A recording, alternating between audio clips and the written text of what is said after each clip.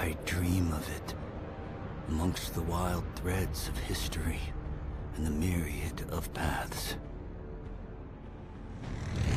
My path saw the Imperium rise from the ashes left in the wake of the Great Revolt. Thou shalt not make a machine in the likeness of the human mind. With that commandment, new avenues of human potential were explored. Mentats, Suk Doctors, Sword Masters, and the mystical Bene Gesserit Sisterhood. But it was the Navigators and their monopoly on space travel that set the conditions for the Imperium. But I am telling you of the universe you already know. Let me describe the one you do not. In this other universe, my mother, Lady Jessica, consort to Duke Leto Atreides, gave birth to a daughter, a girl they named Ariste.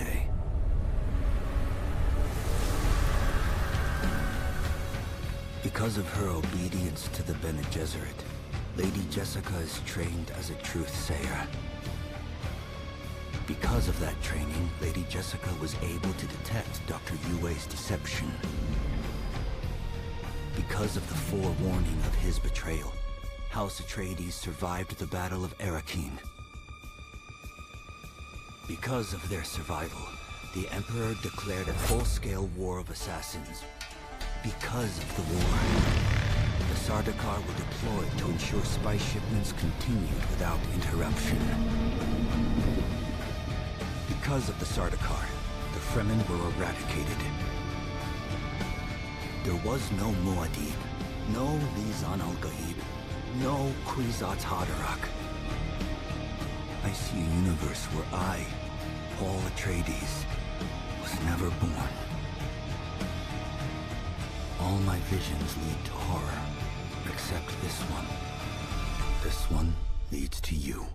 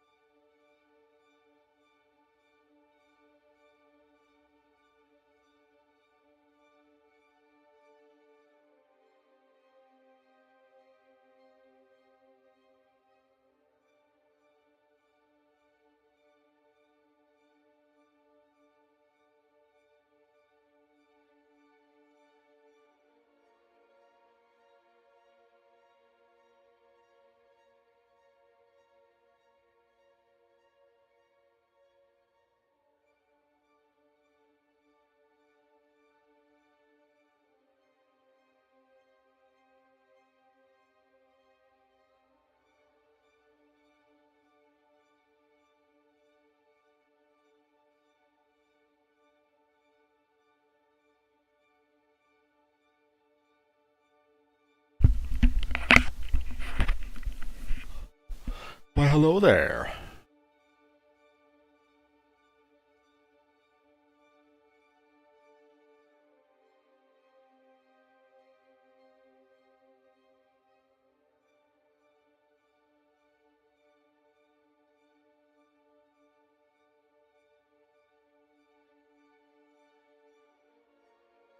People are getting old.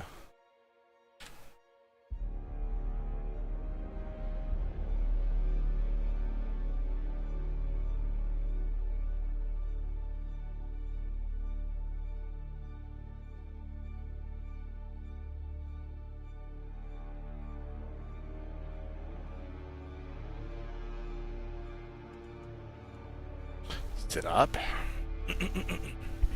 Shit.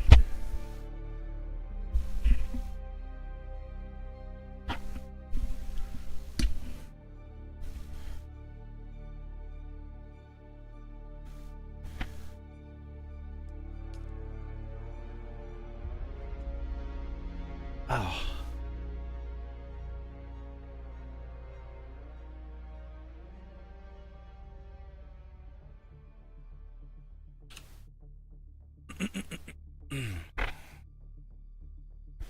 Why is my speed truncated?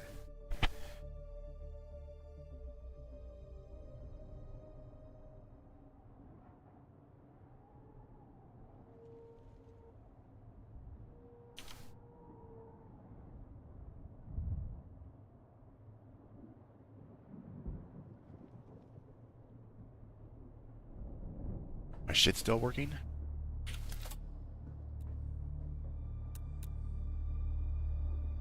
Well, it really didn't go down in very much. Generators. Right? This went down though.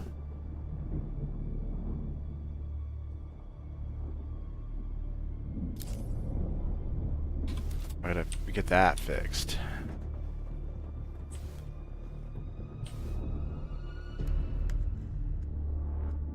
Okay, got some junk.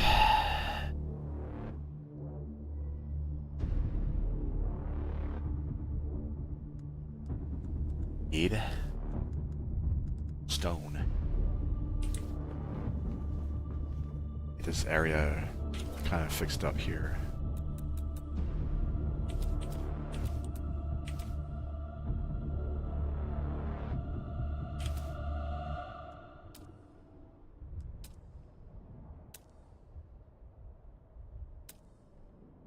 Here we are.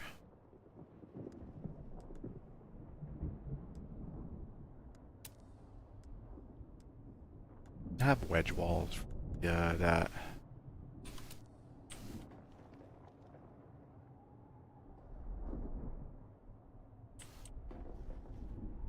Why doesn't let me do that? Oh, there we go.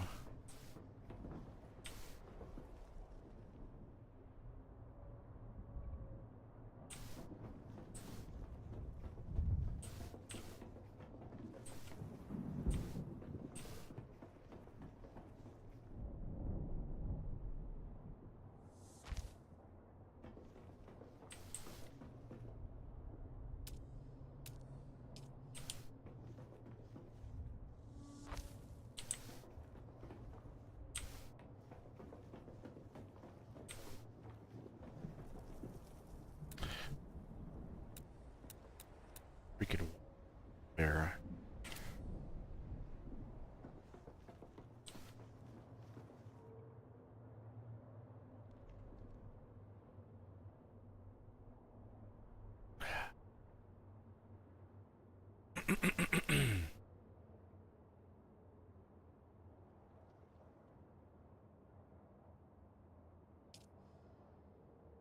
Difference. This has a rounded edge. Have that for the ledge. No.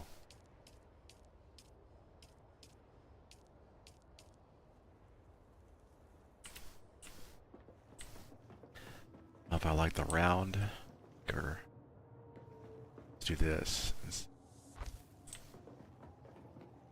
Just straight flat.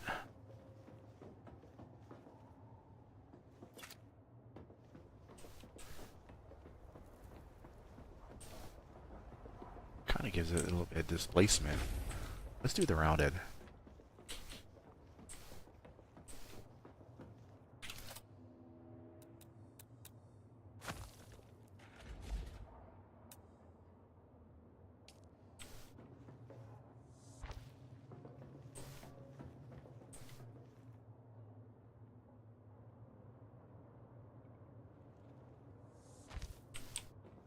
More stone again.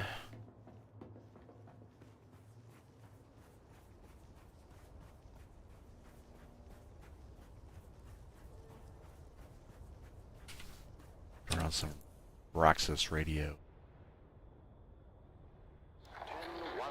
10-1-94, and the war of assassins between House Atreides and their ancient enemy House Harkonnen is well underway. Our tale unfolds in the teeming industrial sprawl of Carthage, the seat of Harkonnen power on Arrakis. It's early morning in the Peon Quarter, as the workers ready themselves for a long day of toil in their Baron's name.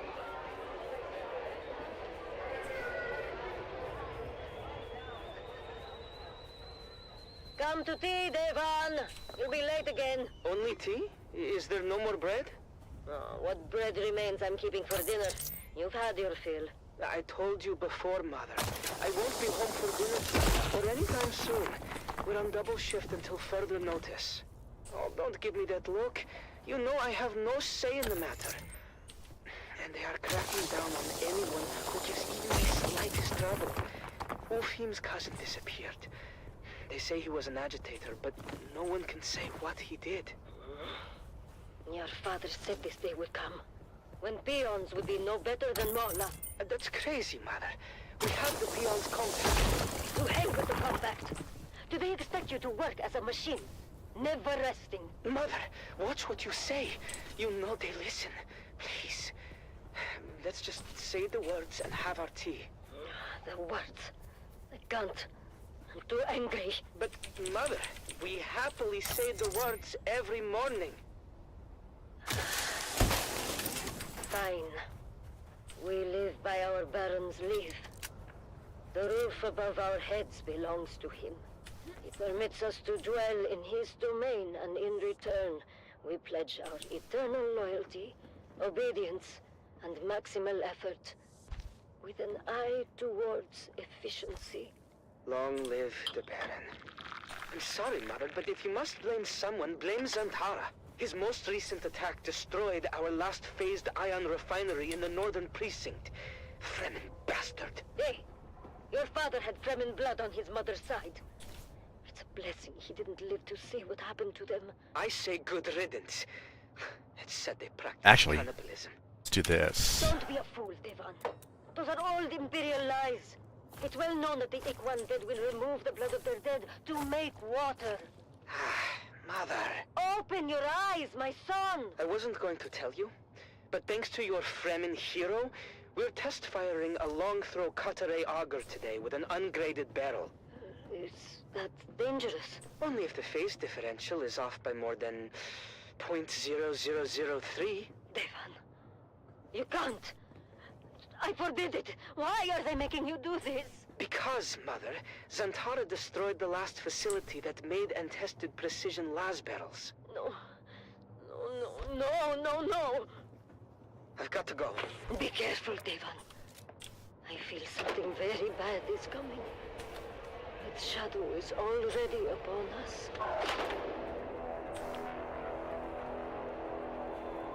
Why does it do that?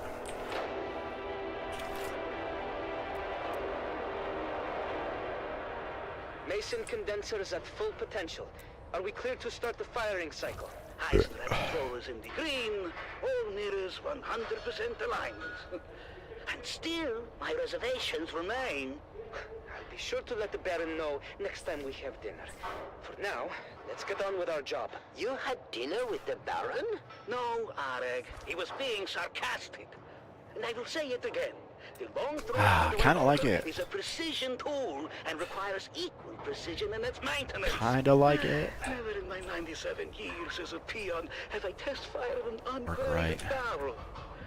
Get to put two We have no idea how it's going to react. You ought to do It is this. insanity, Devon. No one here disagrees with you, Ufin.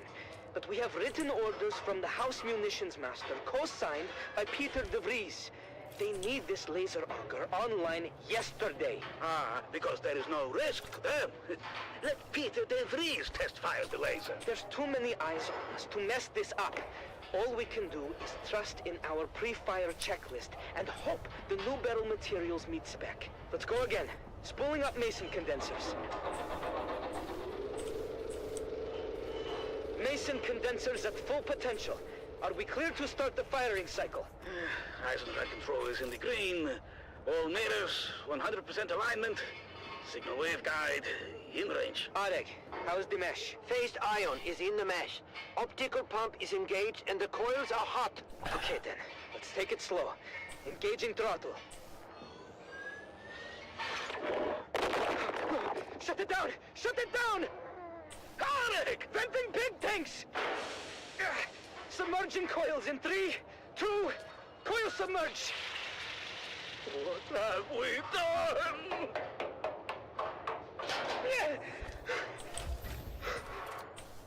Eric!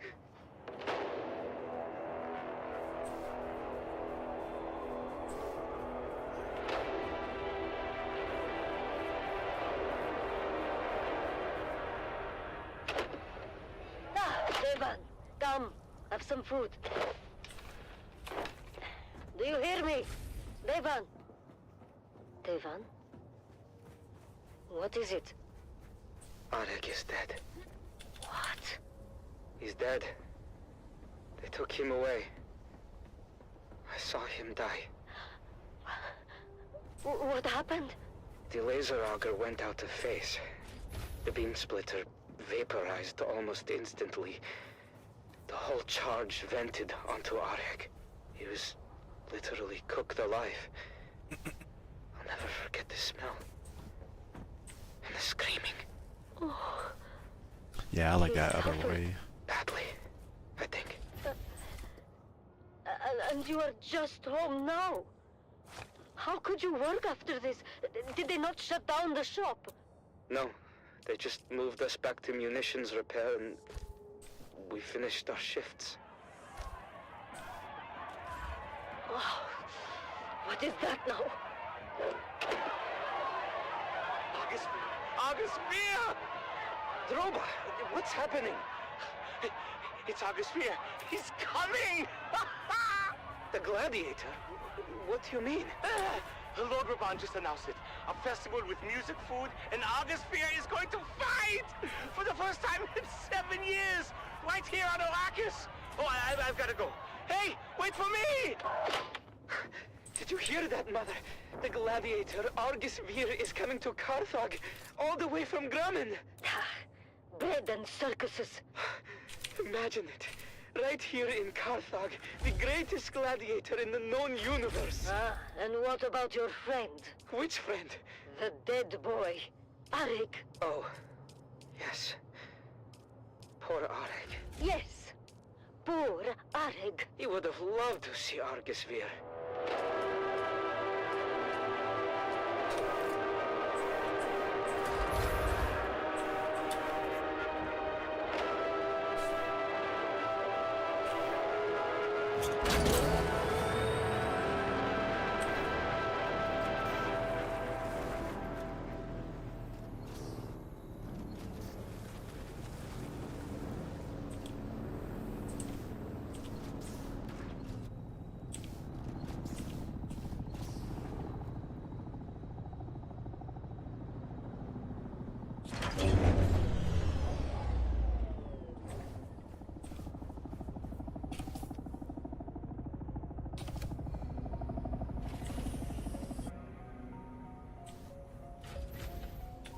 Huh, how am I gonna do this?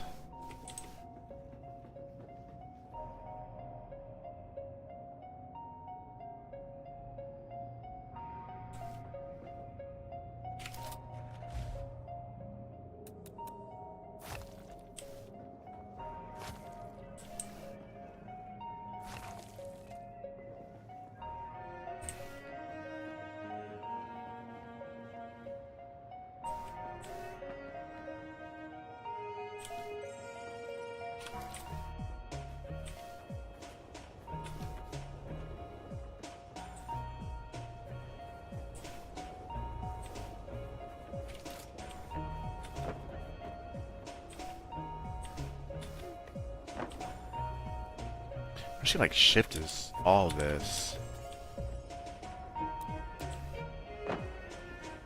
Piece picker.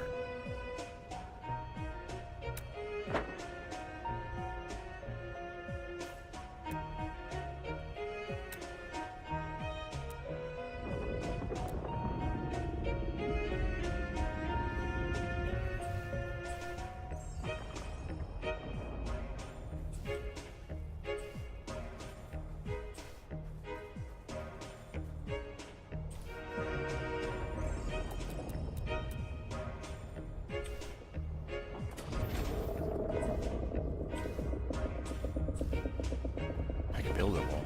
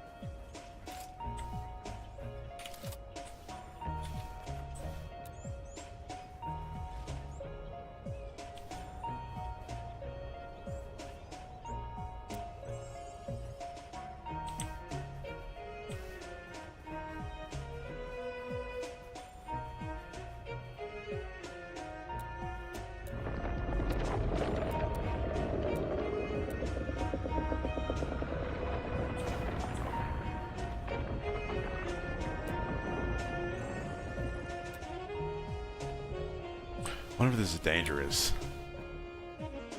It doesn't say there's like something here though.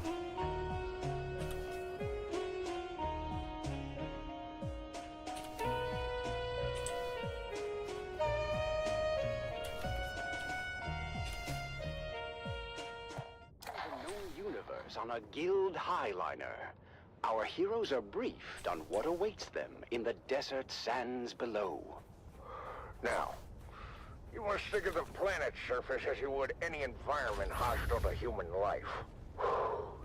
Because make no mistake, troopers, while you're there, while there's oxygen to breathe and the atmosphere won't kill you outright, everything else will. Your destination is Helios Gate, a Bastion-class fortress overlooking the northern frontier. You'll be reinforcing 3 Company of the 5th Rapid Deployment Cohort. Captain Amstrad and the Fighting 5th have repelled no less than 23 direct enemy actions in the last standard quarter. That means you'll be relieving some tired and haggard troops. And, just remember why you're here and who you're fighting for. That's right, for the Duke. As our 3 young guardians cross the gangway to their dropship, certain nerves and anxieties come boiling to the surface. Taryn, are you okay? Whoa, you just missed a trooper on the lower gangway. You didn't even notice. Gross. Yeah, I'm okay. Oh, I think that slig chowder isn't sitting too well. It's okay to be nervous, Taryn. I'm bloody terrified. Although I'm not sure if I'm more afraid of the Harkonnen or the planet itself. Both are horrible. But my greatest fear is failure and letting my family down. You want a Miss Saver? That's hogwash. You've already lived up to your family name. We were top of our class at the war gym. Our names are inscribed on the Great Pillar. After Aiden and his crew were disqualified. And summarily executed. But I have so much pressure on me to perform. You peons can't possibly understand what it's like to be Na Familia. To live under a microscope with 1,000 rules for every little thing. Sometimes I'm jealous of the freedom you guys have. Freedom to toil for every waking hour. Or freedom to starve when the crop yield is low. What about freedom to be beaten if we bump into one of our betters? You know what I mean. I'm sorry, guys. I'm just worried about our deployment. Worried about what? My brother says Helios Gate is outdated and of limited strategic value. So? Well, you heard the commander. 23 direct enemy actions in the last standard quarter. Is it really worth the risk? I thought you wanted to prove yourself, Golden Boy. Life must be so hard as a noble. Okay. I'm an ass. Lay off me. Look, we just need to stick together and remember our training. And who knows? These things ebb and flow. We may not even see any action for quite some time.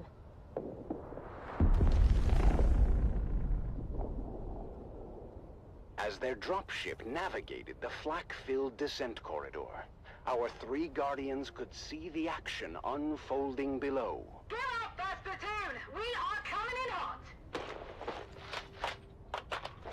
We are entering a live combat zone! Do not, repeat, do not linger at the dropship once we are touched down! We need marksman to observation decks! Hey, what is going on, everyone? In today's video, I want to show you the process for moving your base in Dune Awakening and some tips to hopefully make it a better experience for you. Now, unfortunately, in the current state of the game, you can't really avoid making multiple trips to bring resources from your old base to your new base unless you have something like a transport ornithopter, which you get later in the game. So this guide is mainly for early to mid-game players who may only have a sand bike or buggy to use.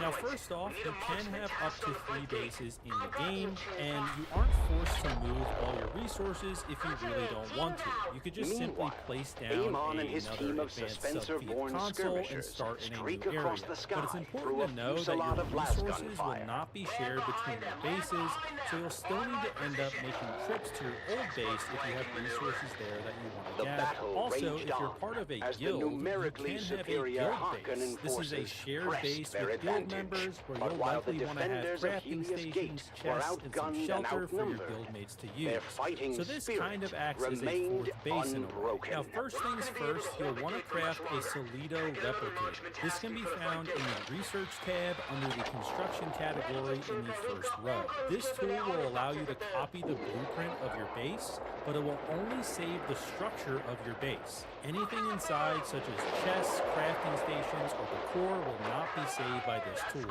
Once you craft the tool, simply just take it out, aim at your base, and click Copy Building. If you made updates to your base after copying it, you can hold X to forget the blueprint and then just copy it again. The Solido replicator is also technically a consumable. Once you place down your new base and confirm its placement, it will consume the tool, removing it from your inventory entirely. So as a first step, I would recommend actually making at least 2 of these Solido replicators and saving your base multiple times, just in case you don't like the final placement where you put it. Then you can just use the backup Solido replicator and you won't have to go back to your old base of the battle. Now, before you go off finding a new spot for your base, you'll want to do a few things to make that migration easier.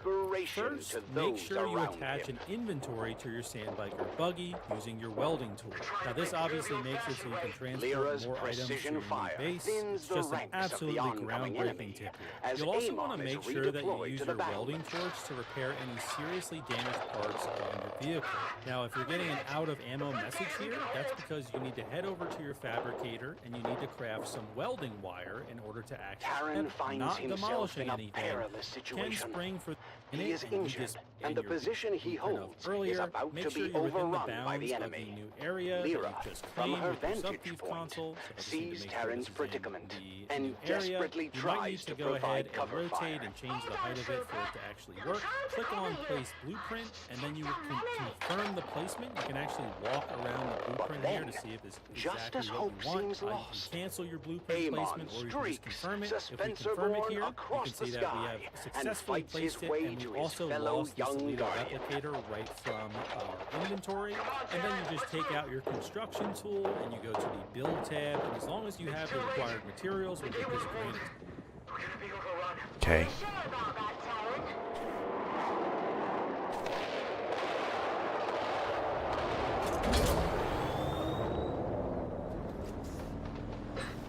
So much for the hard front line. That's it. They're falling back, and they're broken. When the smoke clears, the casualties on both sides are many. But in the end, the Harkonnen forces are repelled, and the defenders of Helios Gate stand tall. But at what cost?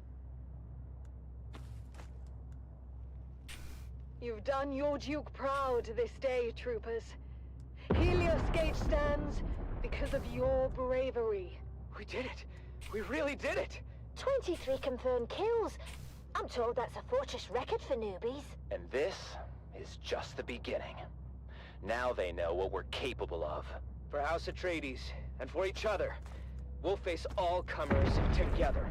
And so, the siege of Helios Gate comes to an end, marking the first of many trials our young guardians will face.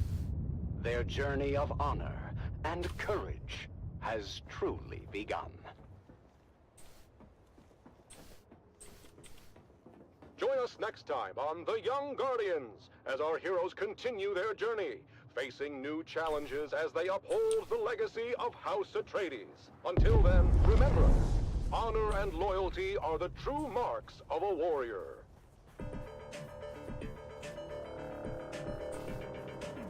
Are those vultures? My binos. Oh, I don't have them on me. That sucks.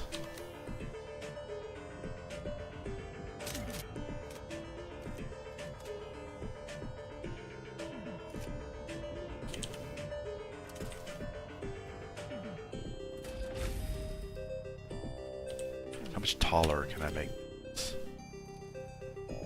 2 more floors, that's it.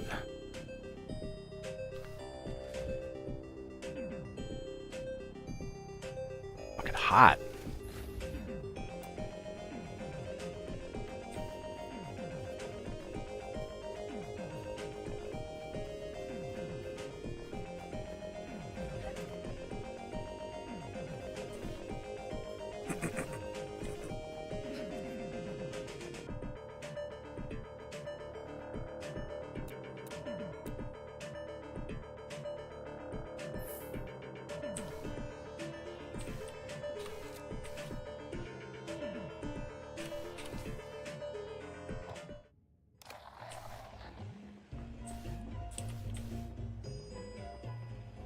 I guess. The Harkonnen Network, where every moment is an opportunity to prove your loyalty and strength. Strength through loyalty. Greetings, my loyal listeners. I am, as ever, your host, Lord Havoc of the Obsidian Plain, and I bid you welcome to another episode of Our Magnificent Galaxy, the premier nature program of the Harkonnen Network. Today, we find ourselves deep within the labyrinthian tunnels of Baron Draconis IV. Our mission is to track down the enigmatic Draconian Burrower, a magnificent creature that has adapted to thrive in these underground mazes. With me is our link tracker Vark, who has spent weeks mapping miles of treacherous tunnels. Yes, Lord Havoc. It's been an honor. Listen closely, devoted followers. This Draconian Burrower, known for its bioluminescent skin and powerful digging claws, is a master of this subterranean world. Coming close to it is both difficult and dangerous. Lord Havoc, we've detected fresh claw marks on the walls. We must be near its latest burrow. Excellent, Varric. The glow ahead confirms it. Look at how the creature's bioluminescence lights up the darkness. Truly a marvel of nature. Behold the intricate patterns of its markings, each one unique and mesmerizing. This creature is perfectly attuned to its environment, its claws capable of carving through solid rock with ease. Look at the tunnels it creates, an underground labyrinth of its own design. Indeed, my lord. It is fascinating how it can navigate these complex networks with such precision. Yes, fascinating.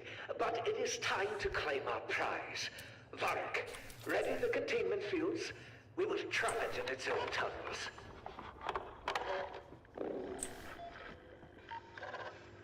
This device will emit a sonic pulse, disorienting the burrower and driving it into our containment field. Once there, it will be unable to escape. The sonic pulse is ready, my lord.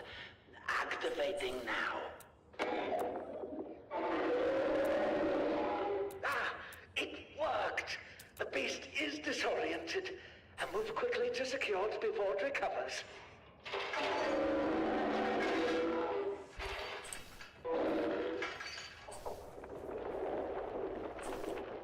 Lord Havoc, the creature is fighting back. The tunnels are destabilizing. Hold it steady. We must not let it escape. The tunnels are collapsing. We have to get out of here. No, we must capture it at any cost. It's escaping. We need to leave now. You have failed me, Varric. Sacrifices must be made. My lord, please! Why? We can still escape together!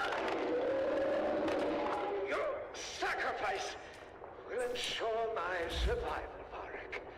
Goodbye. No! No! Please! The strong survive, Varric. This is the way of House Harkonnen. Ah.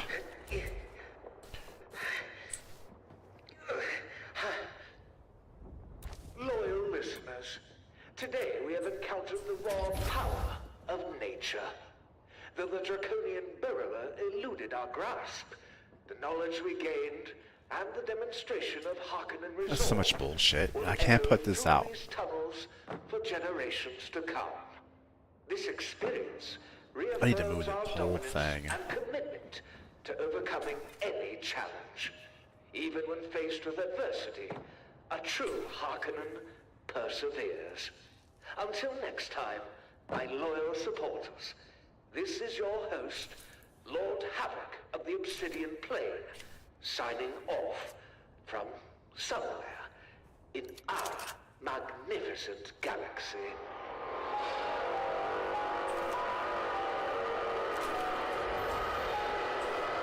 I'm gonna have to move this.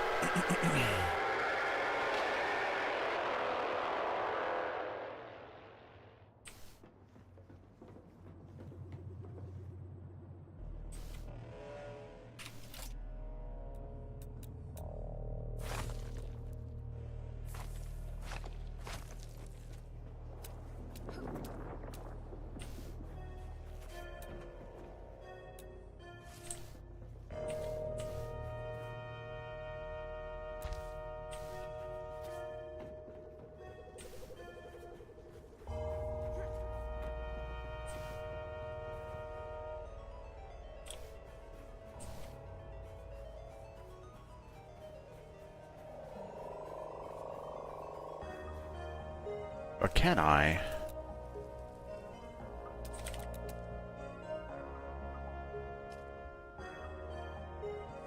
I can't. It's too wide.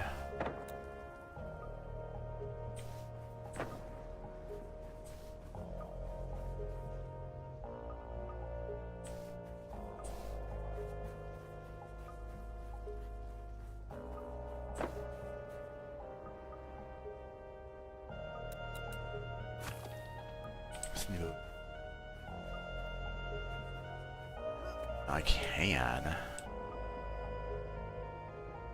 to rebuild it. Somewhat.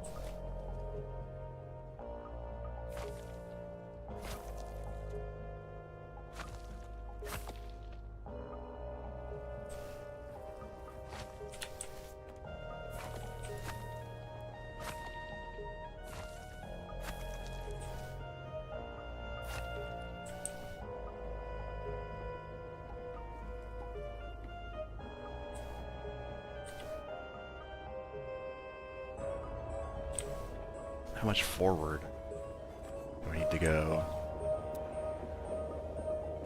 The Harkonnen Network, where every moment is an opportunity to prove your loyalty and strength. Strength through loyalty.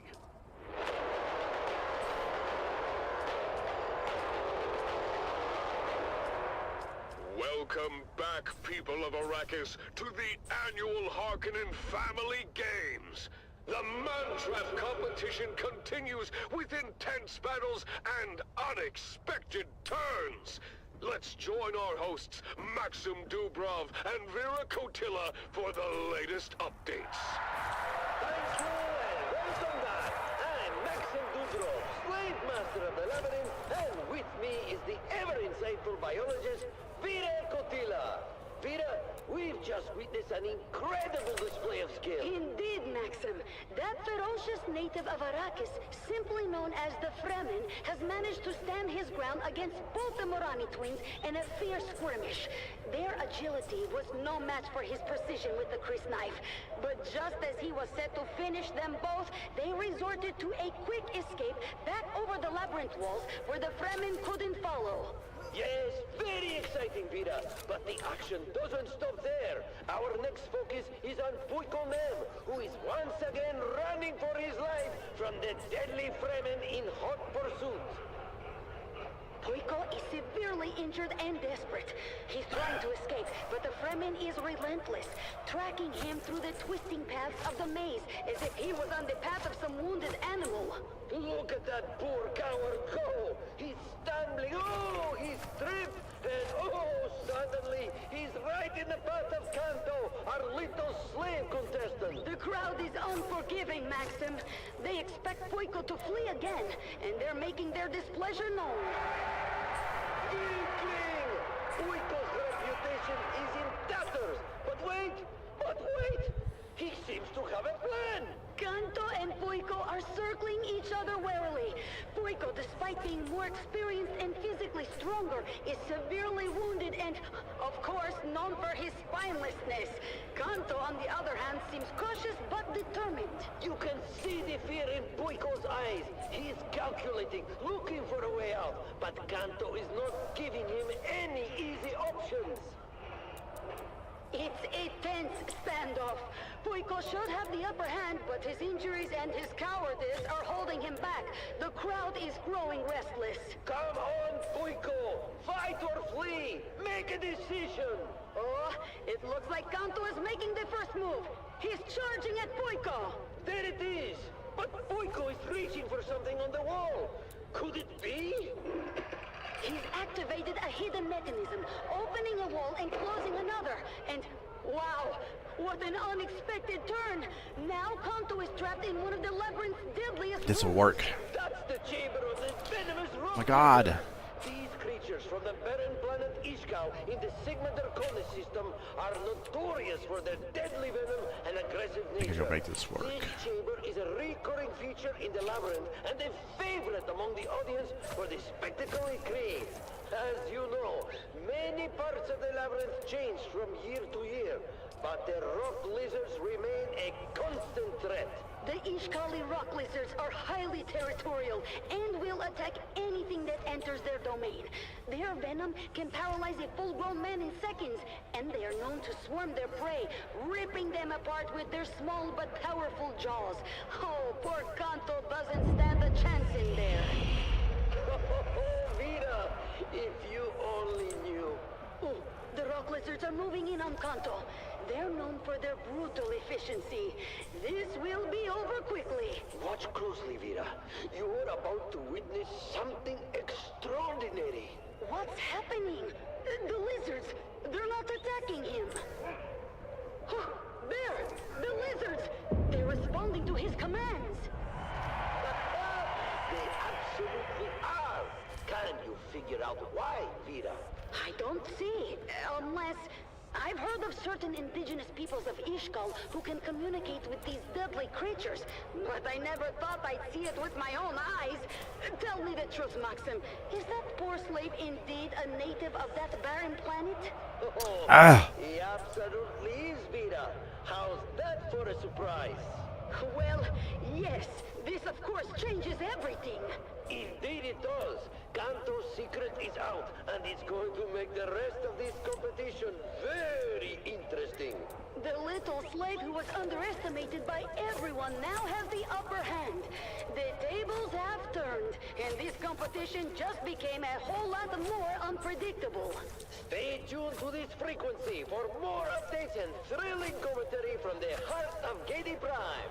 The man trap continues, and the excitement is far from over.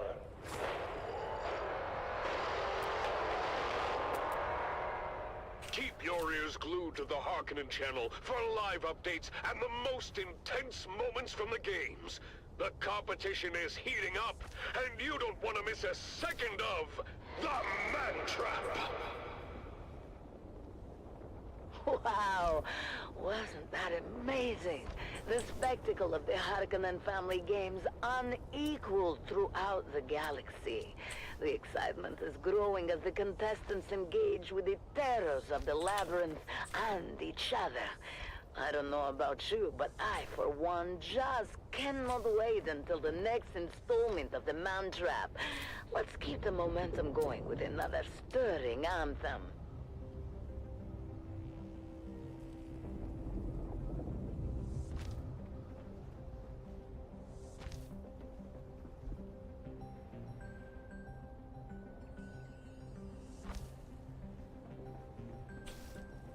Okay.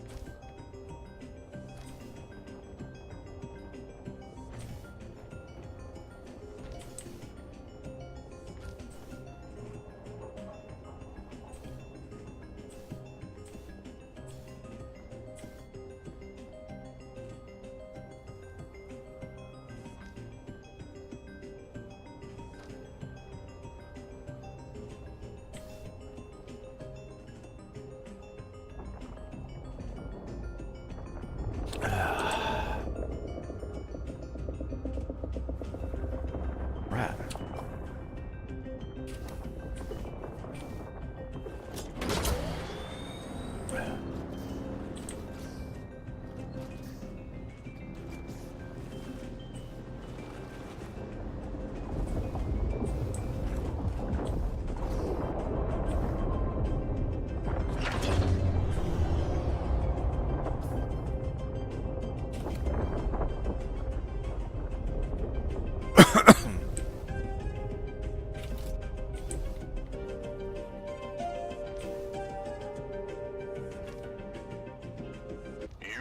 Listening to frequency 152.6, the voice of House Harkonnen.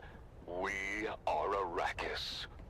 Now witness as the dark and tangled truths of House Atreides are revealed by the Convert. Greetings, Truthseeker. I am the Convert. Once a high-ranking advisor to the Atreides regime, I have since escaped and live under the protection of our good Baron. I cannot divulge my name, out of fear for my dear ones still trapped in House Atreides. I am not here to tell you what to think. I only offer you questions. Keys that you might use to unlock your own truth. Today's question: what is the price of loyalty? Consider the loyal soldiers of House Atreides. They fight, they die, they sacrifice everything for their Duke. But what do they gain in return? A pat on the back, a word of praise, a posthumous medal that does nothing to comfort their grieving families. Think of the countless lives spent in the name of a house that promises glory, but delivers only death. What is the true cost of such loyalty? How many families must be torn apart? How many futures shattered before one realizes the futility of blind allegiance? Ask yourself, dear listener, what does the Duke truly value? Is it the lives of his soldiers, or the power he wields to their obedience? Why does he send them to die on distant sands, fighting battles that serve only to consolidate his own power? Now reflect on the lives of the Harkonnen soldiers. They too fight and die, but they do so with the understanding of their role in a grander scheme. They are not deceived by false promises of glory, but are part of a machine that rewards strength and cunning. Dear listener, ponder this. Is it better to live as a pawn in a game of deception, or to fight knowing the true nature of the beast you serve? What is the true cost of loyalty, and who truly benefits from it? Follow these questions to their ultimate conclusion, dear listener, and you may just find your truth.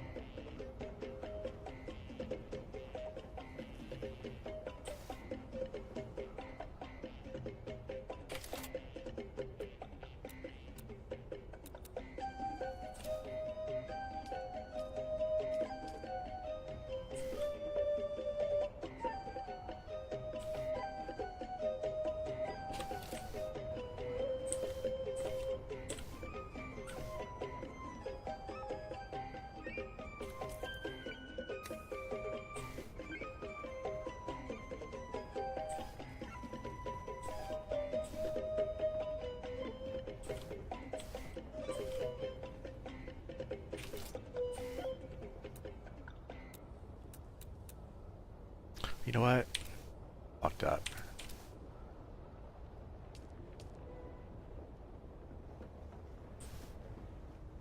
Fuck.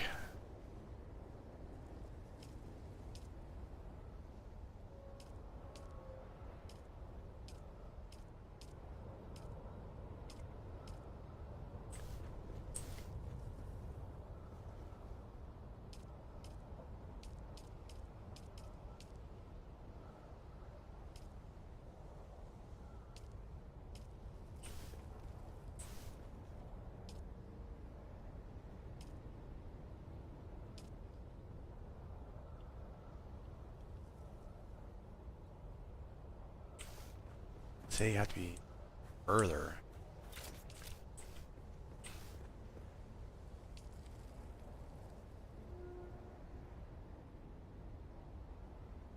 Damn it.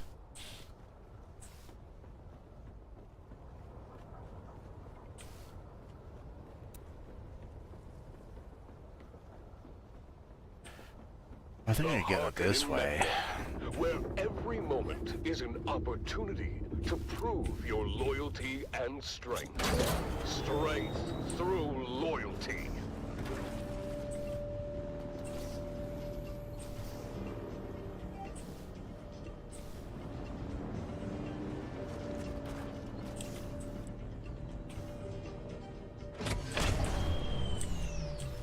Can't do that.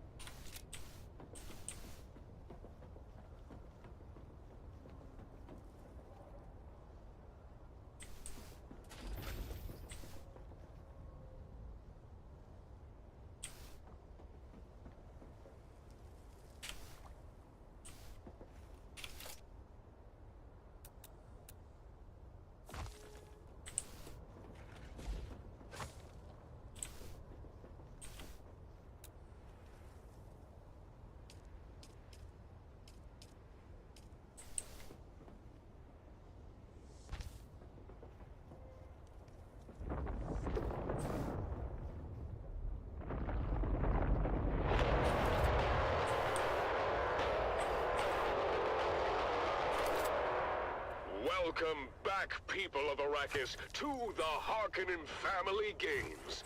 The Man-Trap competition continues with fierce battles and unexpected twists. Let's start with a quick recap of our fallen contestants and those still in the game. Thank you and welcome back. I'm Maxim Dubrow, Slave Master of the Labyrinth, and with me is the ever-insightful biologist, Vera Kotila. Vera, let's go over who we've lost and who remains. Certainly, Maxim. So far, we have lost Hollow Tom, Amado Belsin, and most recently, Kalen Sheaf. The remaining contestants are the Fremen, Puiko Nam, the slave called Kanto, who just surprised everyone by taking control of the rock lizards from his native planet of Ishkal, of course, the twins Morani, and the enigmatic Grey Lady. That's right, Vera. The Grey Lady remains a mystery. She is the only contestant who hasn't been in a direct confrontation yet. Do you think her supposed witchcraft is helping her avoid danger? It's possible, Maxim. Her ability to navigate the labyrinth without engaging in combat is certainly impressive. The Fremen, meanwhile, has just scared away the twins Morani, but now faces a new challenge. Yes, to proceed, the Fremen must cross the bottomless chasm where Kalen Sheaf previously fell. This is no easy task, even for a skilled warrior like him. Puiko Nam has managed to buy himself some time by altering the walls of the labyrinth, keeping himself temporarily out of danger. But his cowardice is becoming ever more apparent. And then there's Kanto, moving through the labyrinth with his pack of rock lizards. He's truly a force to be reckoned with. Indeed, Maxim. But now, something unexpected is happening. Look, up from the chasm, someone is climbing. Unbelievable! It's Kalen Sheaf! She must have survived the fall and fought her way back up!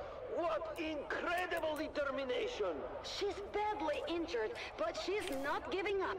She's coming up behind the Fremen, who's balancing on those narrow pillars to cross the chasm. She's attacking him! But look at the Fremen's reflexes! He ducks, spins, and... He's done it! The Fremen has reacted with almost supernatural speed, turning and impaling Sheep with his crysknife. This time, she's truly dead. An impressive display from the Fremen. Sheep is out of the game for good now. But look, Maxim, a new passage is opening unexpectedly. And who's this? Puiko Nam is coming face to face with the Grey Lady. What a turn of events! Puiko, already wounded and desperate, now stands against the inscrutable Grey Lady. How will this confrontation end? We'll have to wait until the next episode to find out. Stay tuned, people of Arrakis, for more thrilling updates and commentary from the heart of Gadi Prime.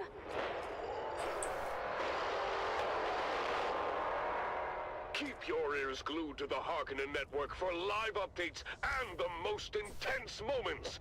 The competition is heating up, and you won't want to miss what happens next in The Man-Trap. Do you need labor that never tires? Do you wish to possess the strongest and most obedient slaves in your social circle? Look no further than the Halil Trading Company, where every Maula is picked fresh from the wild and domesticated to perform even the most demanding and demeaning task. Whether you use them for mining, construction, or for your pleasure, we have the slave for you. Speak to the slave master in Harko Village. You're listening to the Harkonnen Network, where every second counts in our pursuit of greatness. Strength through loyalty. You're back. Remember, dear listeners, every action you take is a step towards greatness. Stay tuned for more programs and music throughout the day, and let the might of House Harkonnen guide you in all you do. Let's keep the energy high with some more... What do you think you'd shout? I mean, well, you know, because I wouldn't use your invention. Come on, Dove. Have you ever known all...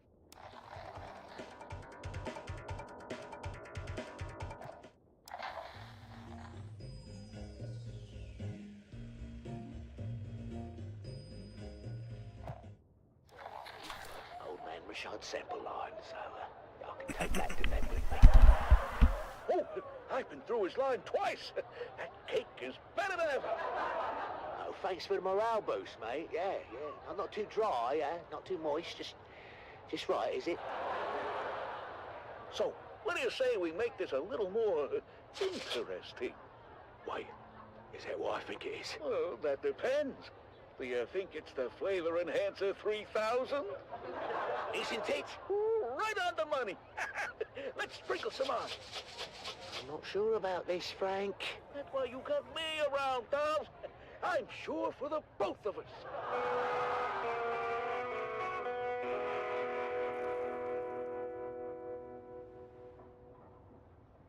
So sorry, honey. For what? I haven't lost yet. It's so cute that you think that. Ladies and gentlemen, it's time to announce the Golden Hat winner for this year's Spice Cake competition. And the winner is Dove Denick of Depot 12. Did he just say Dove Denick of Depot 12? He said Dove Denick of Depot 12. Oh, we did it! We actually bloody did it! Dad, you won! Congratulations, Dove. We're just as shocked as you are. Come around, all. There's enough for everyone to have a taste. The line starts behind my wife right there. And here's some for you, and you, Governor, and a big piece for you because I like the look of your face. One for you, little boy, and your mum. Tell me, Dove, can we know your secret? I don't think it's an overstatement to say your cake achieves new dimensions in flavor. Did you put anything special in the mix this year? Well, it's a lot. Why, yes, your judgeship, he did. In fact, the winning cake was baked with real spice and the Flavor Enhancer 3000. Flavor what now? Flavor Enhancer 3000. A new dimension in flavor, discovered and refined by yours truly, Franklin Munt. I can't believe I'm saying this, Frank, but one of your harebrained inventions finally paid off. Oh my! What was that? You okay, Mr. Judge? Sorry, I don't know what came over me.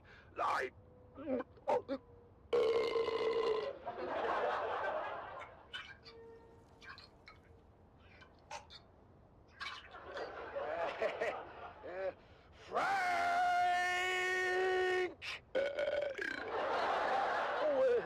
I forgot to tell you about that part. What part, Frank? In certain rare cases, it seems that the Flavor Enhancer 3000 may cause some gastrointestinal distress. Certain rare cases, eh? Almost all the time. In light of this new information, Dove, I'm afraid we cannot award you the Golden Hat.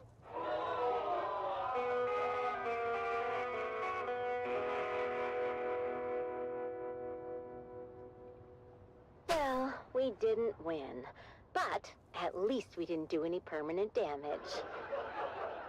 Yeah, Dad, that's progress. Well, you know what? All things considered, I think we did pretty good today. Yeah, we did.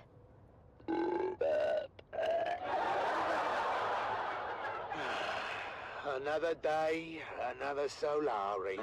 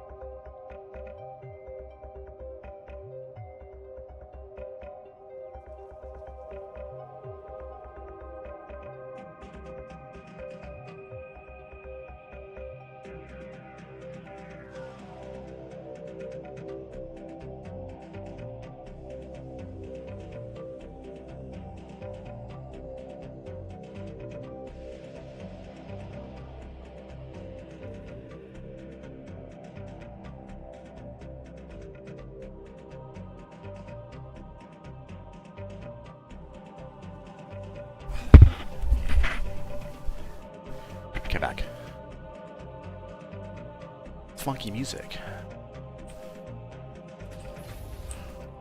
So...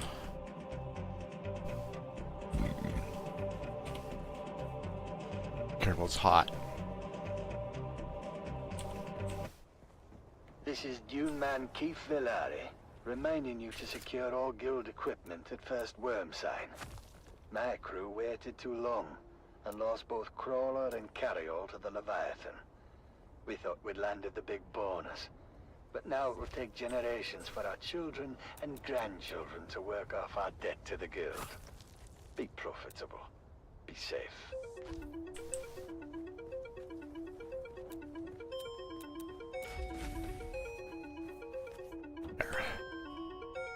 Just like that.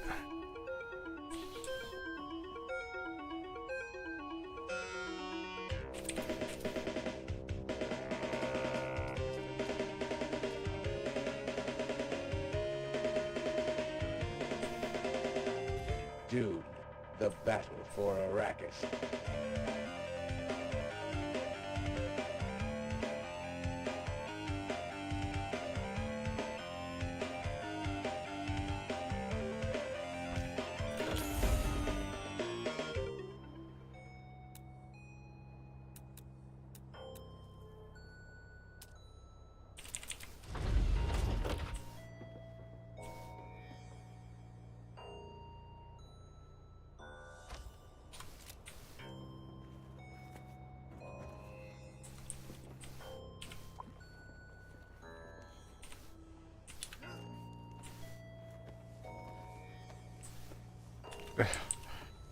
Point of this stupid thing.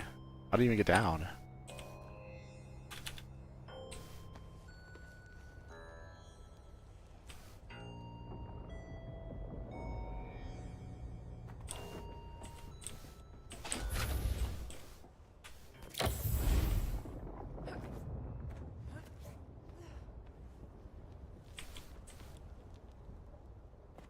Okay. That close. The Combined Hornet Communinet Theater presents an Arakin Playhouse production of 5 Days at Carthage. Brought to you by the generous patronage of the Padishah Emperor and the tireless support of the Spice Miners Fellowship and the Leisure Committee. What, like a hope opening? And now, it's time to dim the lights and return with us to those fateful days before catastrophe came calling. It's part 4 of 5 Days at Carthage. I like the hatch. The Imperial Scenarist Guild has been provided unfettered access to the sealed records and testimonies of those who survived the Carthage incident. The following dramatization represents the official truth, as judged and signed by the Imperial Chamber Court and Aulic Council. So inclines then to the burning sands of Arrakis, a desert planet in a far-flung corner of the known universe. The year is 10-1-94, and the war of assassins between House Atreides and their ancient enemy House Harkonnen is well underway. Once again, we join our story in the tunnels below the great Carthage amphitheater. After months of being overworked and forbidden from all vice, a massive cargo load of illicit alcohol has found its way into the city and flasks of the anxious capacity crowd. What happened, Val? You've been gone forever. More importantly, is it done? It's done. I poisoned my boyhood idol, my father's boyhood idol. An old man at the end of his rope, just hanging on for one last time in the spotlight. One last bow. Something bad happened. Huh. My path back here took me through the main concourse, where I came face to face with a 20-meter hologram of you, Stisk. Then you, Zoe, Jingo, Max, and finally me. No way. How can they be looking for us, Stisk? Not just the Harkonnens. The Imperials as well. There's an alert on both communinets. Don't worry about it. I've got it covered. Bullshit, you've got it covered. They know we're here. It's a miracle none of them followed me back. I said don't worry about it. In about 10 minutes, we're all gonna walk out of here together right through the main concourse. You drinking your own supplies, Disc? Our faces are probably spinning on every corner in the city by now. There's security everywhere. In 10 minutes, the authorities are gonna be too busy to even care about us. What are you talking about? Too busy with what? Too busy with the poor people of Carthag. So tired, so overworked, and forbidden from even a drop of the good stuff to ease their troubled minds. Until we come in and drop a cargo load of paint stripper into the pent-up town. They overindulge. But can you blame them? All that angst has to erupt somewhere. But what do you think's gonna happen when they learn their beloved hero is dead? There's no way they could know. It just happened, and it takes a while for word to get out. Not if someone's already putting that word out. We told everyone, boss. People were pissed. And you'd be surprised how fast word spread. They really love this Argus Fear guy. Who is he? I already told you. He's the greatest bloody gladiator in the last 300 years. I don't watch blood sports. I'm more of a Geops guy. I predict a full-blown riot. 10 minutes tops. That's how we're gonna walk out of here. The crowd's all liquored up and pissed off. When they hear Argus Fear is dead, there's gonna be blood in the streets. Will be impossible to track in the chaos. Oh, not just the crowd is liquored up. How about the whole damn city? But how do they know it's us, Stisk? The vault we hit with the containers of booze? I reported it all destroyed with the rest of Simpo. But it wasn't destroyed. You lied to your own people. Then we stole from them. What the hell, Stisk? And how did they find us so fast? Our cover was blown the minute we hit Carthag airspace. Impossible. Smuggler Ornies have standard issue transponder masking. They do. But our cover wasn't blown by the Harks or the Imperials. It was blown by our own side. Of course they would recognize their own transponder mask. What did you do to us, Stisk? We can never go home now. Sorry, Val. If there was any other way... Any other way to do what? Betray and steal from our own? She doesn't care about the smugglers, Val. This is all about the Harkonnens. That's right. The Baron and all his spawn can go to hell and take their city with them. Carthag can burn to the ground for all I care. Just like Simpo. Millions could die. Or they could live. If they get out in time. There's more chance than my sister got. What the blazes is the hold up, Davros? This ground car hasn't moved in 10 minutes. It's the crowd, sir. As you correctly surmised, they seem particularly agitated. Blast it, man. I told you to take the back way and damn the main thoroughfares. This is the back way, sir. I'm getting reports from all precincts. The people are well lubricated and taking to the streets. Father?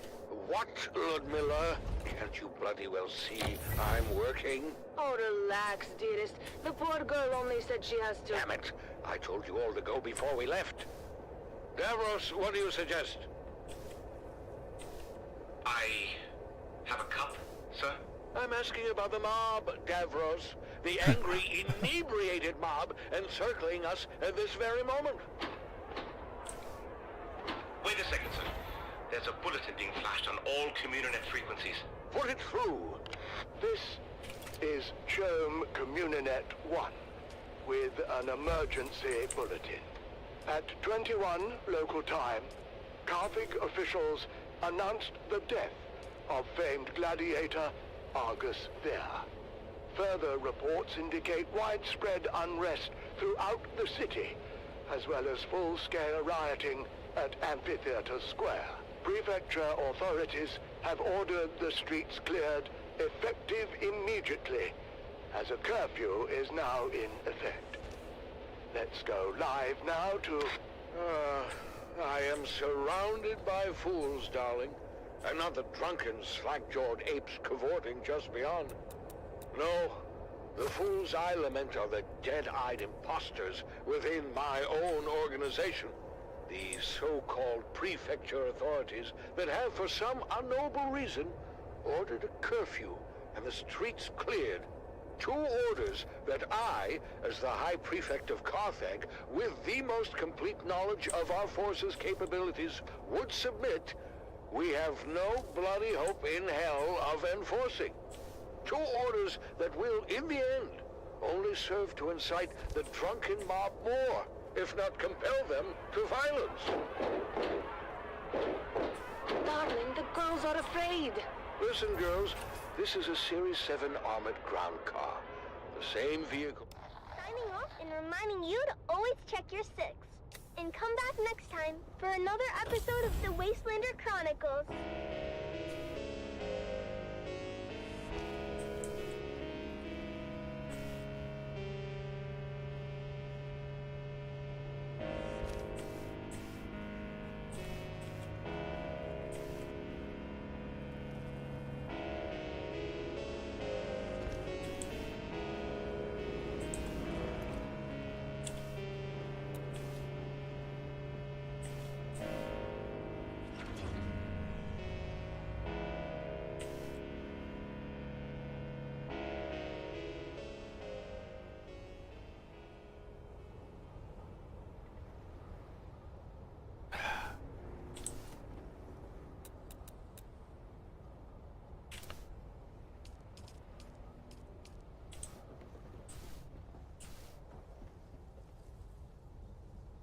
Prudence store. What's prudence?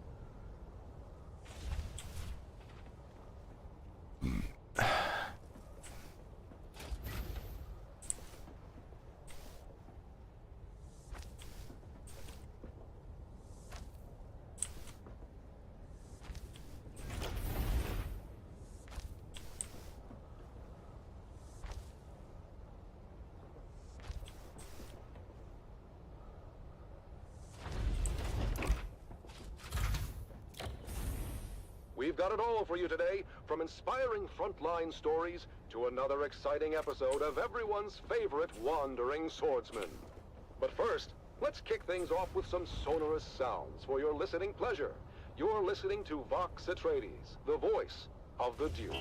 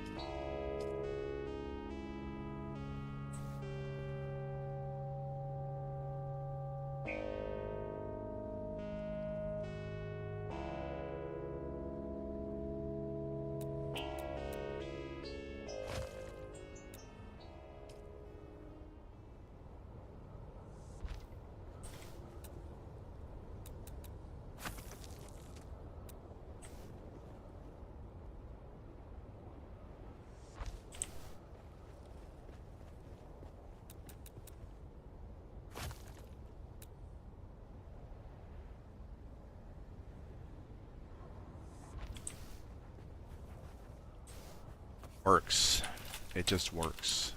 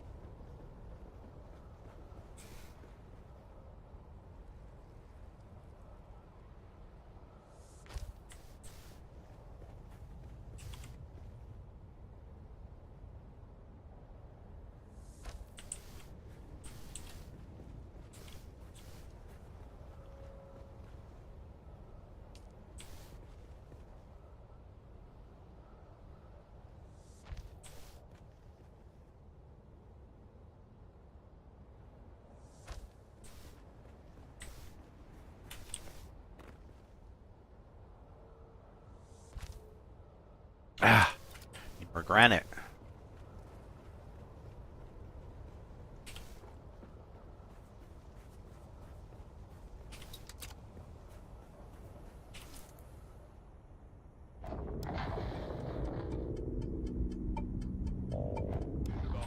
Network, where strength, loyalty, and dominance reign supreme.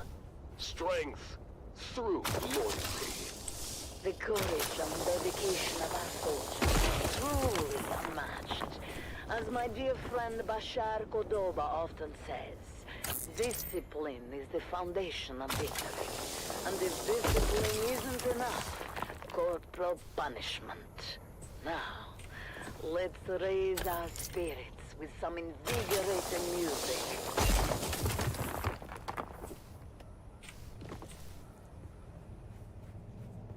So how much do I have on me? 103.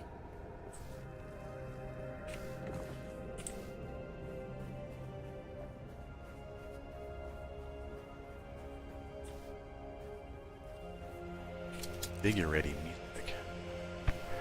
Very invigorating. Okay.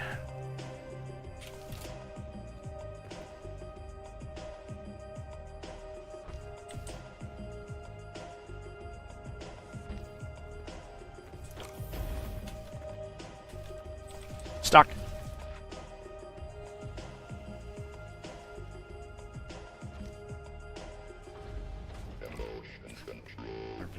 Work. Yeah, I think it is.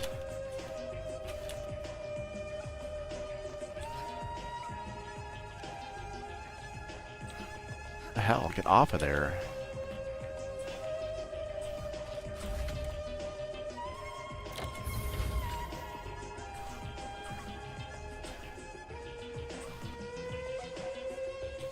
Here.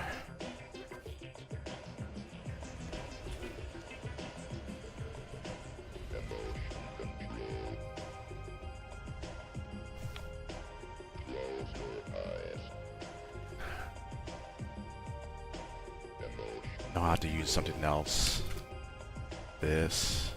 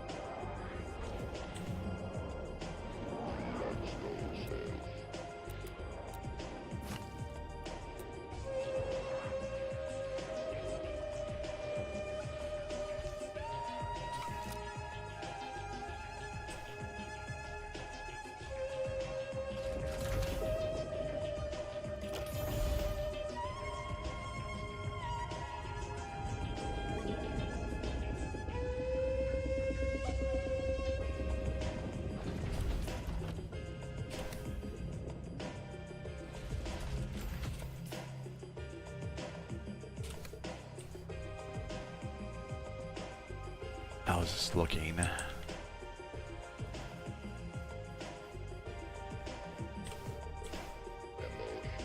Pretty big for a small base.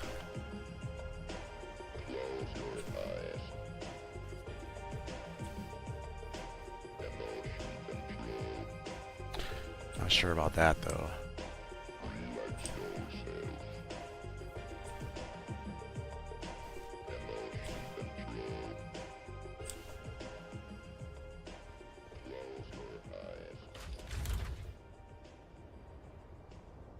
could be worse.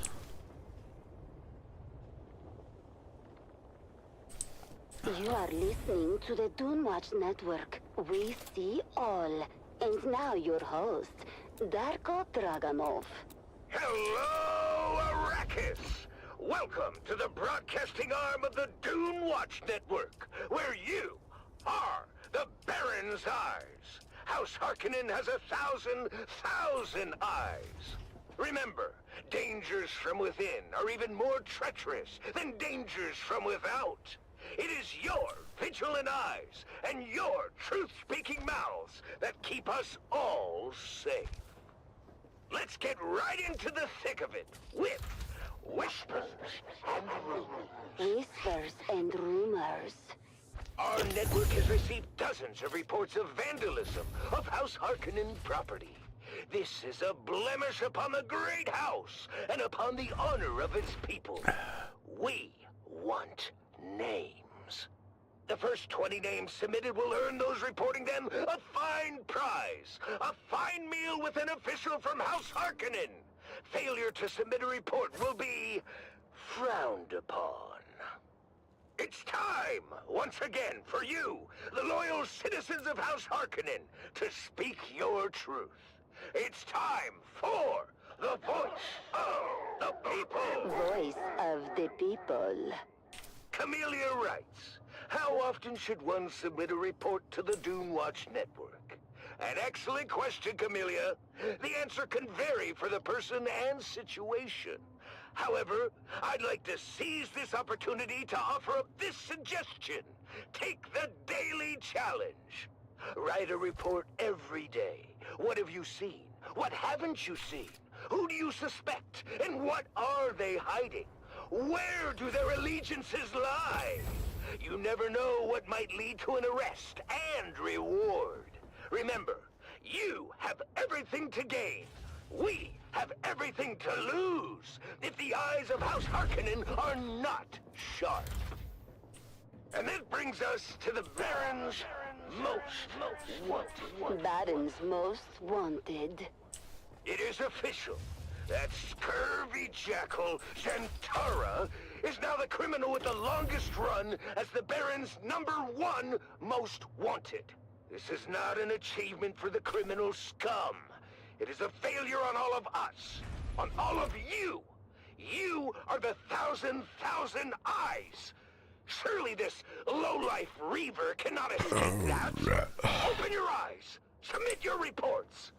Remember, as a terrorist cell leader for the savage Fremen cult, Zantara is wanted for a myriad of crimes, including murder, rapine, and the destruction of great house property. But his notoriety reached galactic proportions when Zantara poisoned the spice supply, resulting in the death of millions of loyal Imperial subjects across the known universe. But oh, he saved his masterstroke of terror for last. Right here on Arrakis, when he used stolen house atomics to sunder the shield wall and allow those bastard worms of the desert into our basins, our sanctums, to destroy our safety forever. 1,000,000 Solaris from the Empire to end this terrorist reign. Another 1,000,000 from House Harkonnen for his crysknife. I mean, how can we call ourselves a proud people while he still roams free? Shame. In more heartwarming news, let's honor the hero of the day. Hero of the day. Micah, a boy of only 7 years old, took the extraordinary and heroic effort to submit a report to Dune Watch, all on his own, turning in his parents. Micah's parents allowed their child to listen to the Battle of Corin.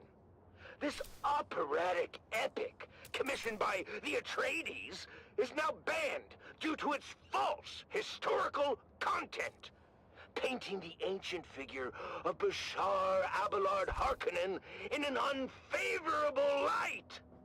Micah's parents have been indefinitely detained for spreading such insidious and disgusting propaganda, especially to a child. This could not have been easy for Micah. but doing the right thing never is. The boy's future is uncertain, but he is going to enjoy a fantastic reward! That's right, Micah! You are going to enjoy an evening of revelry at tomorrow night's Gladiator Games, in the Baron's own private box! Ha ha! What a lucky boy! Micah, we salute you!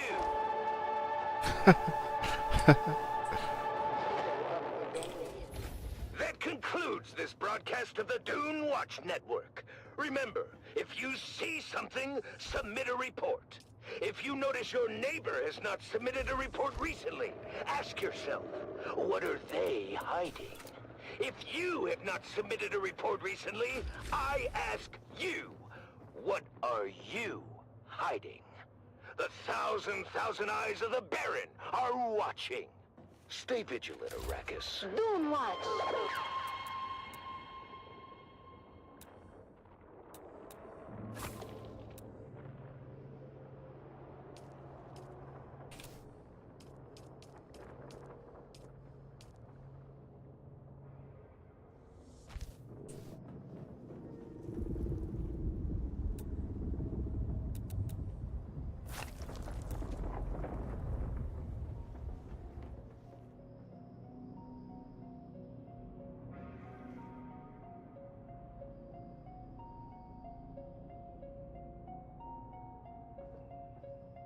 Can see.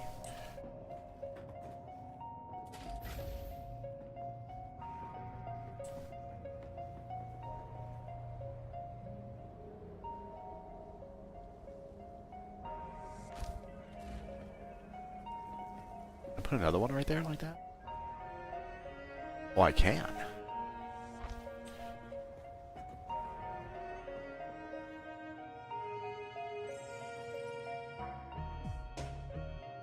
Ammo one right there. You're dusting.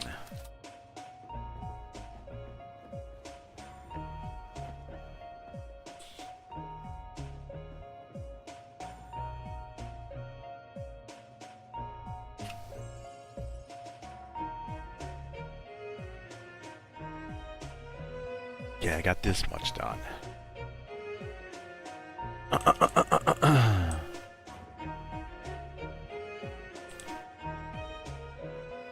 a bunch of storage right here. In fact, I should do that, right?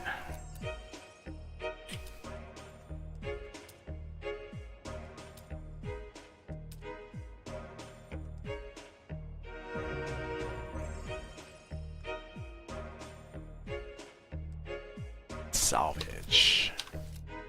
Do I not have salvage?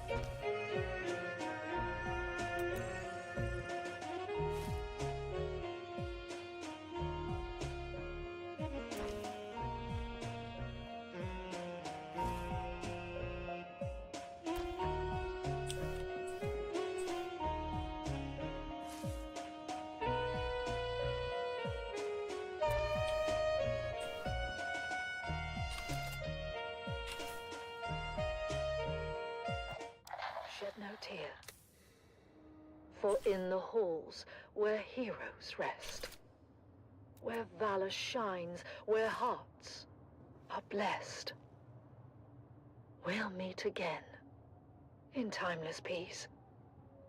where all our pains and trials cease.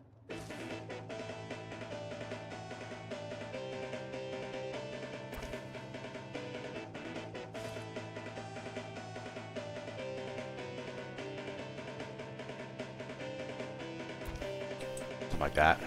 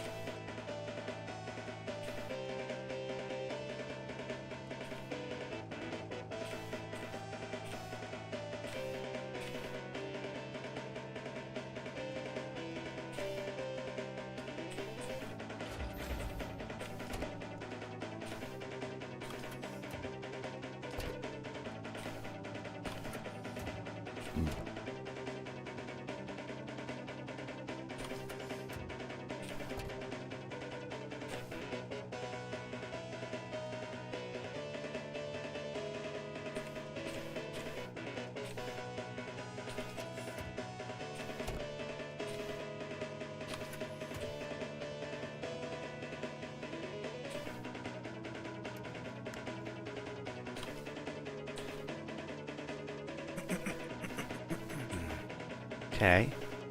Need some power now. Do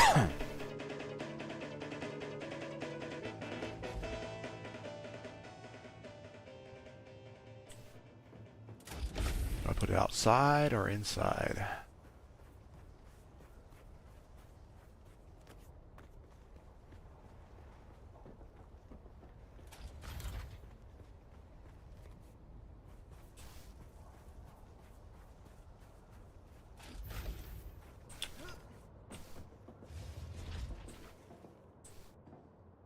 Put it in here.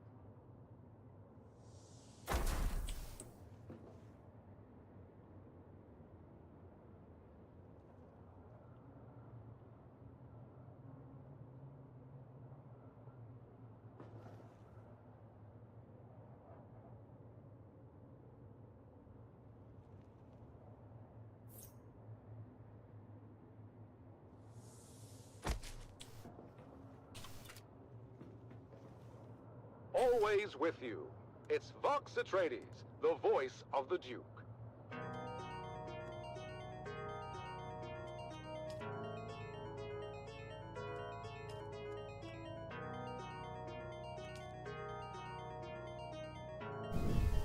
Ah.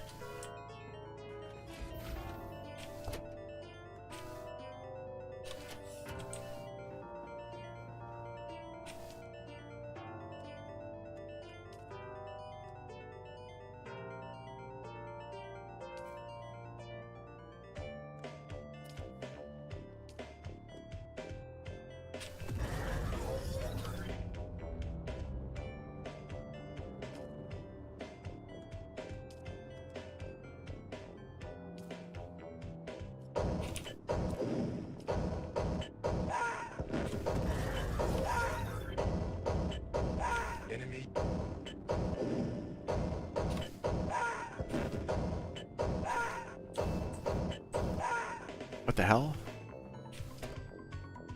Yes, sir. Acknowledge.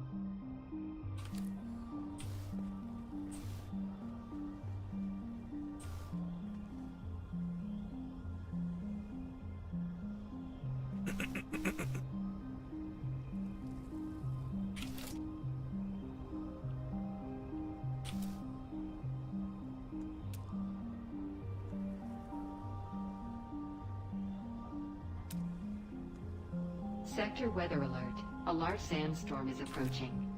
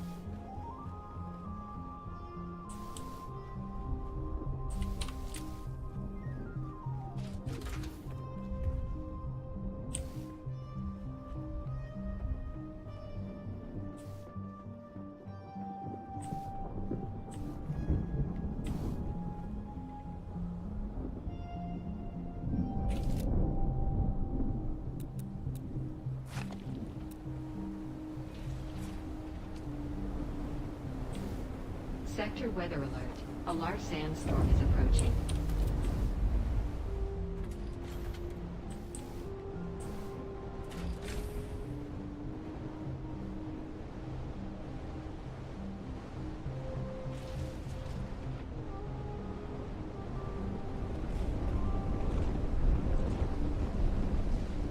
Sandy.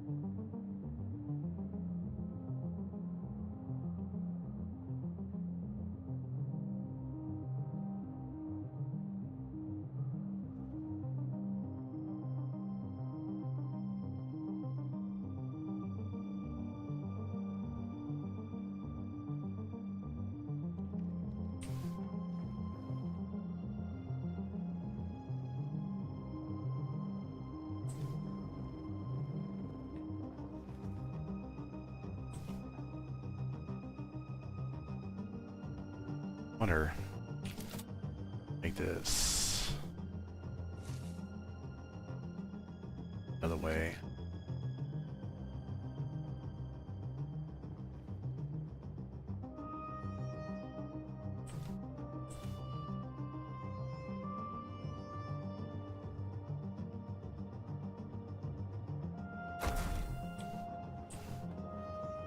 Kind of the way.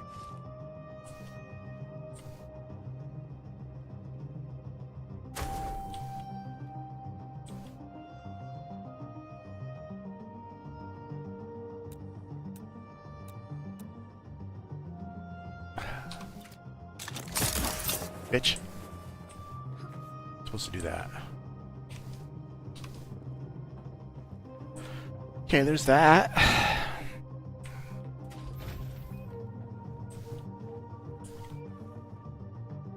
What else can you put in here?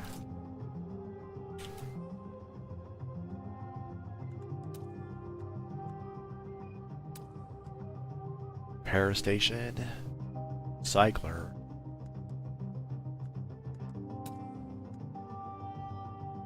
Need more salvaged metal. Refineries.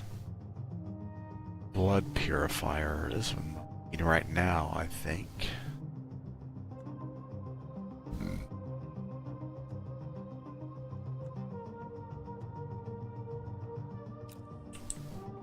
Let's put this up here.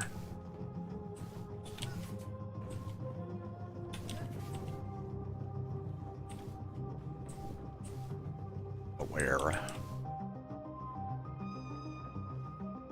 Put it right here, I guess. Oh. 29 minutes. VS Spywares on Boost Lift. Online at MD9UQKV1.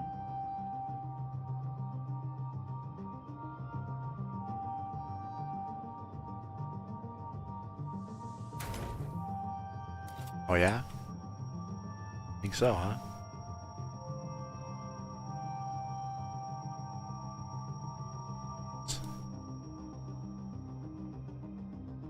Look out of here. Each.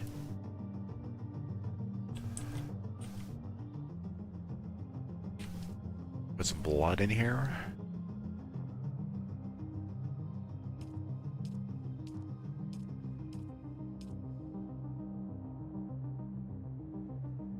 There we go.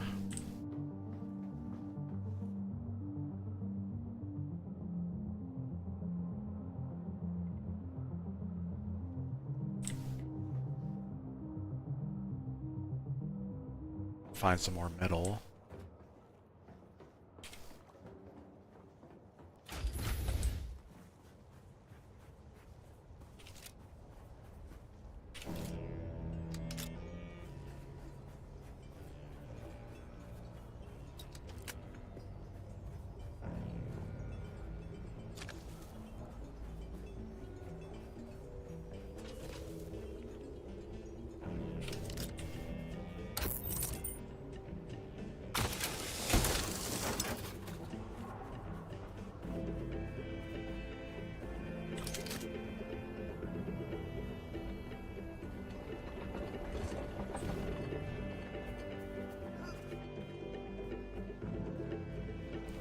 Metal.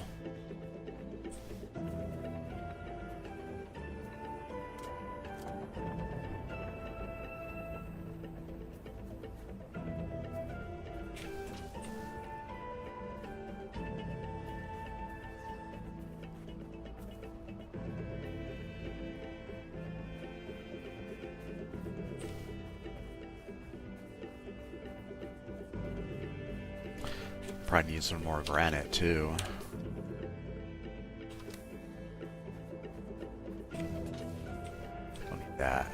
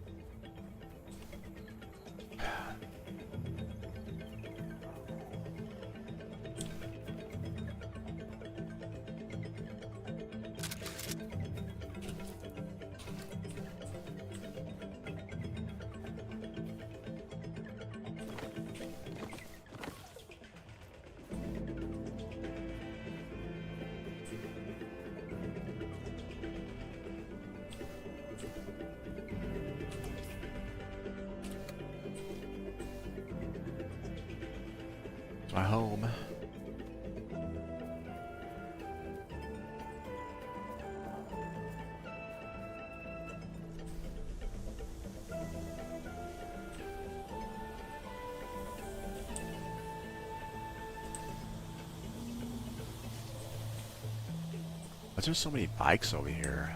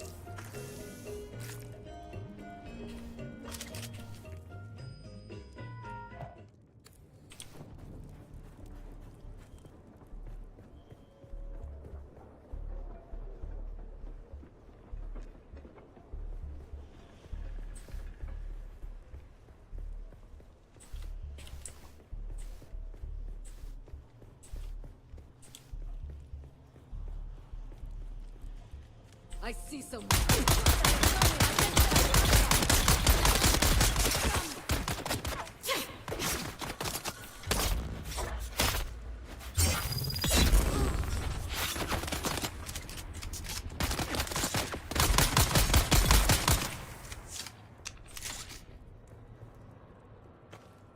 God damn it. Shit.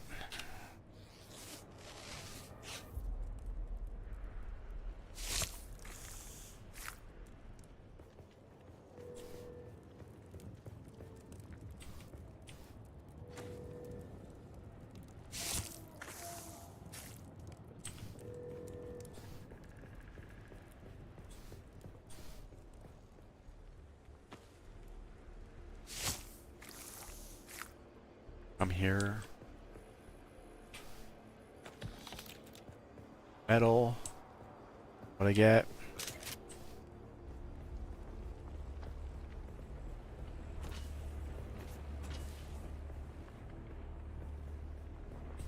Bunch of other crap.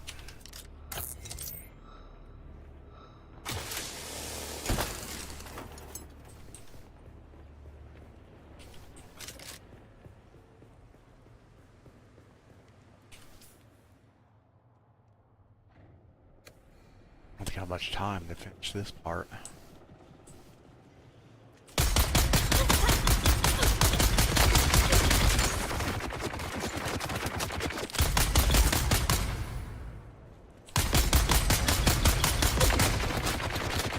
Oh shit!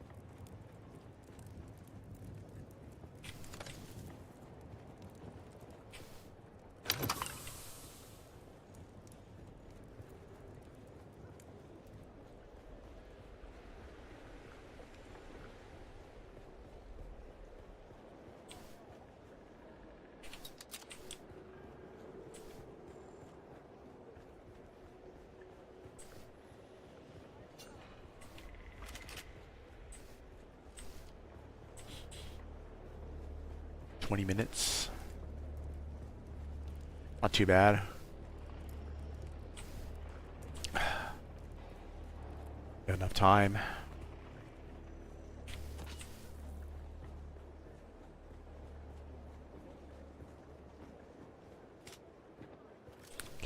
Shit.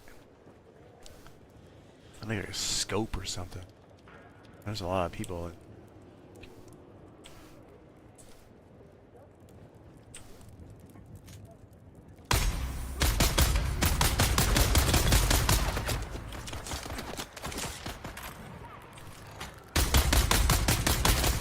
Oh, what the fuck is that?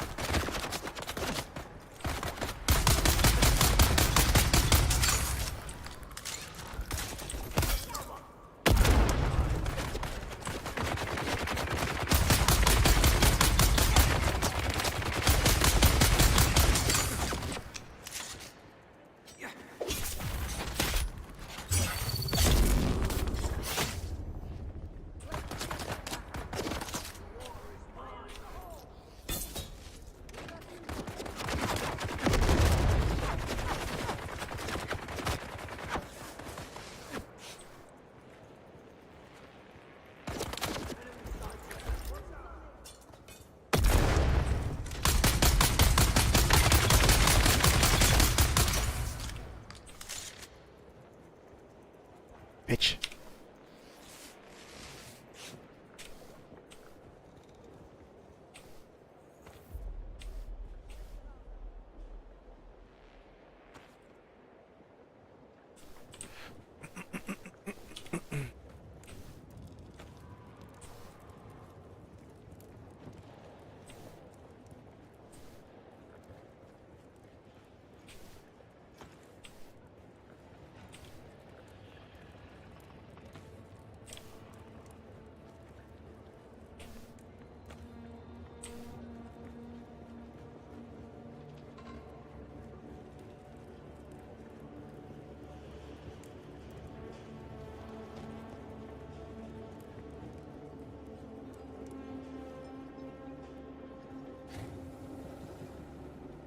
So they have a whole city over here.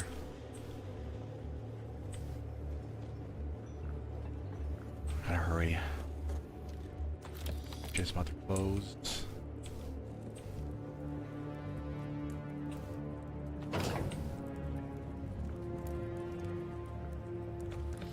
Some decent loot.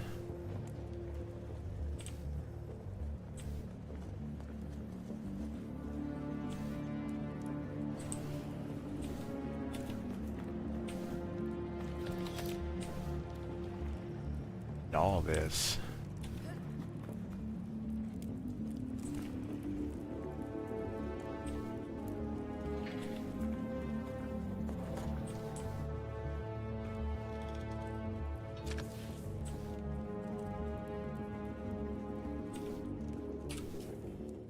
You could show me how to get out of here.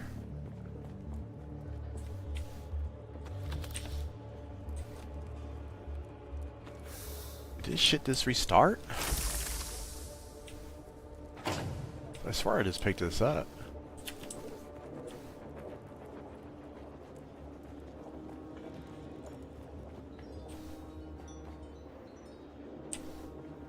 Get out of here.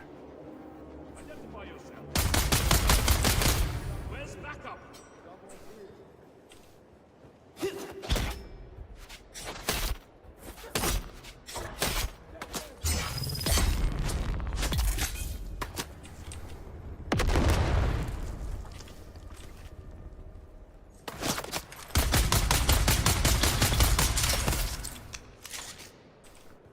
Fucker.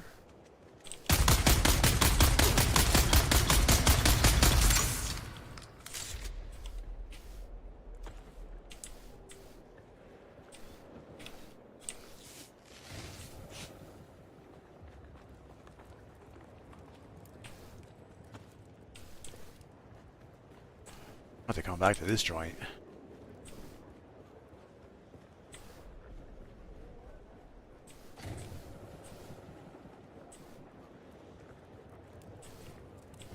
What is that?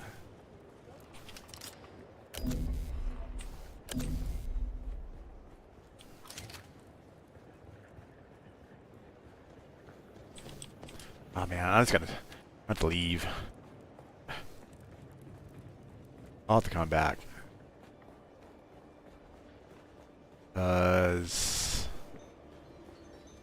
Dangerous.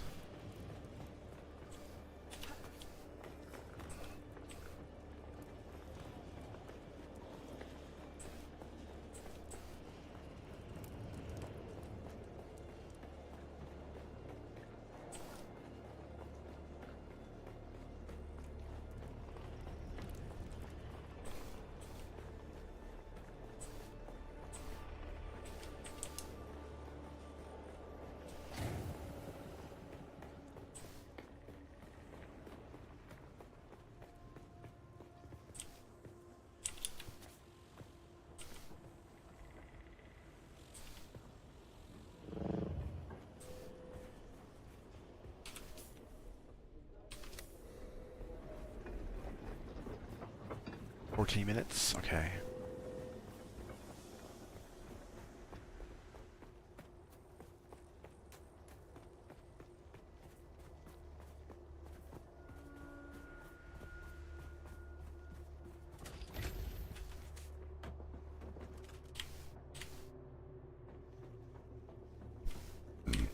Okay.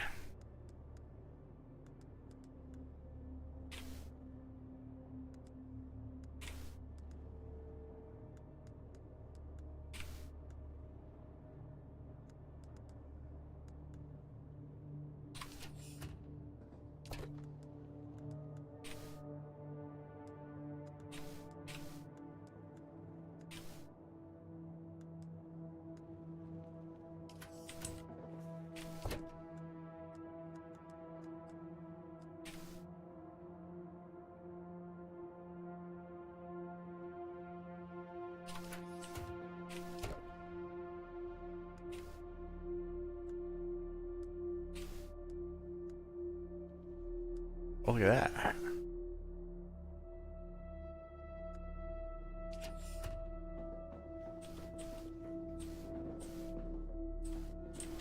Stairs.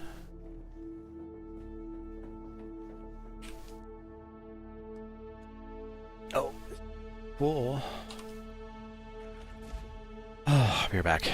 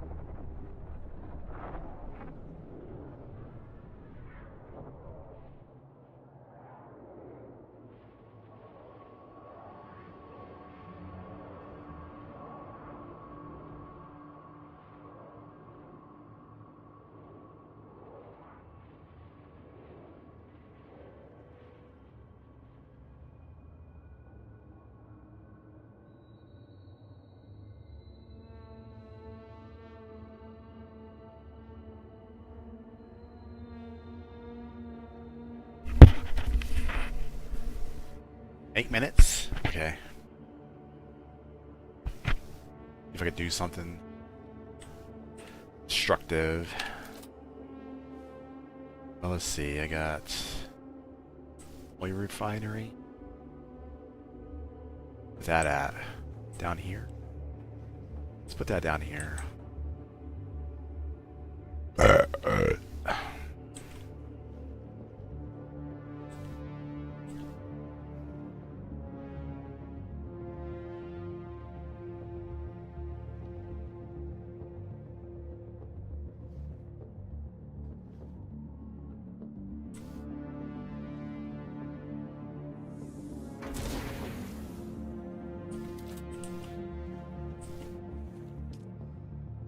I can make copper!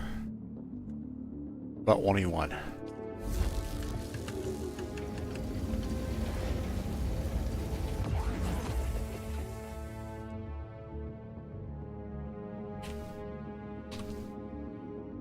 Okay.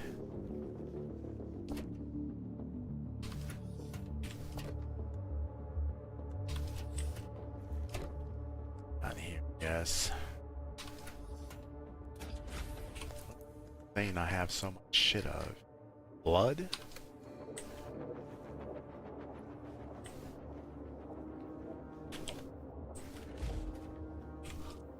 I guess so, huh? A lot of water thingy collector. Storage. Copper ingots. Okay. Copper.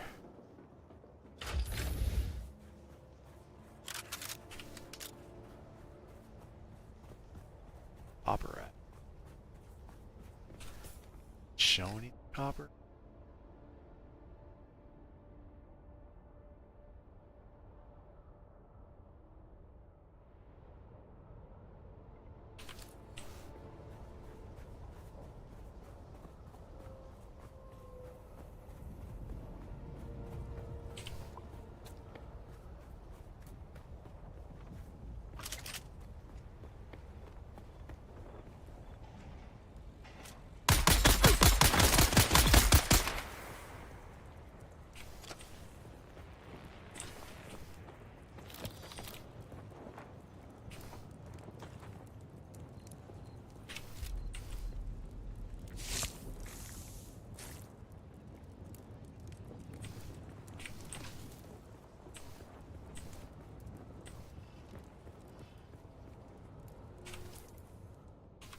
It says here, copper. Pieces. Need a full thing. Ah! I'll have to pick it up. Set. Lying to me.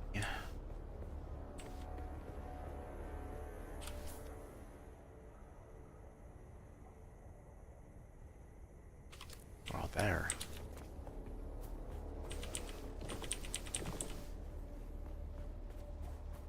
Stairs?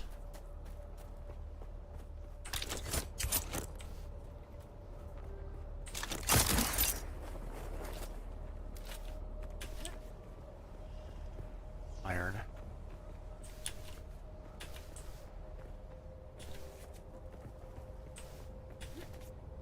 Go.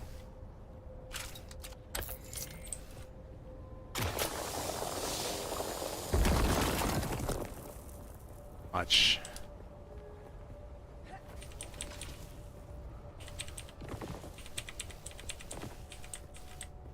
Let's go back. Where did I?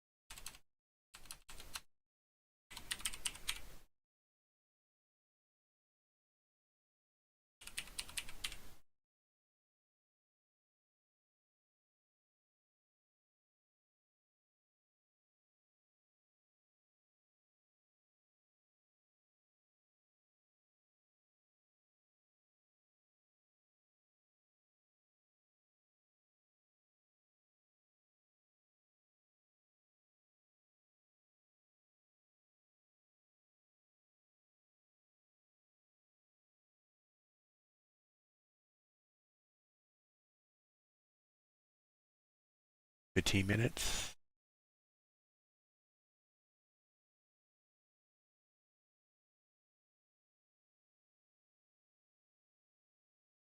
See if this game works.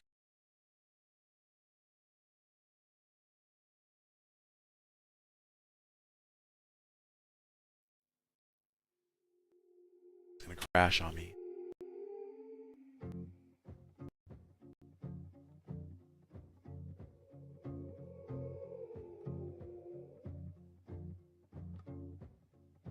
I said for so long that I built a home. They tap at the windows and think they were bones. Lay hands on the bricks and I'd swear from inside I could feel it. Now here you are with your mallet and light. Out of your own house, you think it's alright. Don't touch my windows, my bricks or my rules, I won't hear it.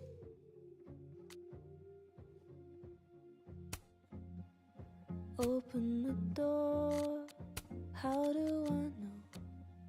Stillness means end or is danger just slow? I do not trust you, don't trust myself, but someone was listening when I called for help.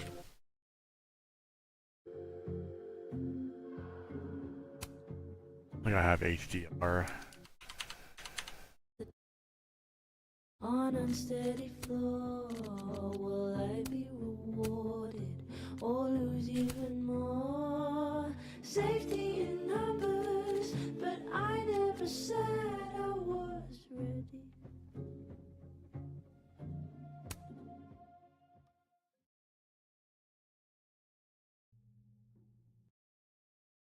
Wow.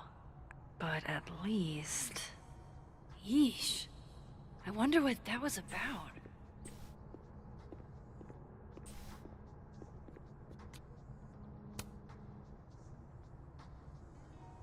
Okay,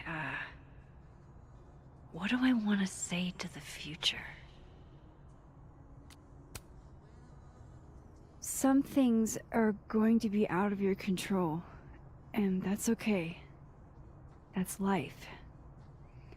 Let it surprise you.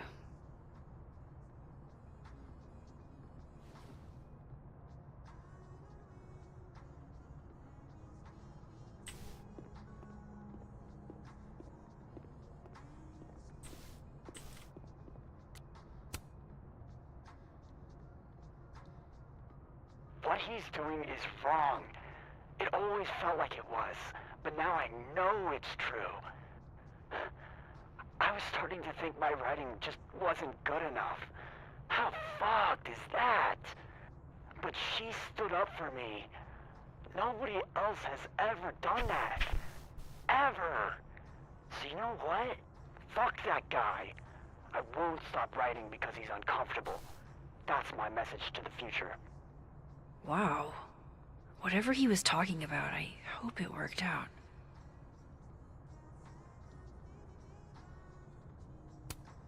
I love this.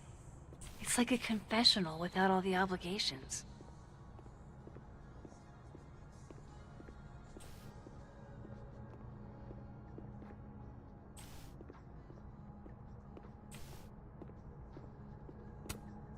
Gwen left so much behind. They'd better let her come back for it.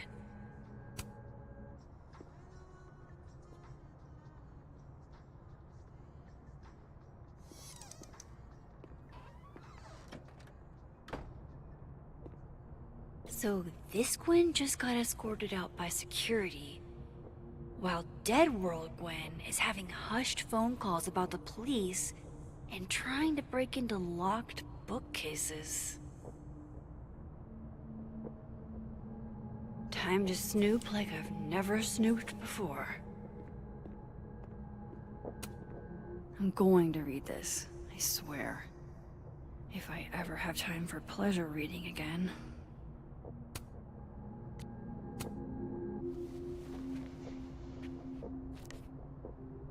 had decided I would hitchhike across the country. If I still wanted to die when I got to the Pacific, then I could do it peacefully. Hell of an opening line, Gwen.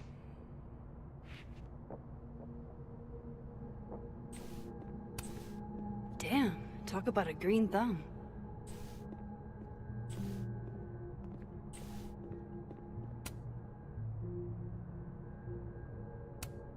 Oh my god, an answering machine. As I live and breathe.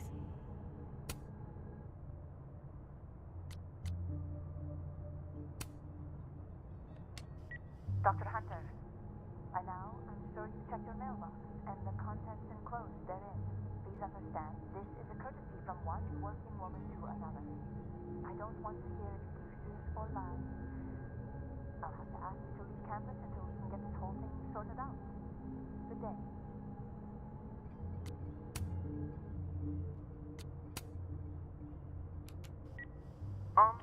Dr. Hunter? This is David from Intro to Nonfiction.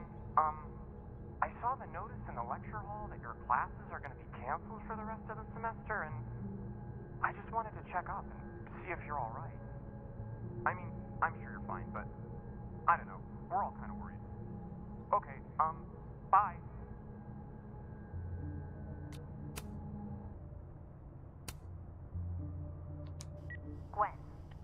Gwen, if you're screening your calls, pick up. I just got an email from Boss Bitch, and the phone is ringing off the hook. What the fuck is happening? Babe, pick up the phone. I'm sure it looks worse than it is. Just come home, okay? We'll figure this out. You would never do... what, Gwen? What is this about?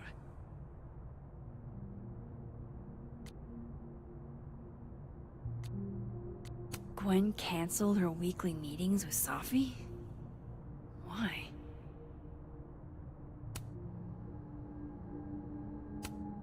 Almost a full cup of coffee. Gwen must have just sat down to drink it. With the way they hustled Gwen out, I don't think these students are getting their grades anytime soon. Whoa, Reggie got an A-?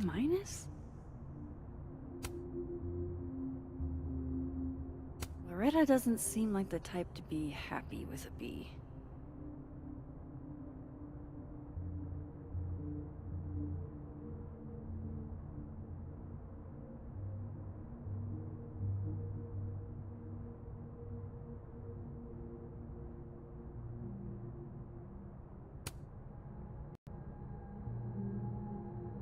Oh, there it goes. Crashed on me. I don't get this.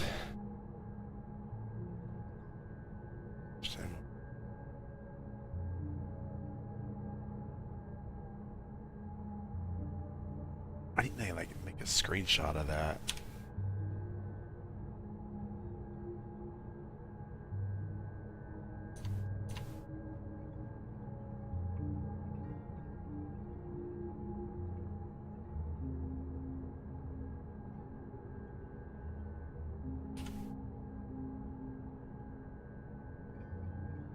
That worked.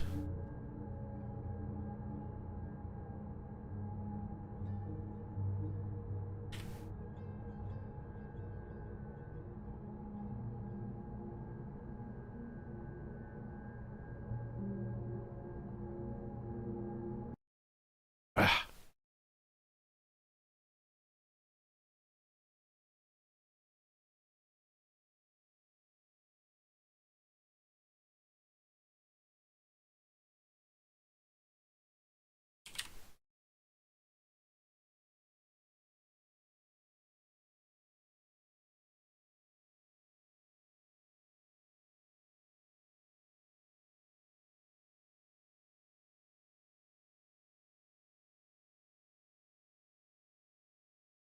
I can just find the piece I want here.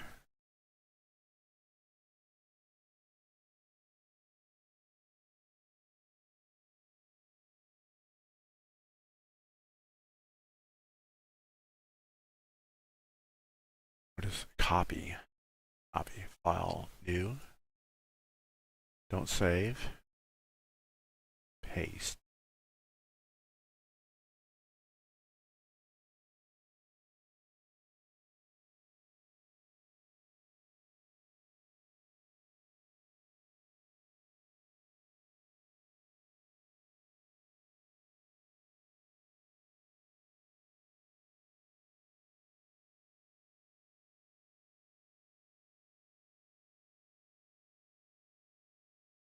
God damn it.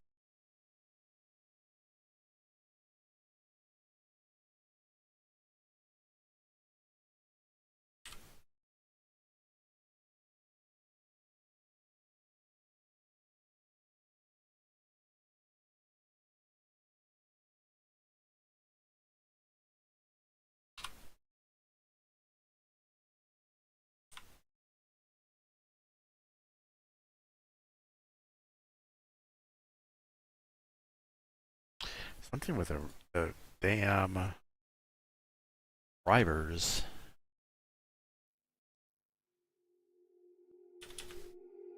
I'll do this.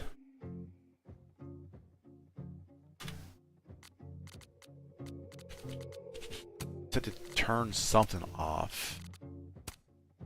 I said for so long that I built a home. They tap at the windows and think they were bones. I think it was change the quality and the amount of on-screen lights in the game. I could feel it. Now here you are with Wow. See if it works. But at least. Yeesh. I wonder what that was about.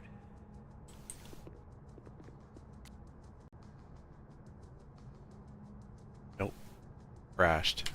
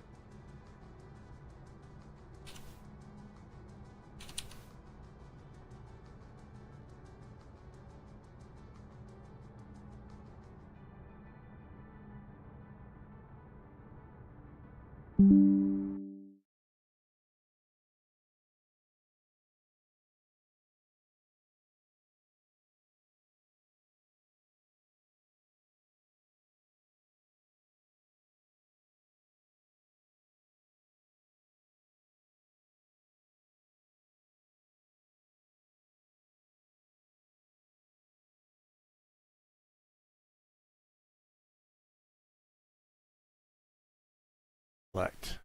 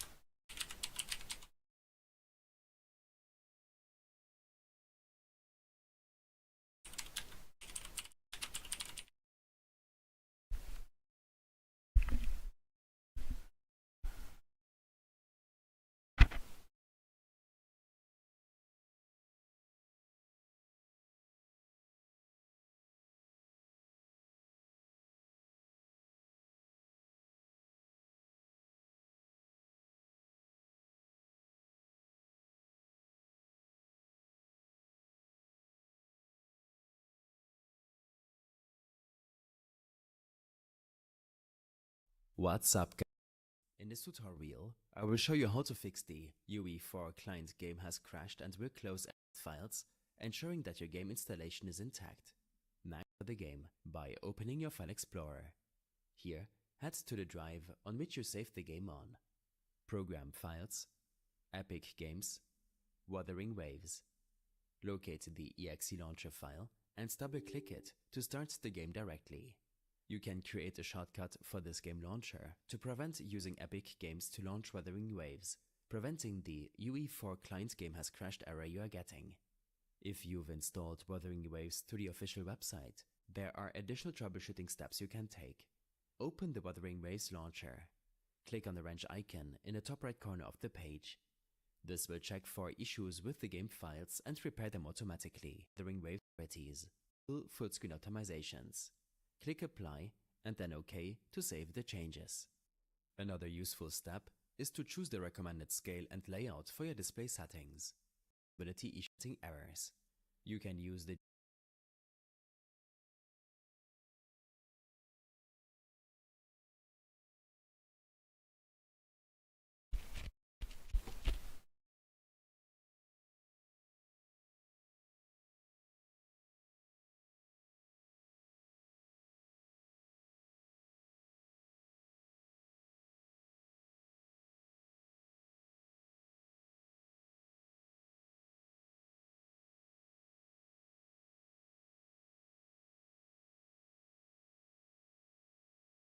I don't see that.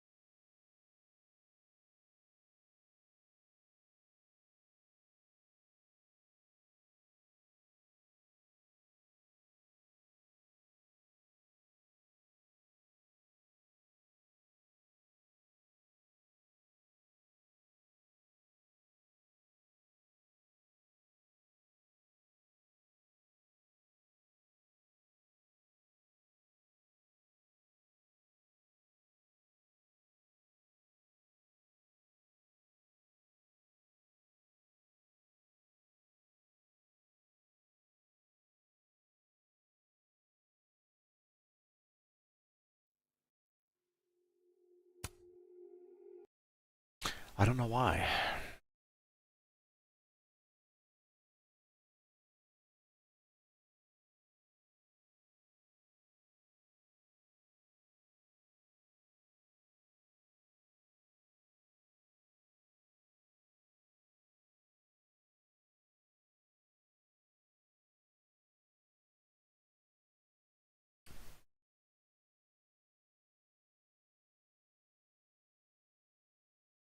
Try it again. Let's see.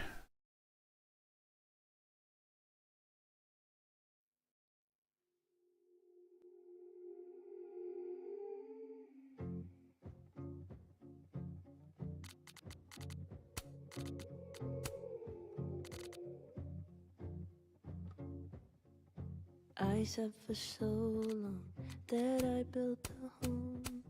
They tap at the windows and think they were bones. Lay hands on the bricks and I'd swear from inside I could feel it.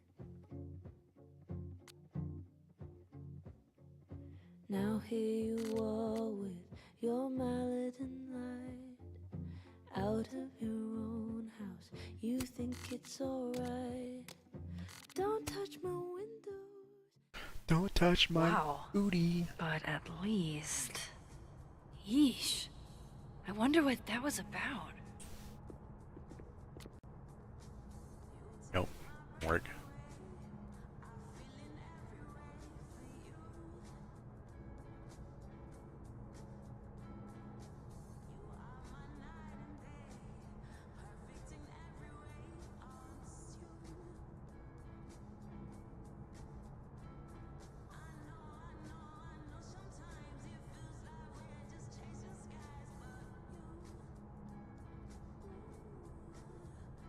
I don't know how to fix that. Oh well. Go back to the game.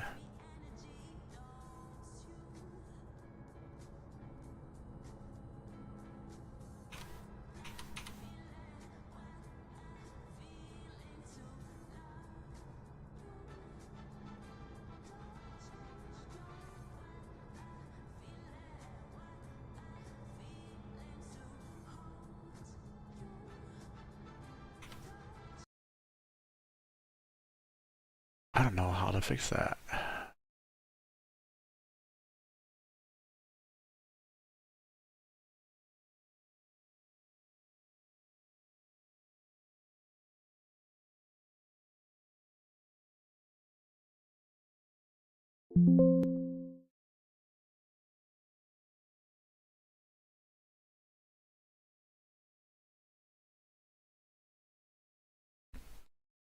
DirectX 12? Is that what is fucking up? Well, the game should be back on.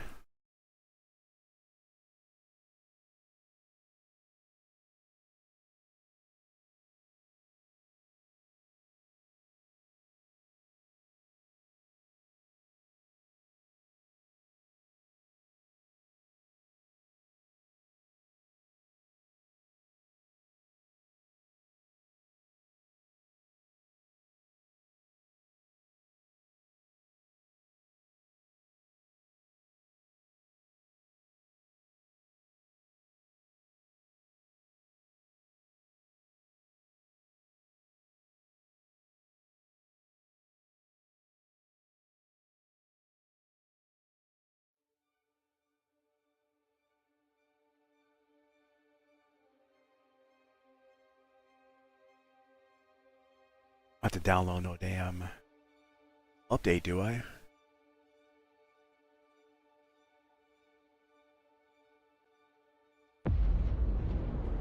I dream of it.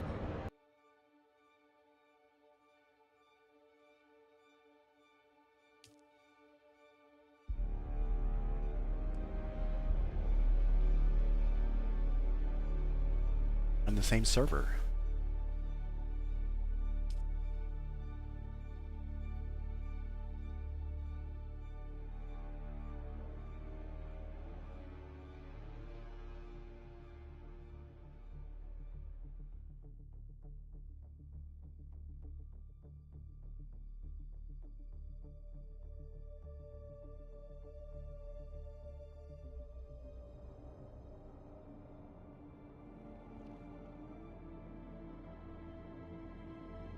What? That stealing from thieves? You completed?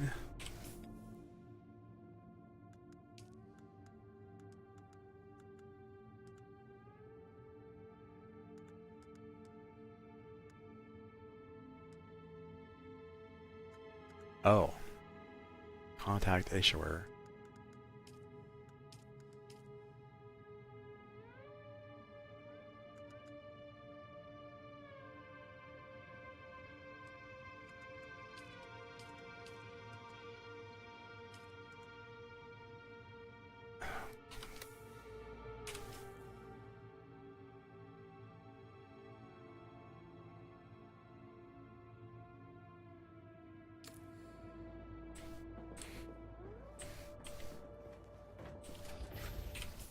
Junk do I got?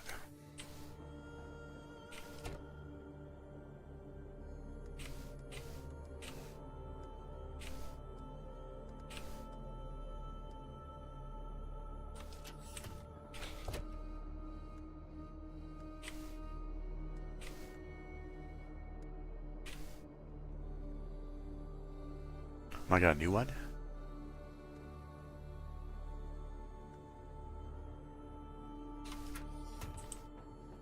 Like a recycler or something.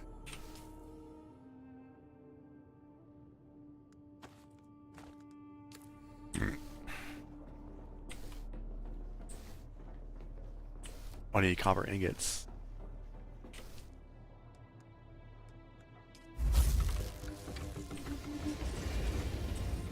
How many do I need?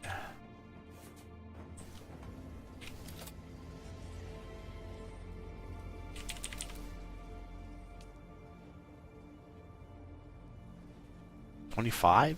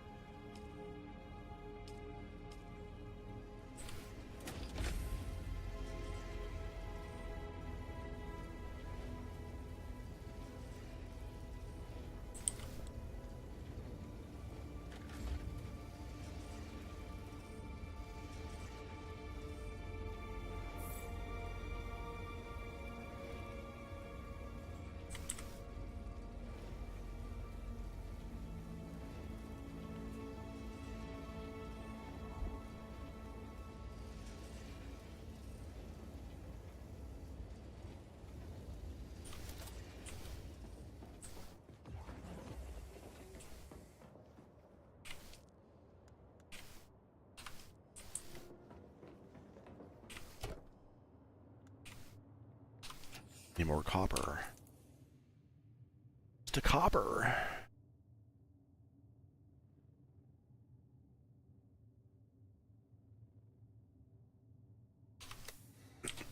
Up here.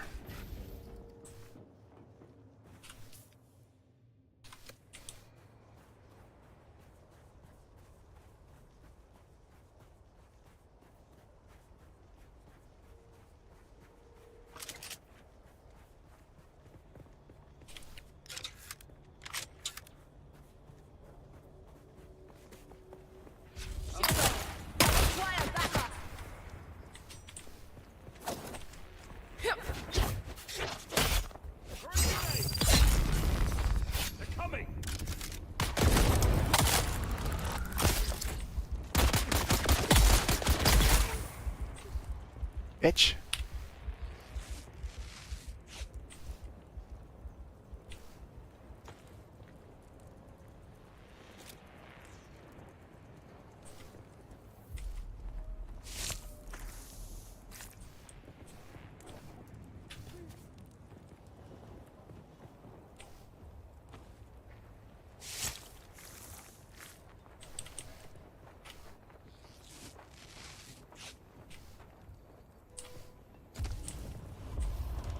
$34.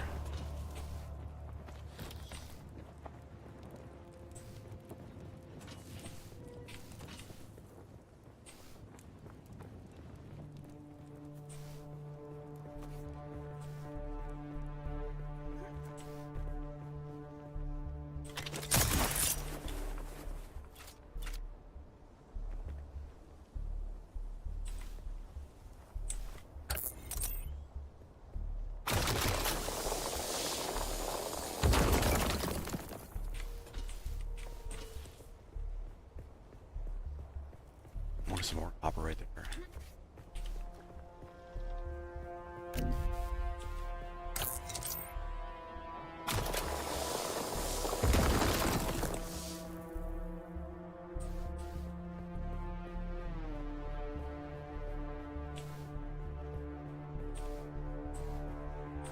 More?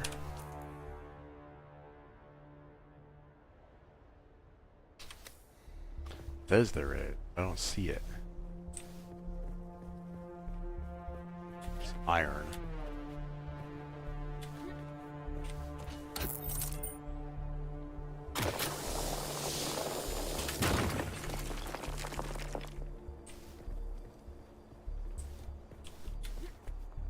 Battle for Arrakis.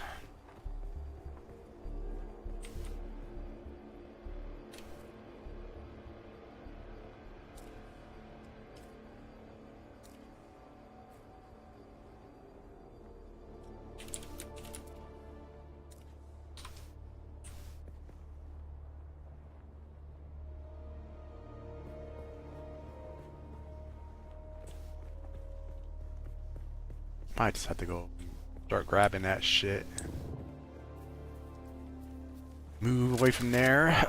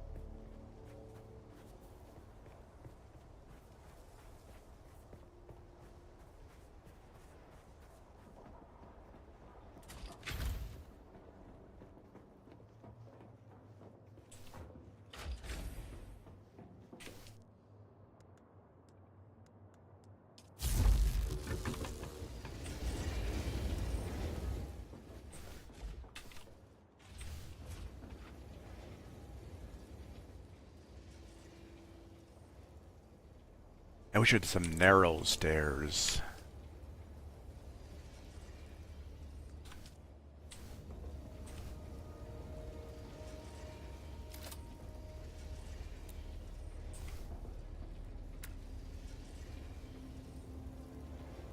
Hurry up.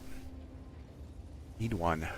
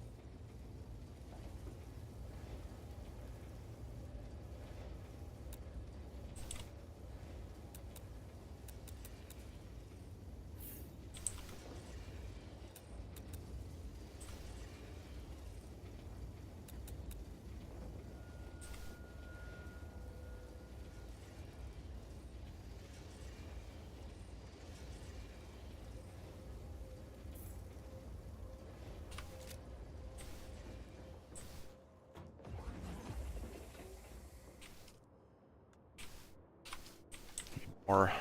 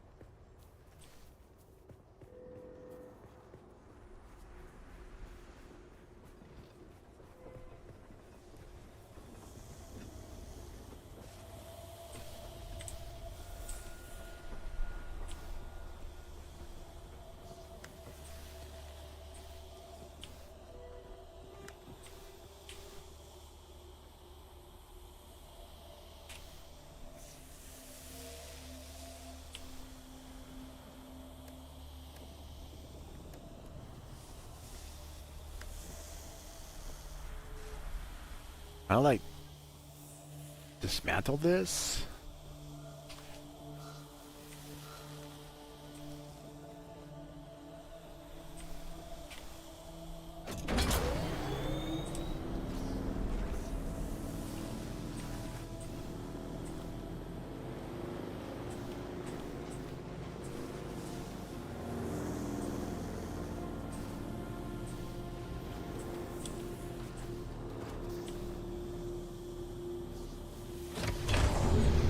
Let's find out.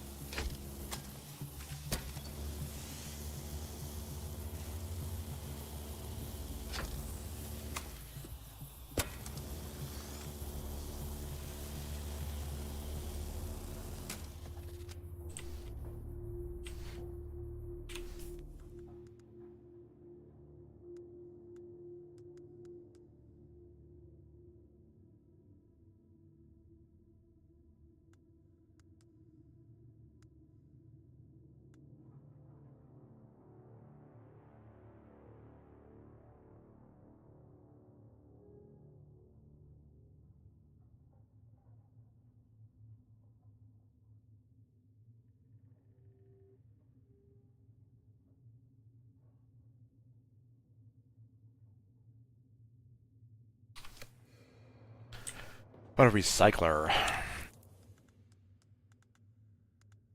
What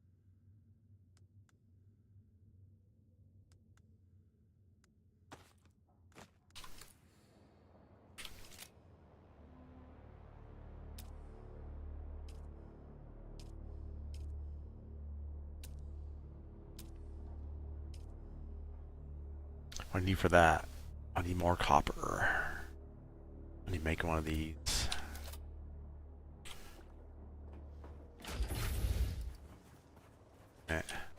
Here.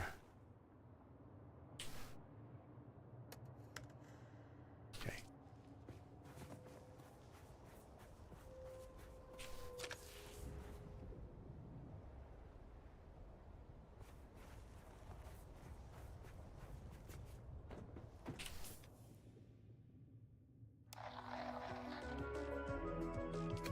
Be back. Let me get a drink.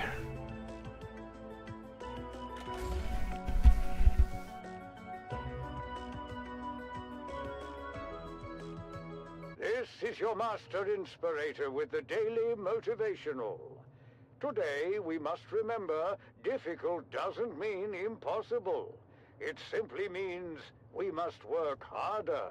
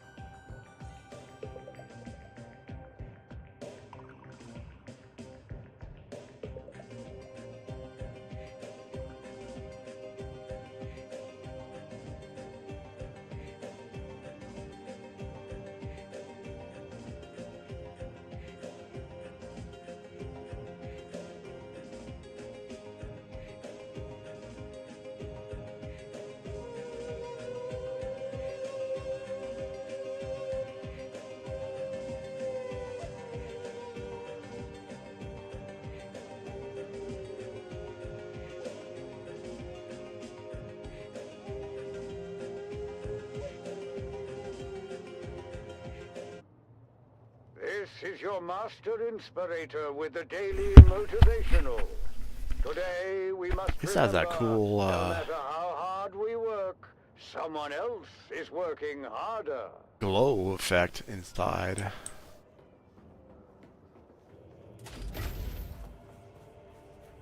Here.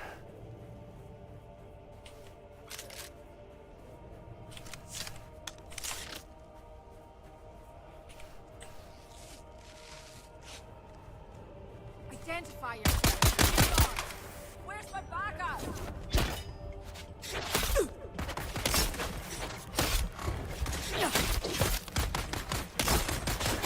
Shields up.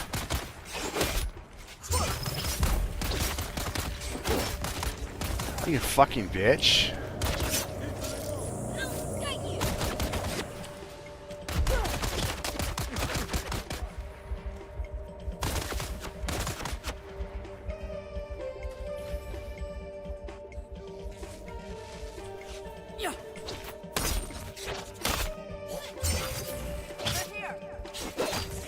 Plus two of these motherfuckers here.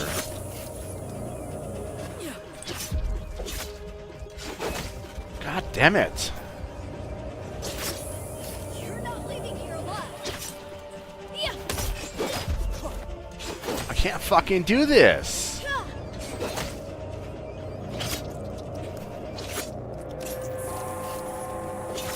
The Combine Hunted Communinet Theater presents an Arakin Playhouse production of 5 Days at Carthage.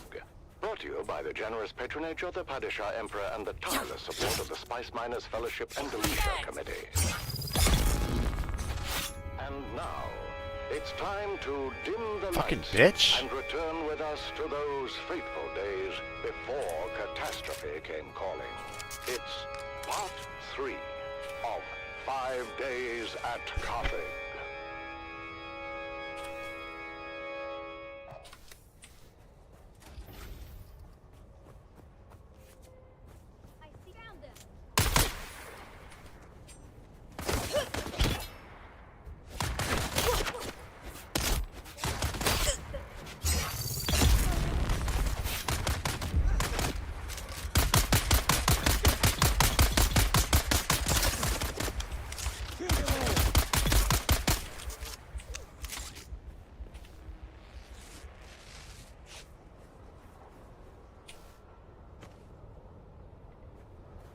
Fucking bitch.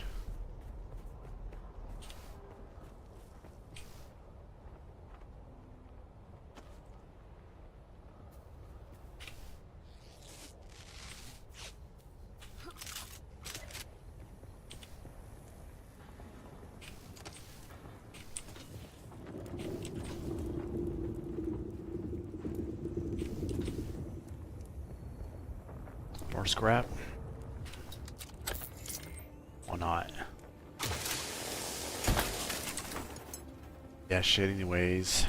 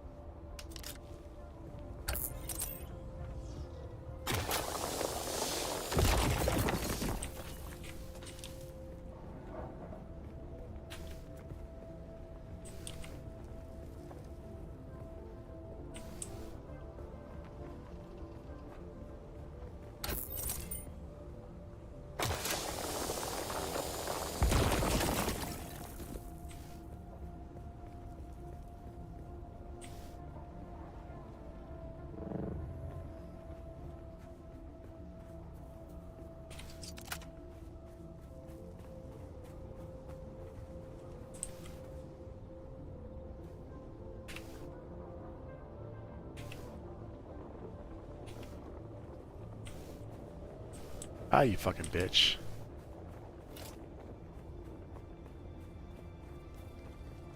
Fucker.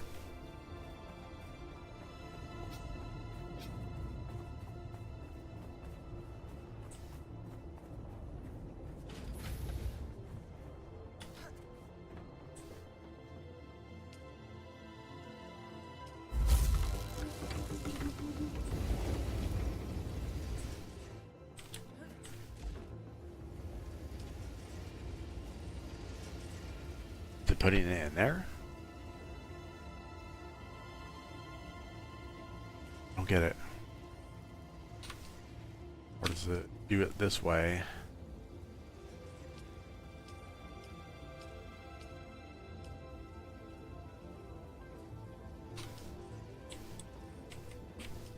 Then put it in that way. So do I have enough for another?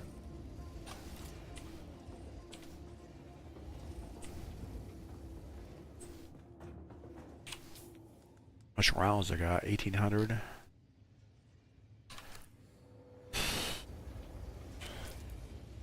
These other kits. Other medical kits.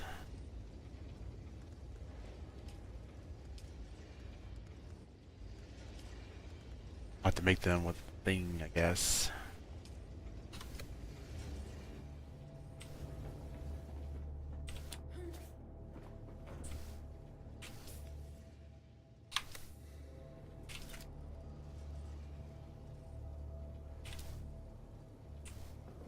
The fabricator.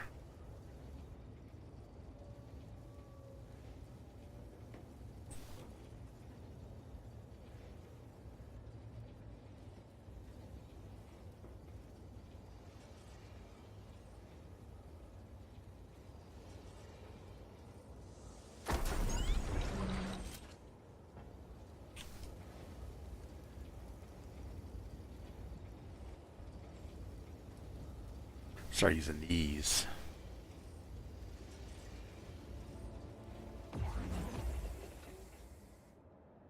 As opposed to 34 and 35. Whereas this one does 25 and 25.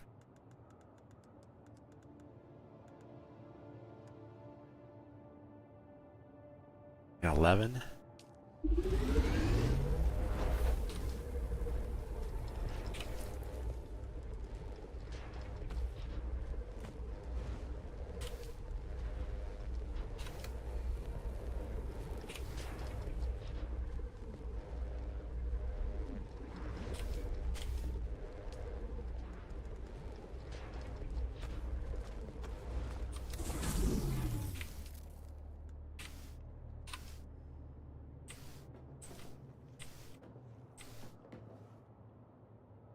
I'll make a few of those.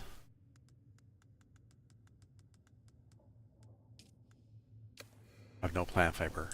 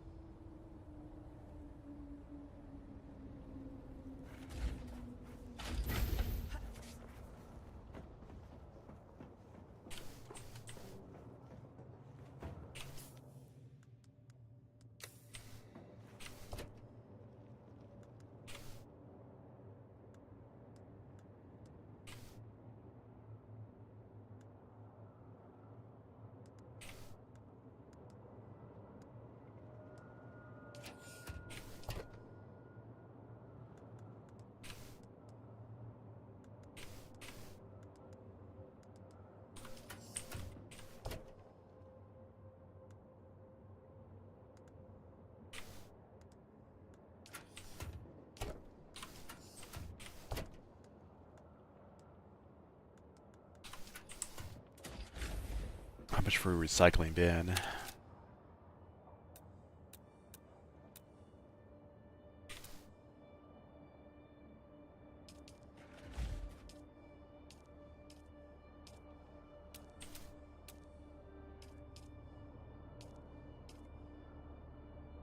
Copper ingots.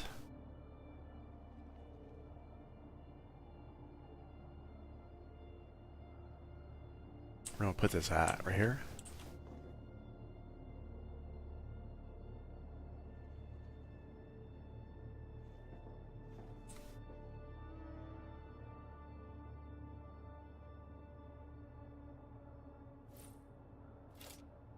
Copper.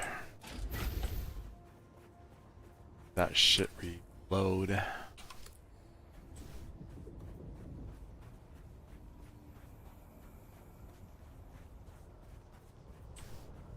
Want to go up here? Shoot my thing.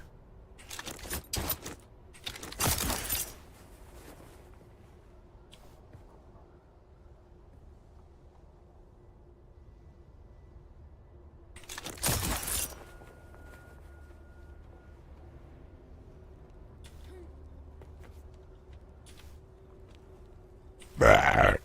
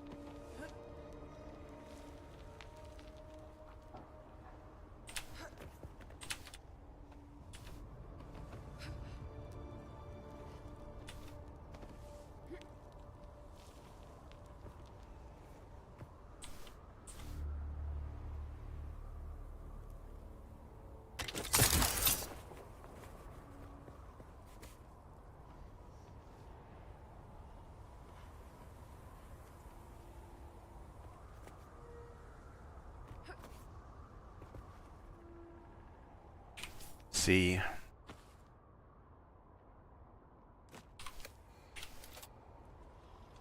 Why does it say that? The survey has already been formed. I need like a new one?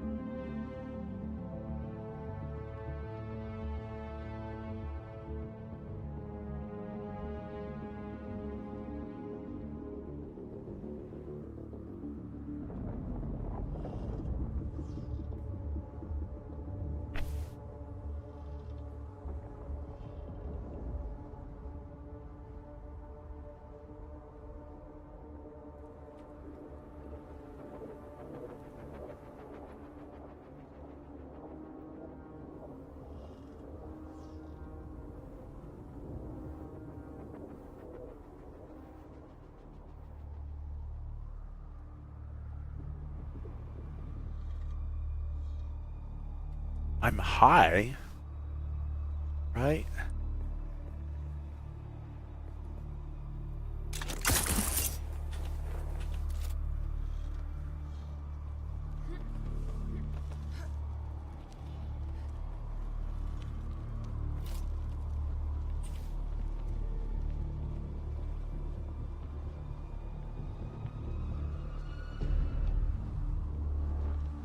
I don't know. Look at this.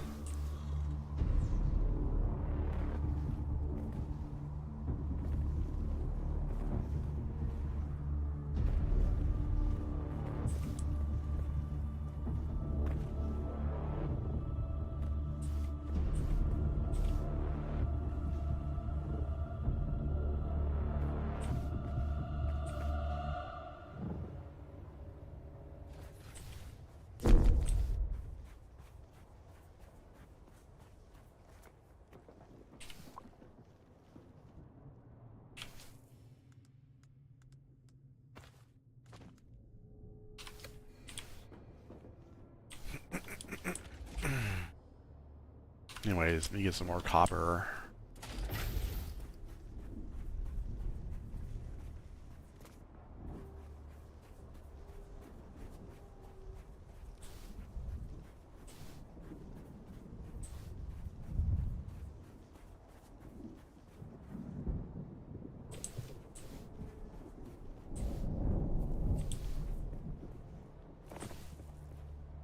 Get some more of this too.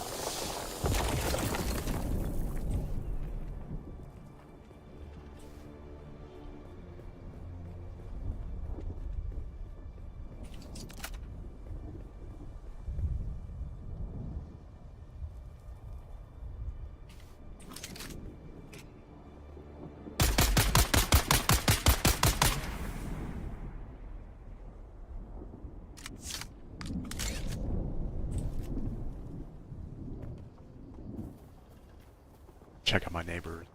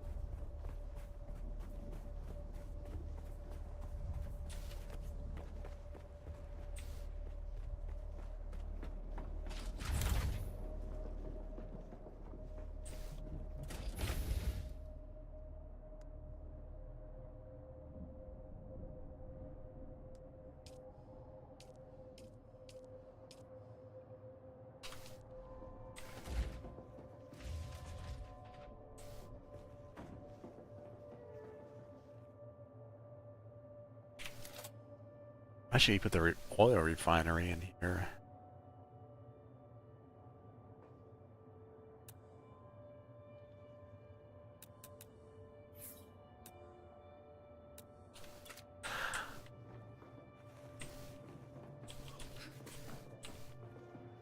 Put the recycler up here.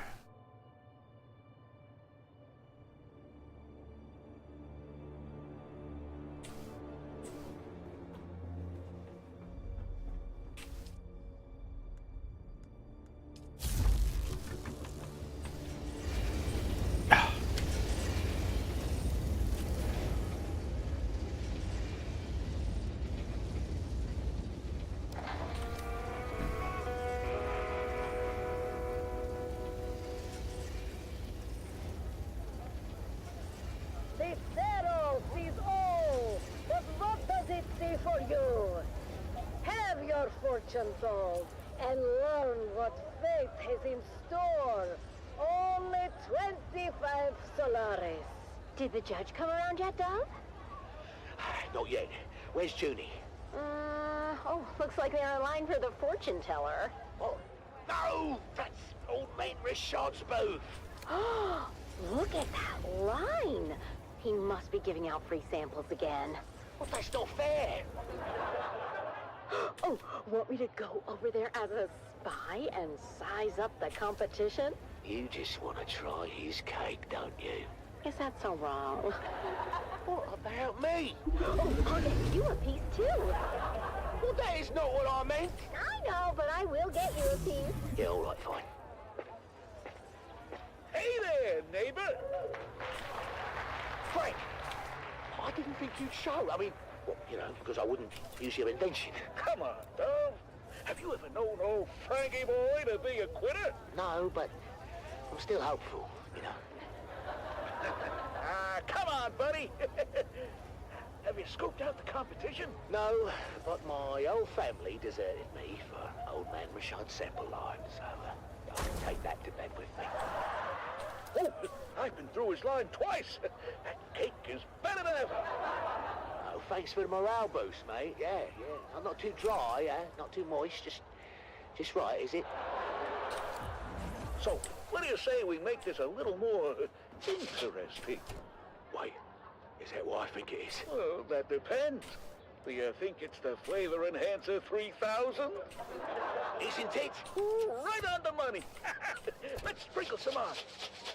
I'm not sure about this, Frank. That's why you got me around, Dove. I'm sure for the both of us.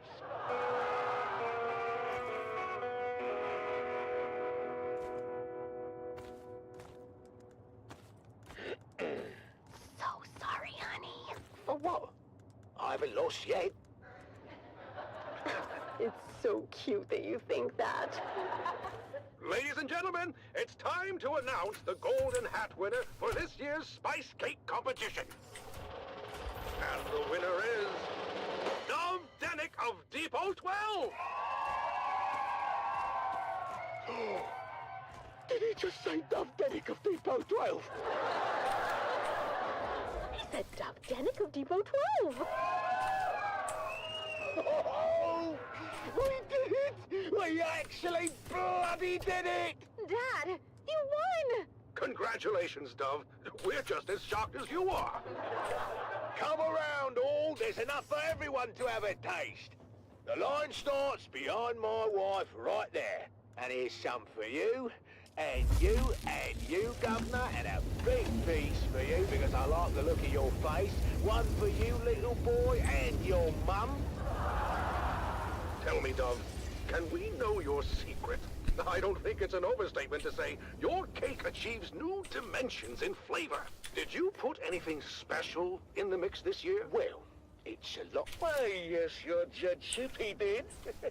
In fact, the winning cake was baked with real spice and the Flavor Enhancer 3000. Flavor what now? Flavor Enhancer 3000. A new dimension in flavor, discovered and refined by yours truly, Franklin Munt. I can't believe I'm saying this, Frank, but one of your harebrained inventions finally paid off. Oh my! What was that? You okay, Mr. Judge? Sorry, I don't know what came over me. I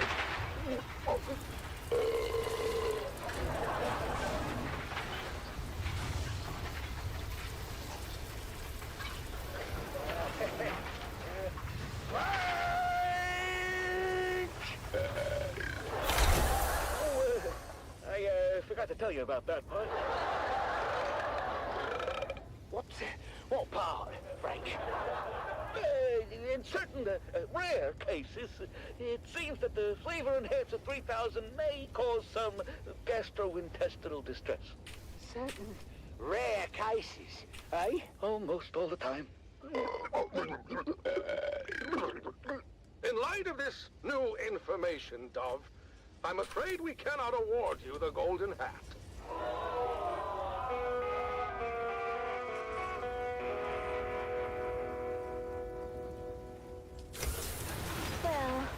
didn't win. But at least we didn't do any permanent damage. Yeah, Dad. That's progress. Well, you know what? All things considered, I think we did pretty good today. Yeah, we did.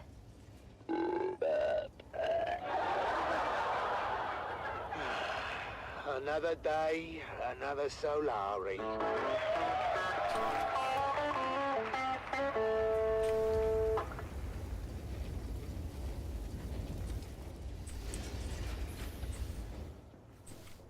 Okay, what else need? Refinery?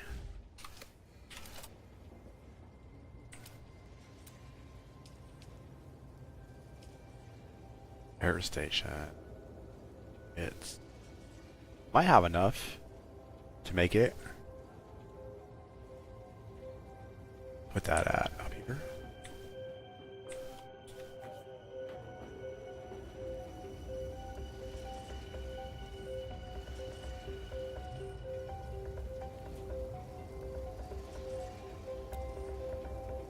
Lights and shit. Start putting some lights in here.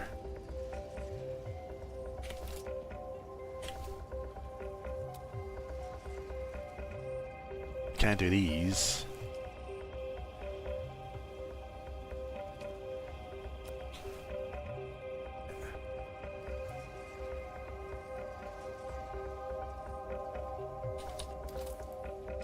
Itch.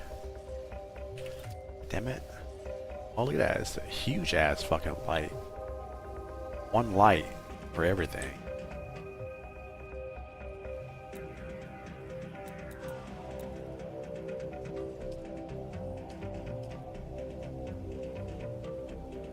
Need gave seeds.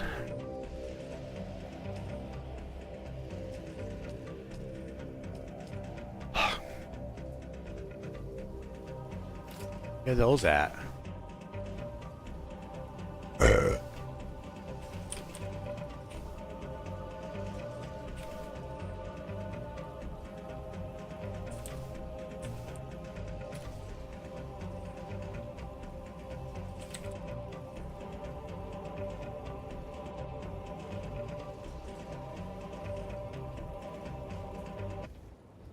This is Dune man Keith Villari, reminding you to secure all guild equipment at first worm sign.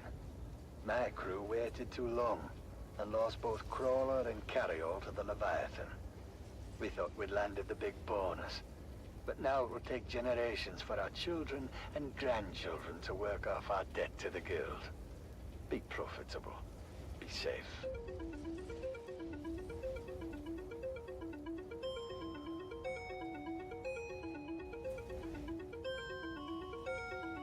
Guess I'll just do that. Cheap lights.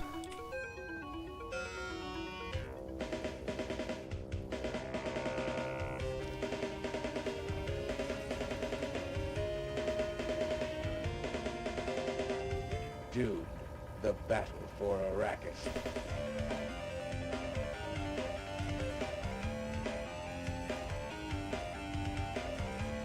Only 25?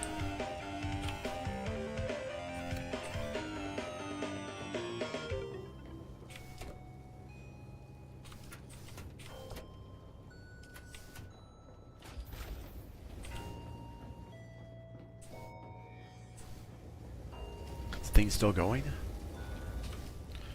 Salvaged metal.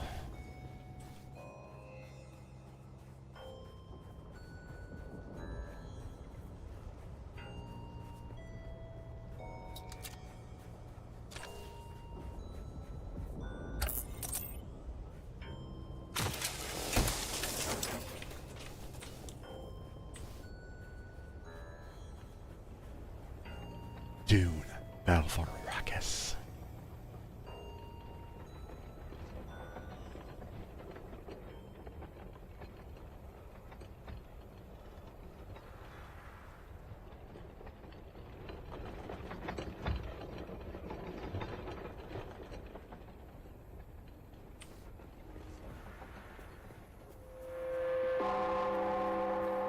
The Combine Hunted Communinet Theater presents an Arakin Playhouse production of 5 Days at Carthage. Brought to you by the generous patronage of the Padishah Emperor and the tireless support of the Spice Miners Fellowship and the Leisure Committee. And now, it's time to dim the lights and return with us to those fateful days before catastrophe came calling. It's part 4 of 5 Days at Carthage.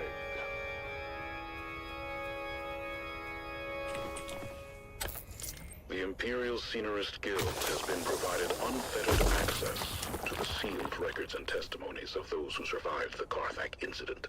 The following dramatization represents the official truth, as judged and signed by the Imperial Chamber Court and Aulic Council. So let us journey then to the burning sands of Arrakis, a desert planet in a far-flung corner of the known universe. The year is 10-1-94, and the war of assassins between House Atreides and their ancient enemy House Harkonnen is well underway. Once again, we join our story in the tunnels below the great Carthage amphitheater. After months of being overworked and forbidden from all vice, a massive cargo load of illicit alcohol has found its way into the city and Flas. The word spread quick among all those who had survived the fight. And every soldier did agree Duncan Idaho was right. Rendavo was no thinker. His mind slow, truth be told. His head, they said, was thick as wood, but his heart was made of gold.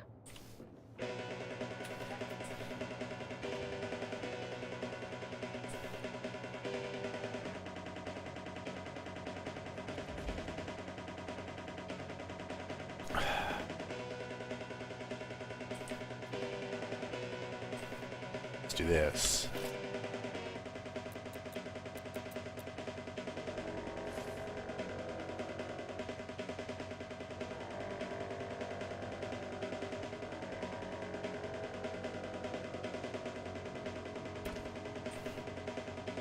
I think I fit these over here, can I?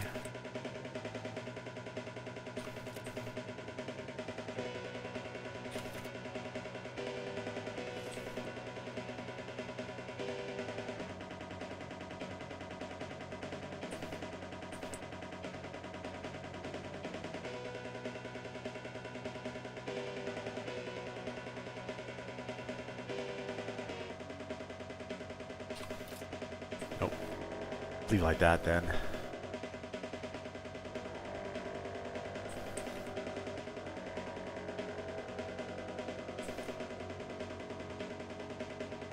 Working with this here.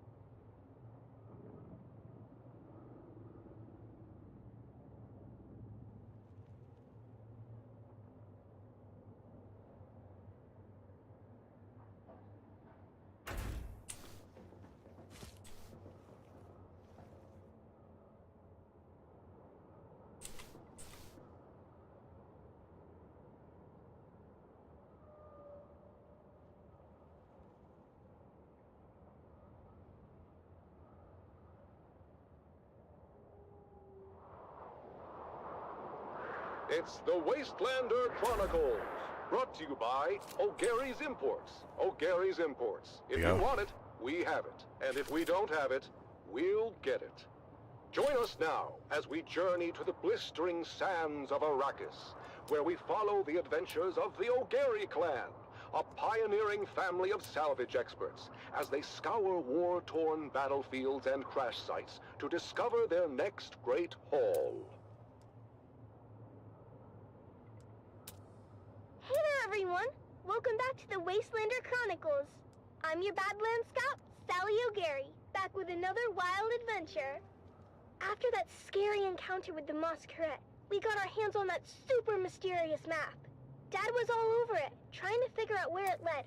Normally, he would take it over to his Mentat friend at the Seleucid Bull. I used to think Master Chim was scary when I was little. The way he got that faraway look in his eye when he did his computing. Master Chim would have taken one look, and before you got a word out, he'd have done a sector-by-sector comparison of the map with known topography. But in this case, Dad didn't want anyone knowing the secrets of the map before he did. I'll figure it out myself. Mom said he was being a paranoid old fool, but what should have taken 30 seconds took 2 days. And don't you know it, 2 days later, we found ourselves piling into Clovis, our 68th homeland master, and set a course for the Haga Basin. Once we were underway, Dad unfolded the map and pointed to a marking that looked like an angry beetle. This is our destination, kids. Remember that old Empire facility we found a few weeks back? It was a maintenance facility. You know, a bunch of tool pushers they kept around to fix stuff for the eggheads. I guess a scientist can tell you how much a pound of worm shit weighs, but put them all together in a room and they still can't turn a screw to save their lives. Anyhow, in the documentation we recovered, we found an inventory roll listing some of the other testing stations by number and field of study. Testing Station 29 studied plants, while 36 studied weather. Station 91, though, they studied bugs. Just like this ugly little sucker we're headed towards. Boy, was that journey rough. Mom said it was a bad time of year to be traveling, and the sandstorms were relentless. Visibility was almost nothing, and sometimes my little brother Coda and I had to get out and walk ahead of Clovis to make sure we didn't drive off a cliff. Eventually, we arrived at the sector indicated on the map, and we hid Clovis away, where she would be safe.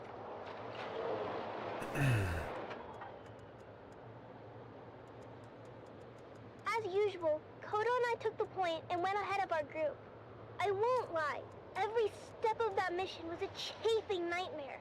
Before we left Clovis, I made the harebrained decision to break in a handed-down steel suit that didn't fit right. I was in rare form and fit for time when we finally came upon the massive portal in the rocks.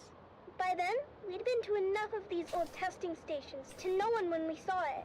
The oversized doors were slightly open, but peering in, we could only see darkness. Coda was immediately apprehensive. Reading a lot of foot traffic, Sally. I'm not sure how lost this old testing station really is. Of course, that's when Dad and the rest of the family arrived. I knew it! Keep it down, Finn. I knew it. You said I was a fool. You said I'd lead us into an ambush. The night is young. Ignore your petulant mother, kids. We go in wedge formation. After me. Which one's that? We squeezed through the narrow aperture with ease, but quickly found our way blocked by a massive pit of darkness. After we recalibrated our optics for low light, we found a narrow ramp that wound down to the gaping shaft. I forgot all about my chafing as we descended into the darkness. I hated the feeling in there, the lonely, oppressive atmosphere that long-abandoned places had in common. But the spell was quickly broken when a Harkonnen fire team floated down the center of the shaft from above. We flattened ourselves against the wall and kept out of their lights as the noisy and oblivious troopers floated past. You know that bloody city will never be finished. The beast is a fool. One day the Baron is going to come here and see where all his Solaris went. You don't want to be around when that happens. And why is it you don't want that? You haven't met the Baron yet, have you, boy? Damn it, Finn. This isn't a testing station. It's a Harkonnen base. Can it be both? I told you the night was young. So, what do we do now? This place is huge, and we came this far. I say we go on high alert and check it out. We couldn't risk getting caught, so we stuck to the shadows and moved as quietly as we could. Mom was right. This place was huge, with tunnels going off in every direction. We saw rooms full of weird machinery and old tech, stuff I'd never seen before. But oddly, no bugs or insects of any kind. There were never any bugs, Sally. I think the symbol on the map indicate Harkonnens, not bugs. Well, their helmets are kind of bug-shaped when you look at them. That's when we heard footsteps and ducked into a side room just in time. Peeking out, we saw a group of Harkonnen troopers march past. We didn't know how many there were in total, but any kind of combat would have brought the whole base down on us. My heart was pounding so hard, I was sure they'd hear it. After they were gone, the spirit of adventure had left us, and we resolved to get out of there as fast as we could. Coda and I really wanted to kill us a Harkonnen, but Mom told us it wasn't our time yet. We'd get our chance one day. But boy was she wrong, as we came face to face with the Harkonnen captain at the top of the ramp. Our daggers were already in hand, as I went high and Coda went low. Eyes and thighs, we called it, as we practiced the move so many times. And that's how we killed our first Harkonnen. Coda took an ear for his collection and offered to help me start my own. But, ew, I told Coda no way. Once we made it back to Clovis, Dad sealed the hatch behind us as Mom brought her great engine to life. After we got back to Arakeen, Dad met his friend, Master Chim, and shared our findings. While we didn't score any decent salvage on the trip, Dad did receive a reward from the Atreides for providing them with actionable intelligence on the Harkonnen base. Apparently the location of that particular base had troubled them for a while. Last we heard, Gurney Halleck was on his way there with a heavy assault team. With that said, Atreides days are back at O'Gary's Imports. That's right, Sally. Discounts across the board if you serve the Duke and can prove it. Come find us on the Agora Concourse of the Grand Souk in Arakeen. Because at O'Gary's Imports, if you want it, we have it. And if we don't have it, we'll get it. Thanks, Dad. Until next time, this is your faithful Badland Scout, Sally O'Gary, signing off and reminding you to always check your six. And come back next time for another episode of the Wastelander Chronicles.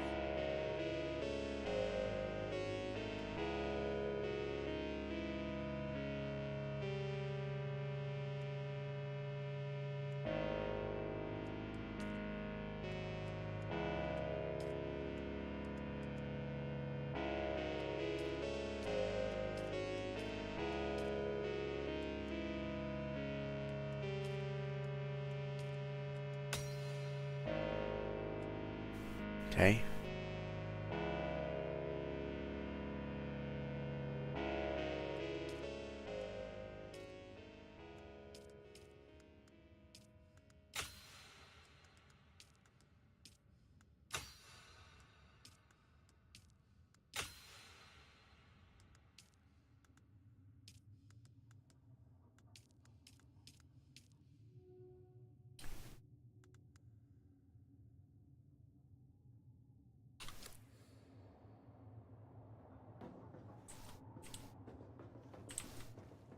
So I did that. Let's just make some new MK1 treads. Let's do that. It's fucked up on this bike.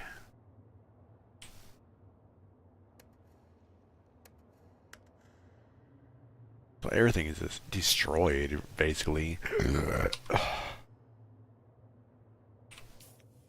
See.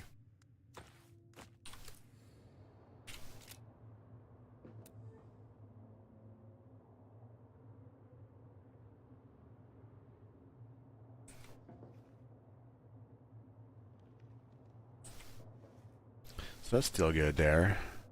ESU. Which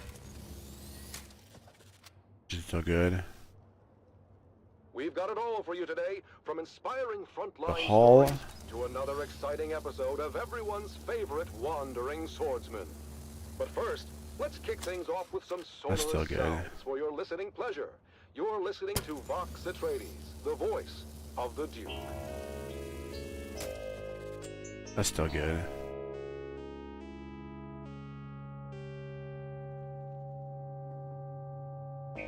Or not. treads are done.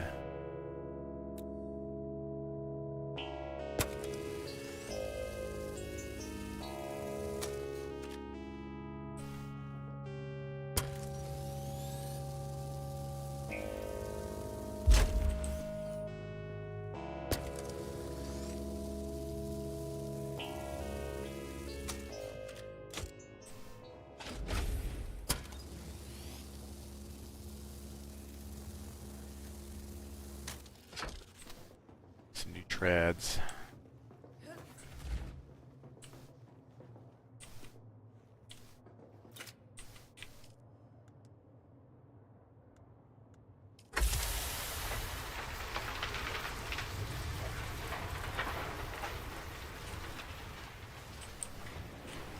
New treads.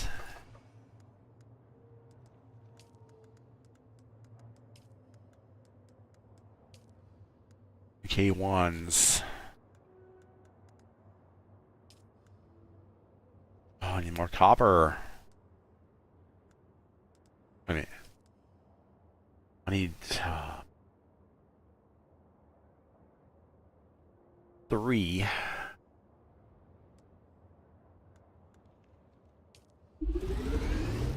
Need more copper.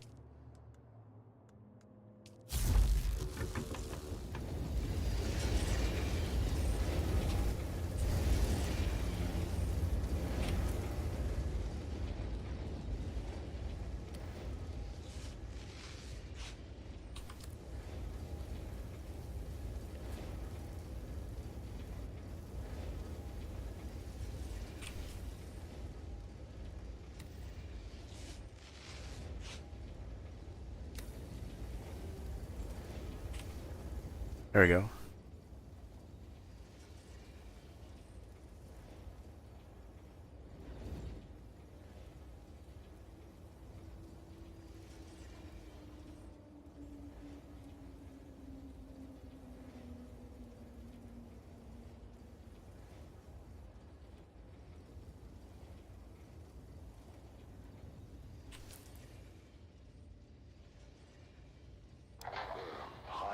prisoners go.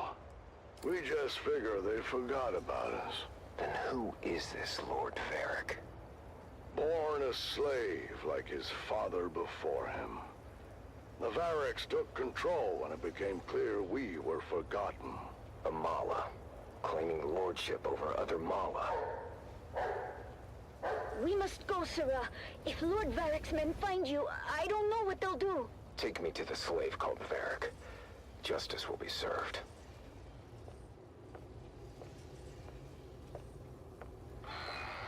Who dares enter my hall on... You're back. I dare, Mala. You claim authority that is not your own. For that, I claim your life. You? What is your name, stranger? I would know what to mark upon your grave. I am the swordsman. Your false reign is over, Varric. Guards, don't just stand there. Get him!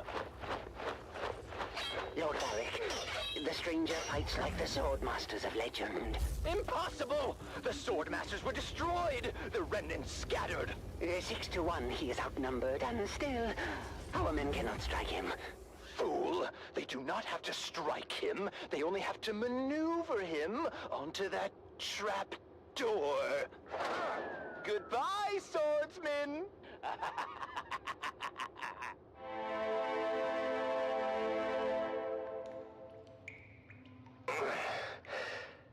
Save your breath, stranger. You took a brutal beating on the way down. Most do not survive the fall, as the bones in this dungeon attest. Dungeon. Below Lord Varric's audience chamber, I am Rodrigo. He is no lord. Not in any legitimate sense. I'm not sure that's a distinction many here would appreciate. What else is a lord if not a title claimed by force? A lordship is an investiture governed by the Heritage Council in Section 437 through 441 of the Great Convention. It's a covenant, as old as the Imperium itself. Ah, but tell me then, stranger, the ones who established your covenant, how is it they claim their power, if not by force? How is it they are legitimate, and the pig Varric is not? You tire me, old man. Well, at least we agree that Varric is a pig. Rest now, stranger. You'll need your strength for what is ahead. Damn it, I oiled that hinge. Can he walk? Can you walk, stranger? Our last true governor had the unshakable fear that the people would rise against him and throw him down here.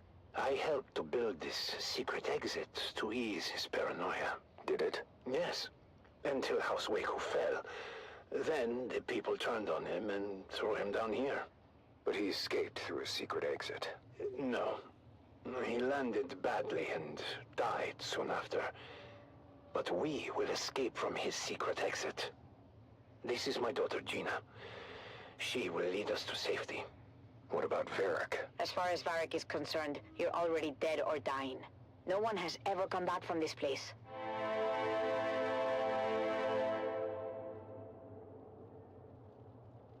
Easy now, swordsman. I've tended to your wounds. Thank you, both. My father was a draftsman in the Imperial Engineering Guild and helped to build this humble colony. Armor in 3 isn't much, stranger, but we are self-sustaining. And the Guild will remember us one day. We were doing just fine until Varric's grandfather took over. Lord Varric is just the latest in a long line of assholes. We have seen too many good men fall trying to stand against him. There are enough of you. Why not fight back together? The fear of death, I suppose. The land here is harsh. The work grueling. Without our men, our families would starve. Fear is a powerful chain, stranger. A chain we will break together. Send word to the villagers. It's time to end this.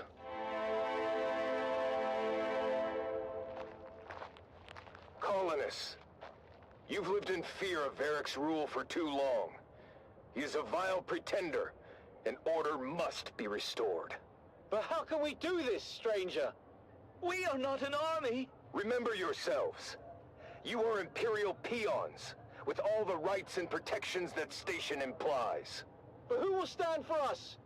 We've been waiting on the Spacing Guild for over 300 years! I will stand for you. And you will stand for yourselves. But how? I will train you.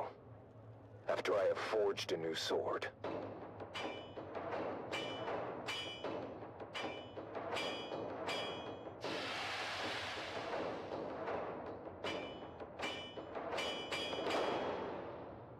It's time.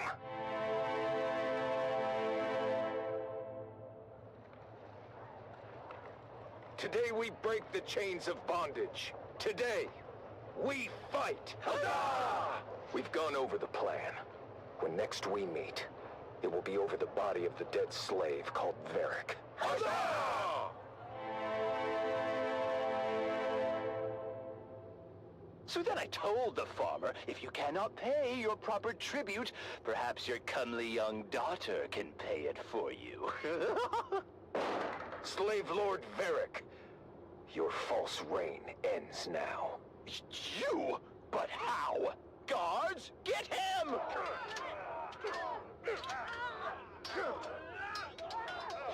He has rallied all the peasants against us!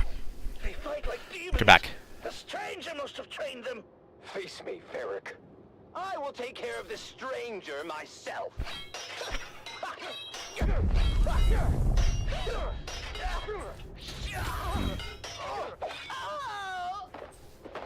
The tyrant has fallen. You have won your freedom. Huzzah! No! Huzzah! Your father fought bravely, Gina. His sacrifice was not in vain. How many more do I need? Swordsman, you saved us, but I lost my father in the bargain. His spirit lives on in the freedom you now share. Freedom to serve your proper masters, the Spacing Guild, who will undoubtedly return soon to claim you all. I need 3. Hunger and disunity may come, but you must remain steadfast in your duties and the honor of Everything that else I don't sustain need. you. Remember, a righteous heart is never truly empty. What's up, he? You're right, Swordsman. Is there any way we can repay you? Setting things right is payment enough. And now, I must move on. I'll never forget you, Swordsman. Swordsman? Where did he go? And so, the swordsman leaves another world better than he found it. Join us next time for another chapter in the saga of the Swordsman.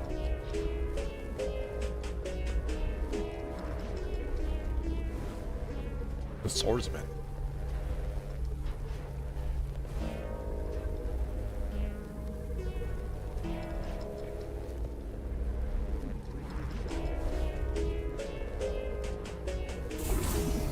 Okay, there we go.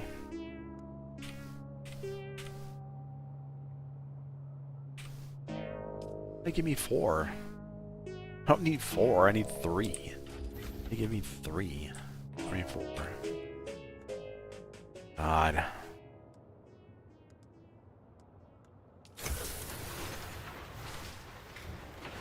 Basic materials. Nice. I guess I give it a thing.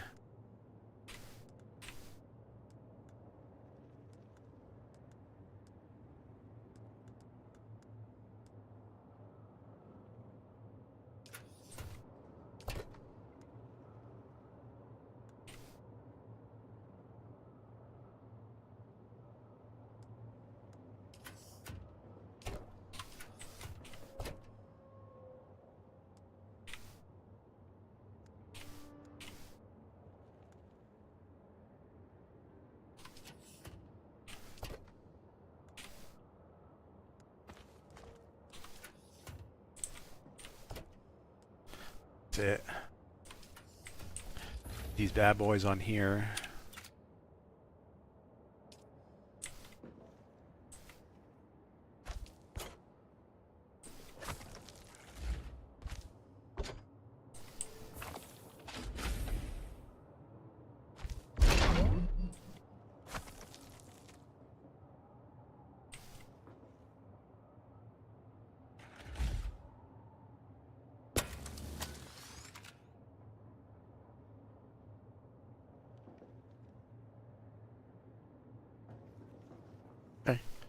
Yeah. The warriors farewell. In twilight's glow. What else we got here?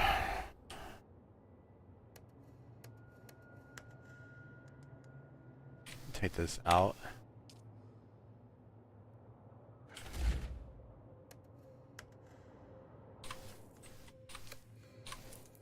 Itch.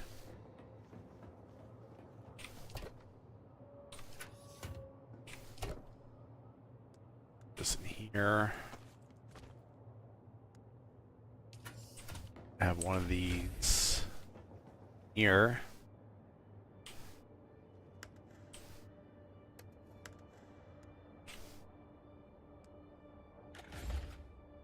Ah. How's my thing doing over here?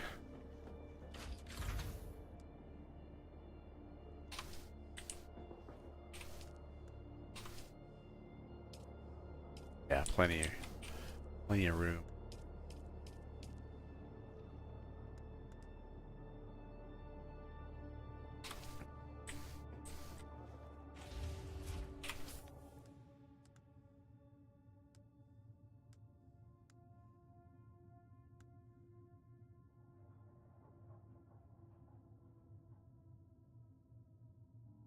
Use one of these.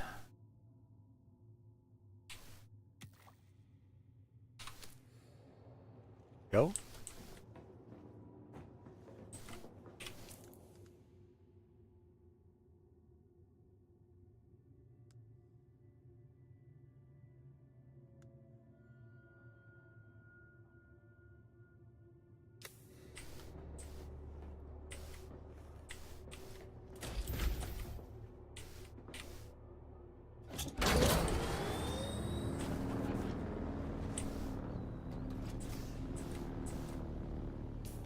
I need to make it all the way to my home.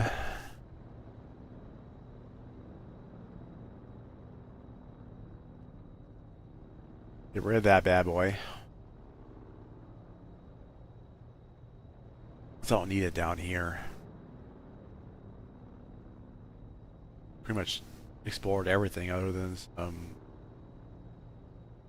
scavenger camps, but I don't know how to unlock more of those.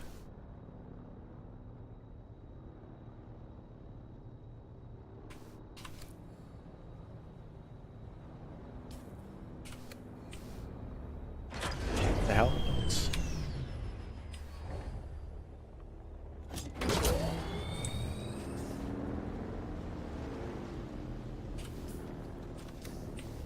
I guess we can listen to the fuck?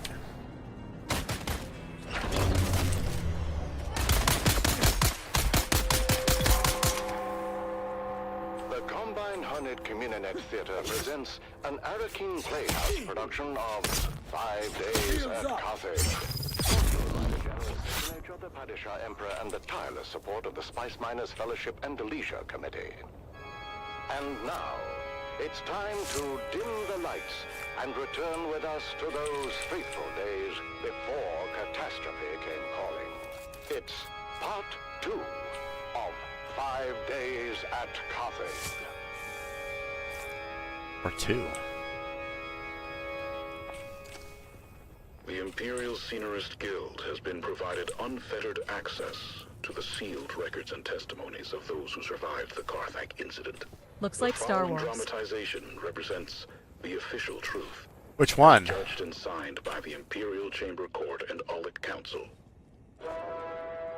So let us journey then to the burning sands of Arrakis, a desert planet in a far-flung corner of the known. Where is...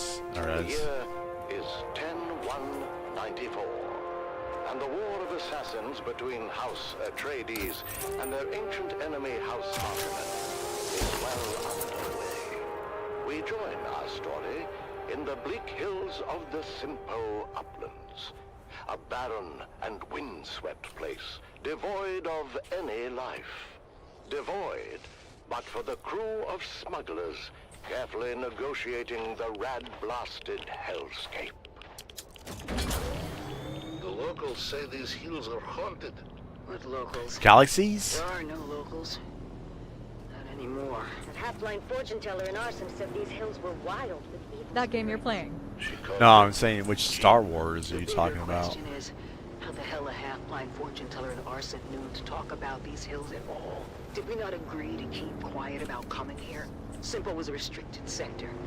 Sodercar kill on sight if they find you. I didn't say we were coming. I asked if it was haunted.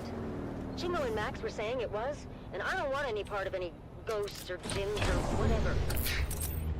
So, what'd your half-blind fortune teller say? He told us an old grabbing tale about the jinn.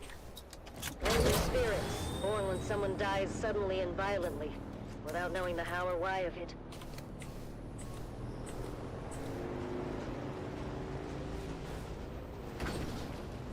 Sorry, Stisk. Val said you had people in Simpo. People making their houses look like space stations and shit. Get ready. Around the next bend on my mark. Go!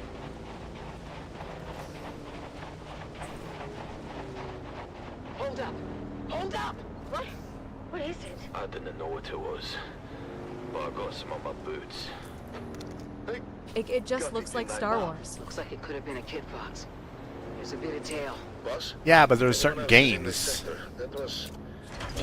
I think this kind of looks more like Galaxies. I'm told this is a restricted sector. I don't know if you ever played that. This one's got a sense I wish it did have that game still going. It was so much fun. You can try. And wonky at the same time. We're here for an old family heirloom. A necklace I left in the care of my sister. But it was fine. It was actually pretty fun. Sentimental got nothing to do with it. What's mine is mine.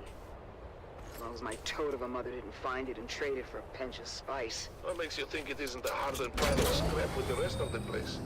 Maybe it is. That's what we're here to find out.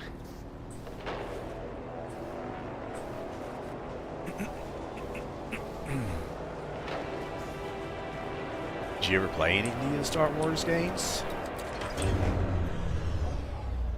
What is this stuff? Regular old sand. Heated to 5,500 degrees. Who did this? Surprised you don't know. Your Honorable Duke was in the thick of it. It was before she arrived on Arrakis. And not a story either side wishes to tell. What story, Val? Simpo was a Harkonnen village. Even after Shaddam took Arrakis from us. It means the village elders were bought and paid for. Anyway, it seems the town water system had a crack in it, or a deficiency of some kind. But no matter how many times the village petitioned us for help, they were met with typical Harkonnen indifference.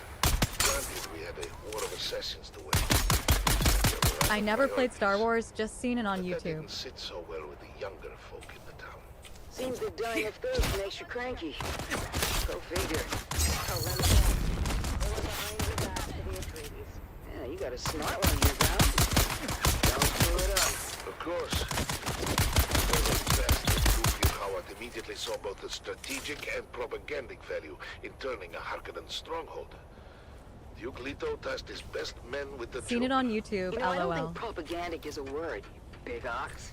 What did the Harks do? Harkonnen loyalists within the town began a campaign of Maybe. I mean, it could be. sabotage It could be the latest one. that undermined the sister project. Typical Harkonnen treachery.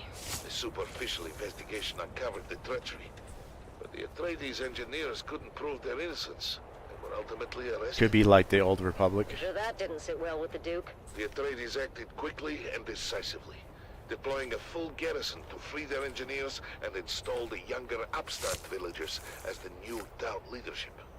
I'm sure that fat slug of a Baron loved to hear that. He did not. But he was spread too thin to do much about it. Even when the new town leadership formalized their fealty to House Atreides. Good for them. Sorry, Val, but your old crew were a band of snakes. You must never be sorry for observing the truth. But at the same time, snakes are at their most dangerous when cornered. What happened? The Baron grew tired of losing ground to the Atreides, and dispatched the biggest snake of all to fix his nephew's problems. Peter DeVries. I was making my house over here, but then there's like too many of these guys popping up. Upon returning to Arrakis, harassing me. Fleece's first order of business was to organize the destruction of Made it over here. as a warning and message to those who contemplated disloyalty.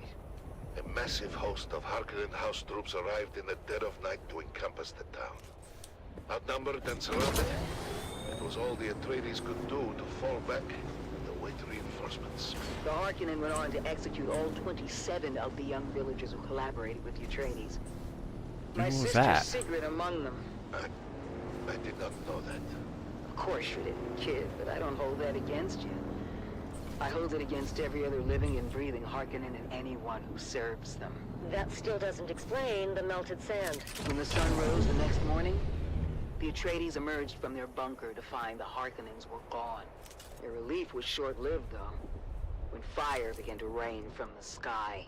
The Baron kept a stockpile of ancient siege artillery from the old Empire. And did this? The Atreides force and most of the town were incinerated in their beds. Just in time for a massive Coriolis storm to come along and Jeez, maybe I can sneak over here. anything left behind. Sorry to interrupt Get your this great tragedy. sand. but, I think we're being followed. We are. The last 2 clicks or so. Keep going, we're almost there. Almost where? The rubble pile that used to be my home. This way. Here it is. Not much to look at topside. Topside? Cover me. A trap door. Guess I was born a smuggler. Pull it shut behind you. Damn. It's all scorched and melted. I was worried about that. The heat from the bombardment must have cooked this place like an oven. So we came all this way for nothing. Not for nothing.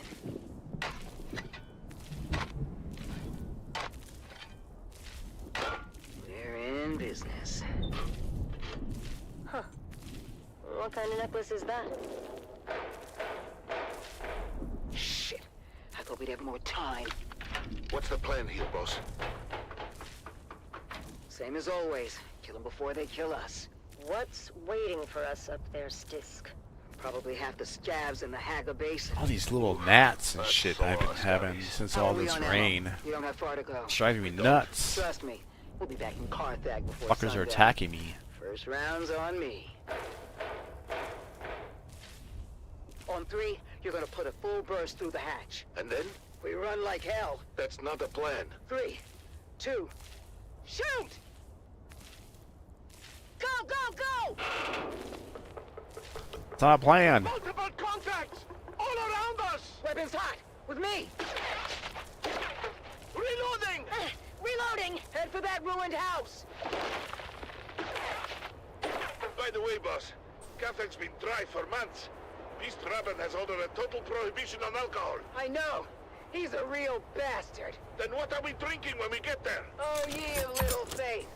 On 3, we grenade and move! 3, 2, grenades out!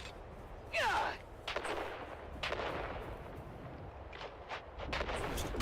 We're almost there! Where? Box Canyon! Just down this grade! A box canyon? That doesn't sound good. Go, Can I pick go, that go! up? I wonder if we can pick that respawn beacon up. Use it somewhere else. Keep going! All the way to the back! The end of what? The dead end? Here! Where? Oh, shit. The canyon wall is fading. It's... A Solito hologram. That's a big door. Locked. Lucky we have the key. Haha. Your sentimental family heirloom. It is now. Inside, quick! Closing door. What now? There's got to be hundreds of them out there. Trying to get in here. We ride home in style. Val, get the lights. Nice. Did I put up here? For medium-tone gunship.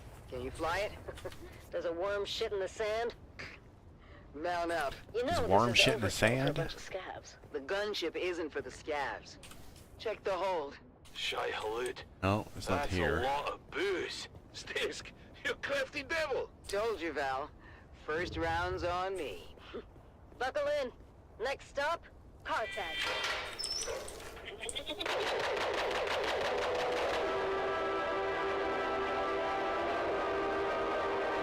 Show it.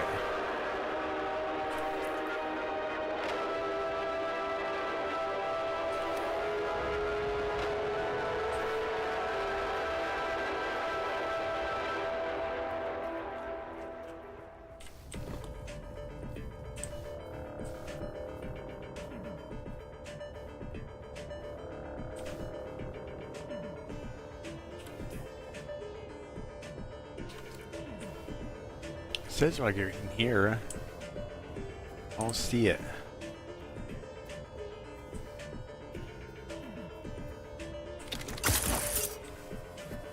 There it is.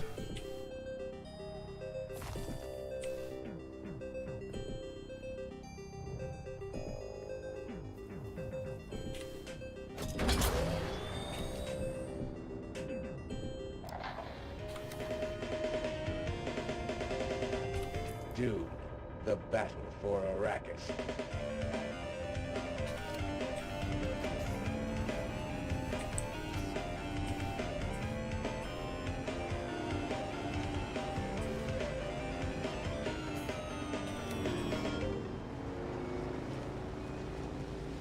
Gotta watch out for these worms.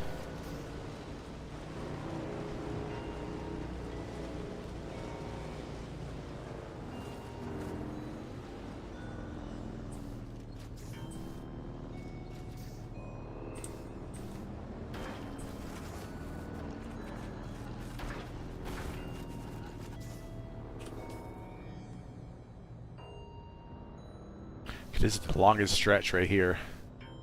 Just to make it through here.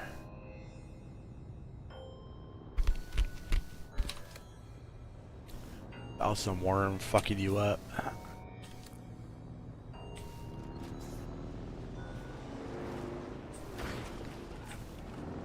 Big worms.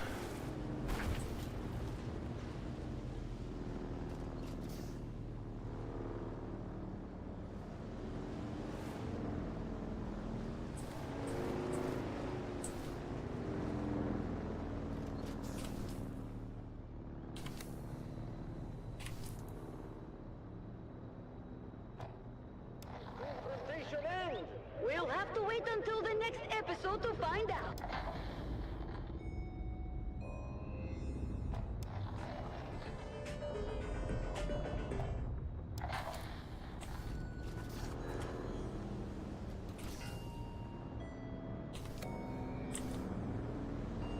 Here we go. Wish me luck.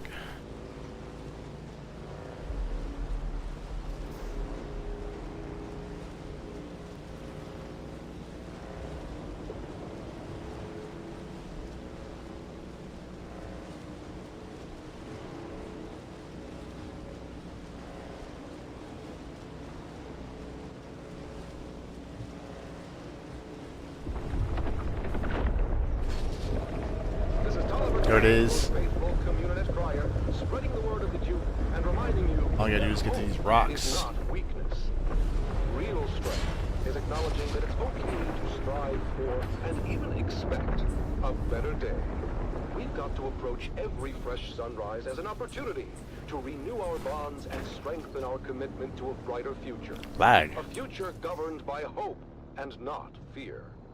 This is Tolliver Cam from the heart of Arrakeen, guiding you through your day. View from a mountaintop. The song of the sea. Our faithful brother, that ever-present roar, companion to those dreamers of jagged peaks of long ago. Eyes towards the distant stars. Visions not of glory, but of light and hope across the darkest voids. Now, beneath an empty sky, our banners gloriously fly. Dreams fulfilled, but lost. Light and hope consumed by darkness deeper than was known. And lost as well in desert, empty as can be. The song of that faraway sea.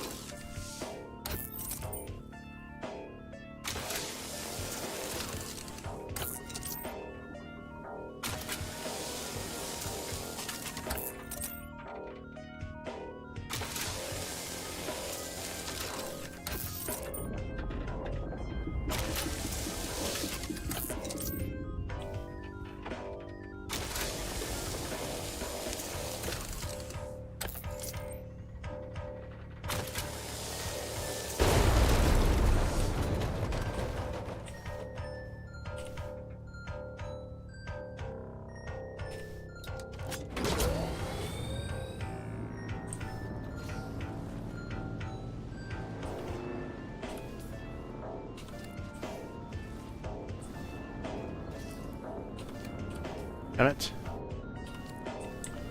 Over here.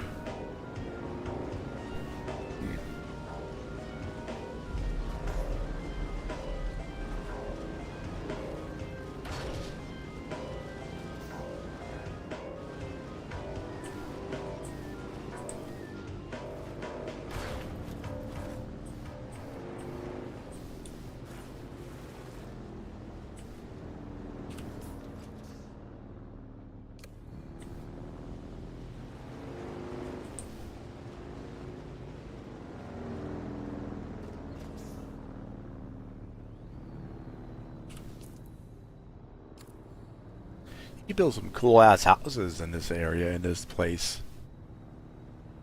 Put them on these rocks and shit.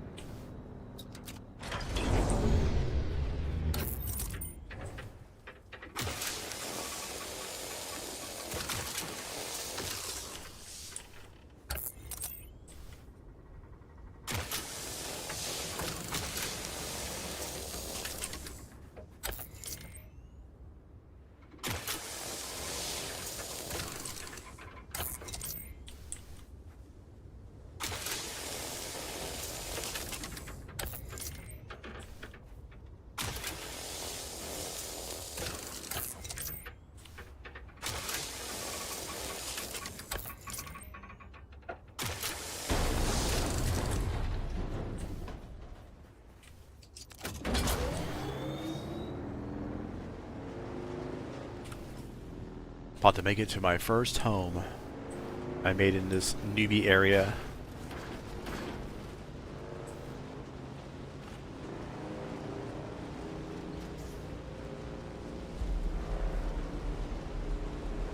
Fucking warm is close.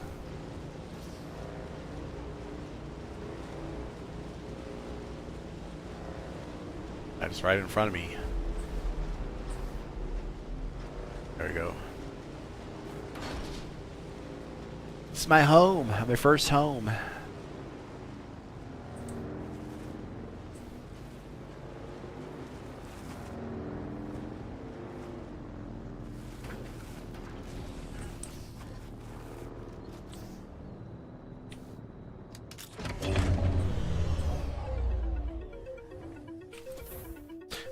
All kinds of fucking water in here. I can't extract it though.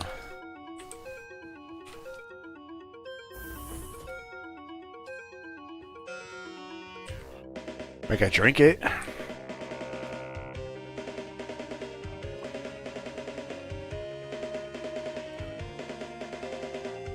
Dune, the battle for Arrakis.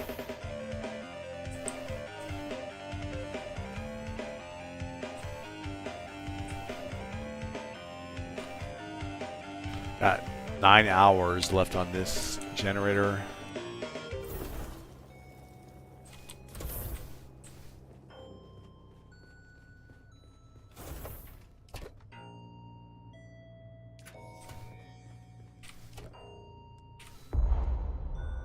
I'm only maxed out. Shit.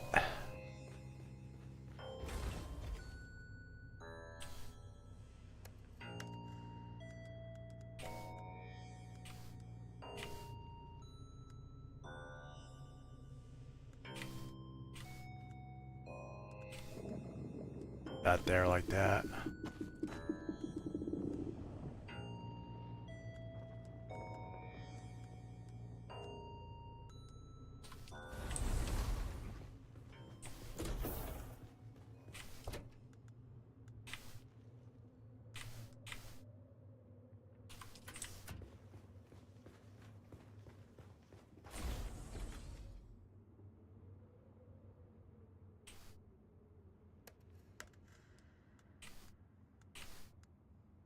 Oh. Shit.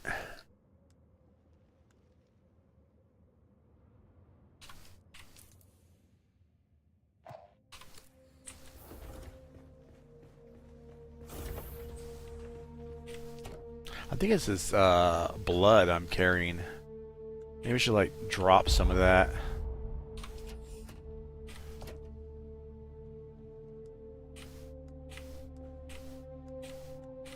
A little bit.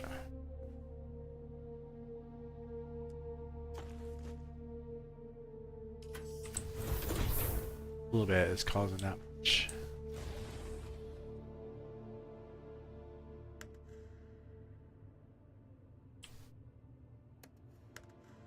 All it says is full. Already maxed out.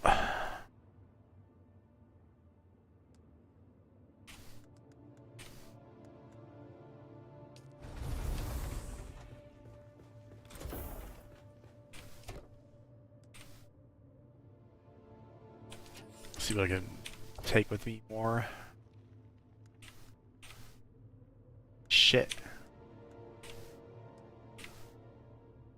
Not maxed there.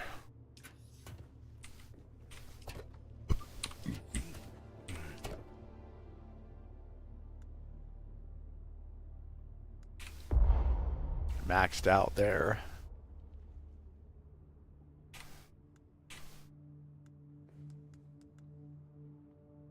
Do that. We're maxed out on this one too, right? Yep.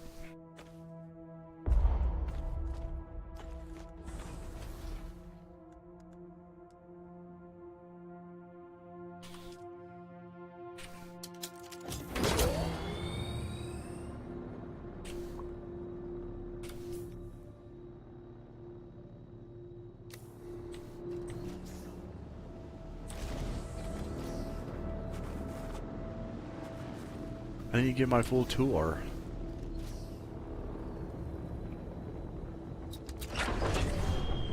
Of my crib. My first crib. My living room.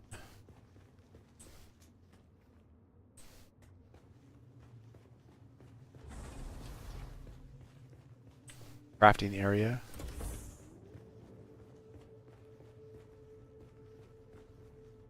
Also use this, huh?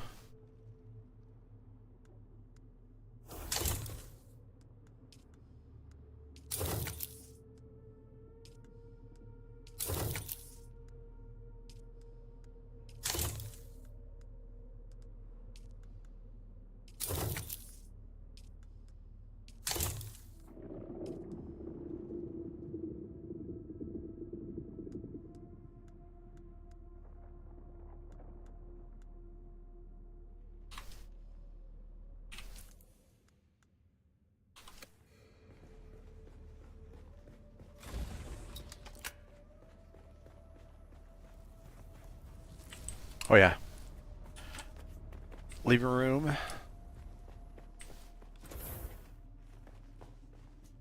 Sort of.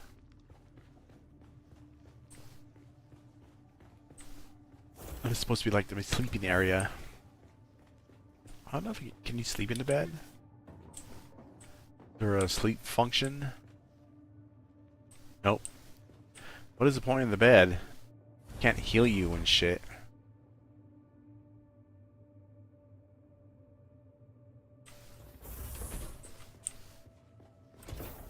You got cabinets and stuff that have no function.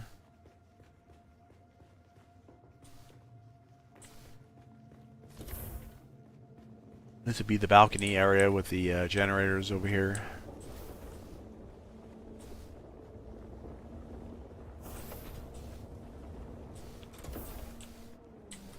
Actually, hold on.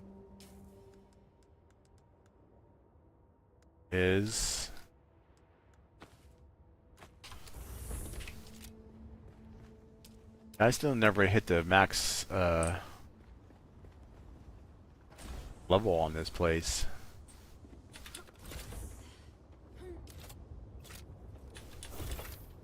Look at build another floor.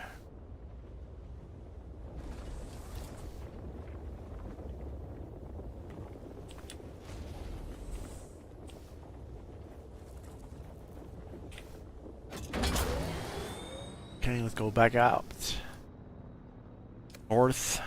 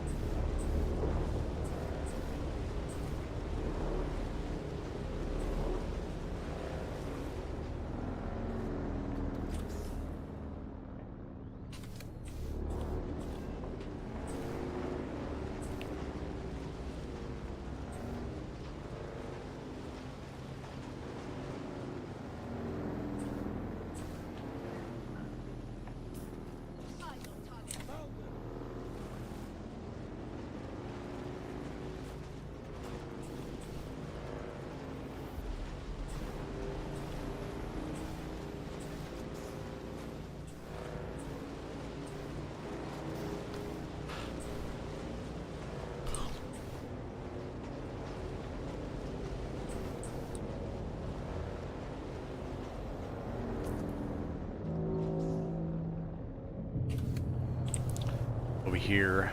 Oh, they got the damn ship out. That searchlight on it.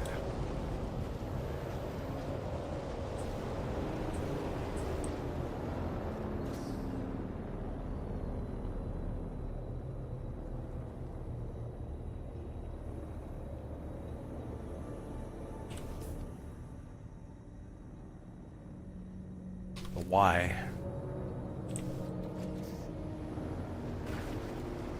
Oh, that one went away.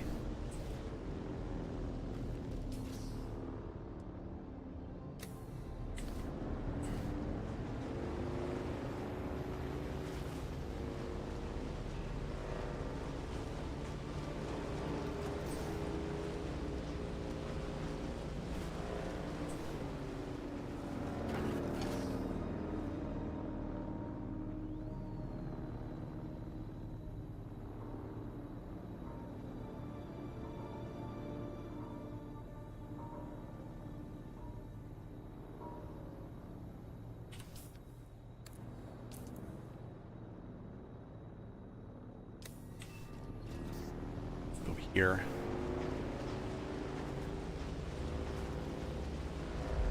Then head north.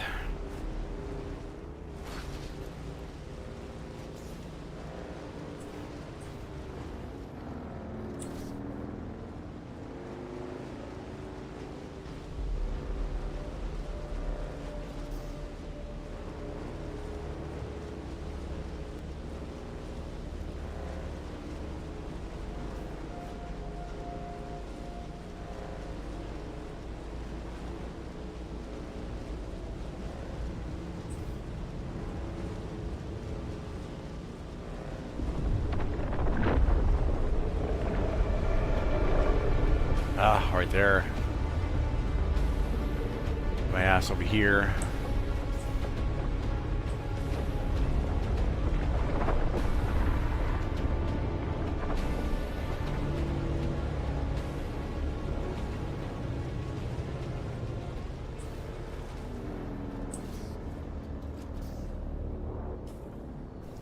Okay.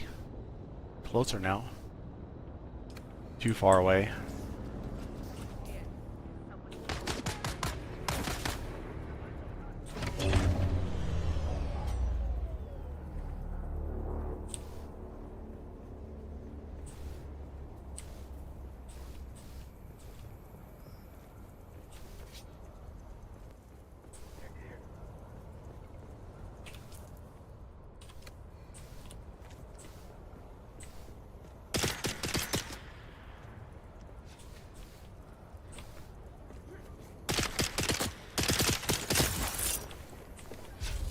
Shields up.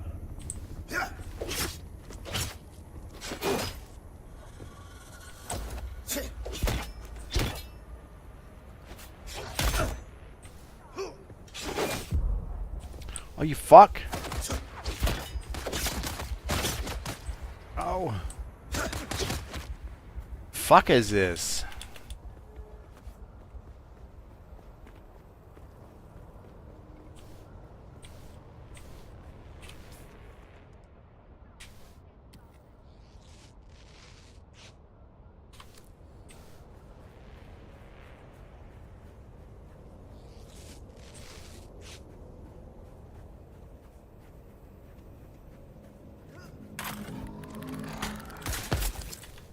Bitch.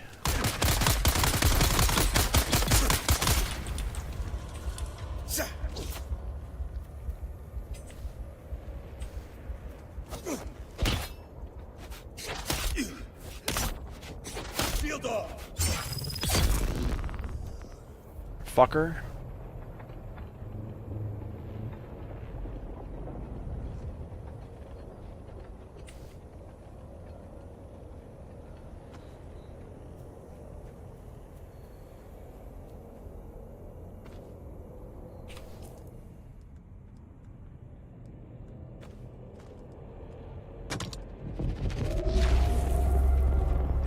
No. What the fuck?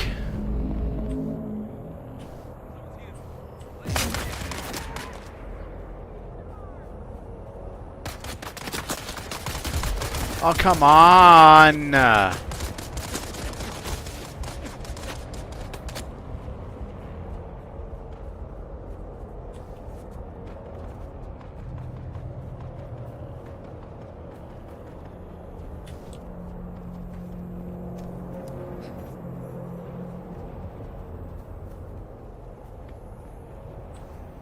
What is this?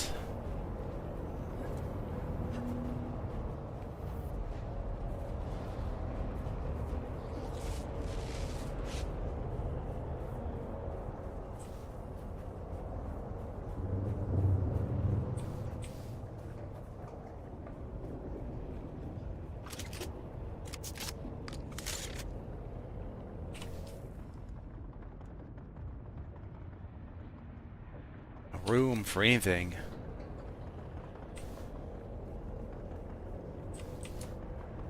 Fuck.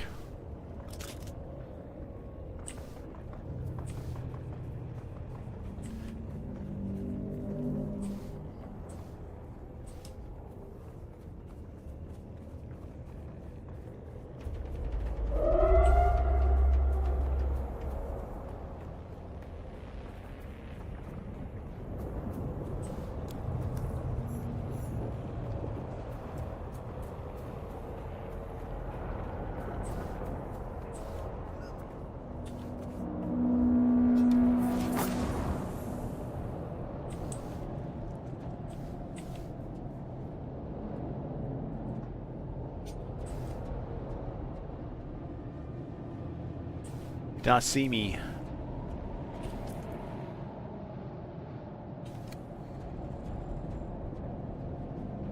Why? Why are you fucking with my shit?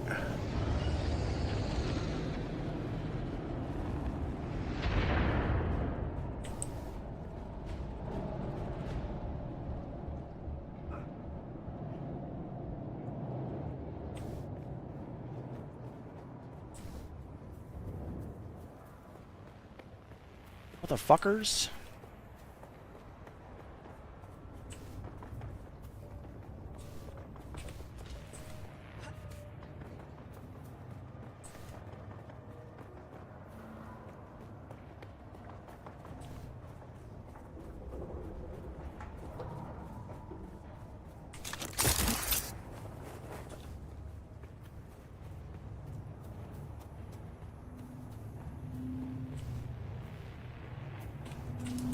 Little fuckers left.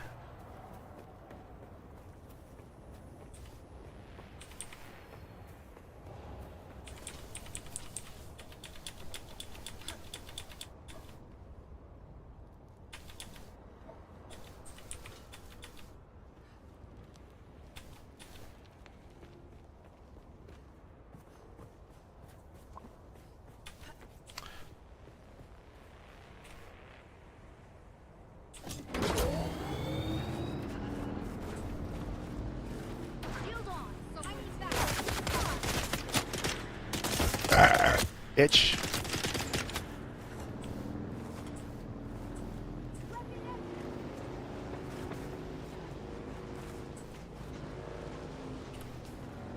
We got ways to go.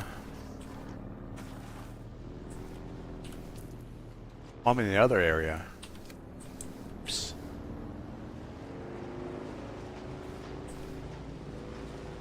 Here.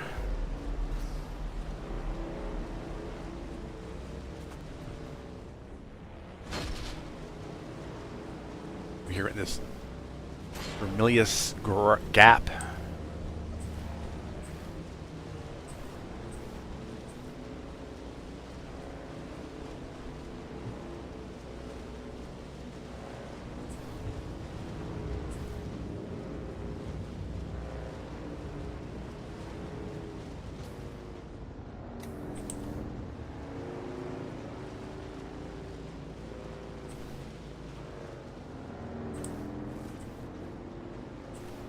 Over here.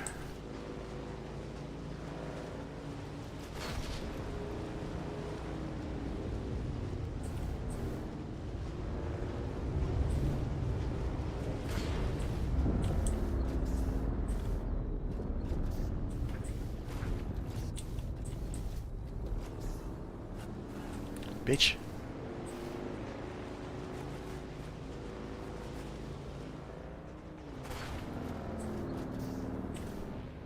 I need to move to a new server on Once Human. I want to do the Manibus Earth to gravity thing. Just to see what it's like. This last one was kind of, I don't know. I didn't like it too much, to be honest. It's better if you have a big group of people to go with.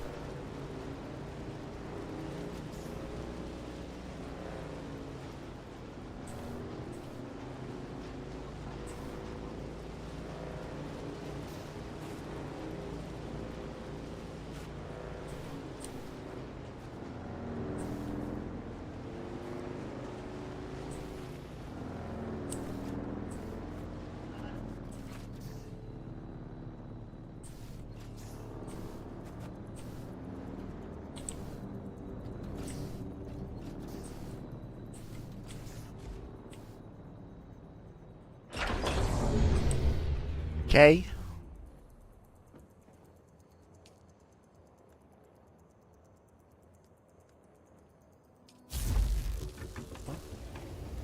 Only one? Okay, so what do we got? Got a lot of shit to store, I guess.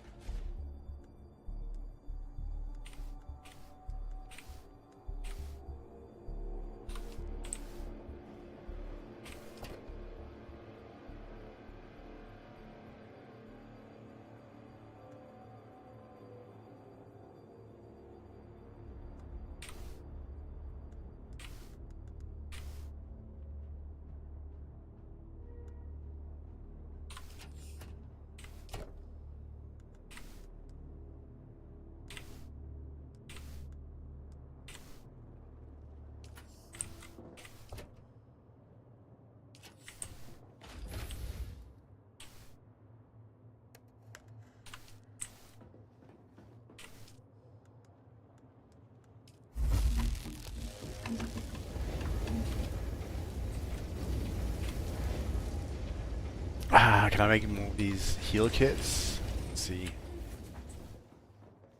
I have like 20 on me.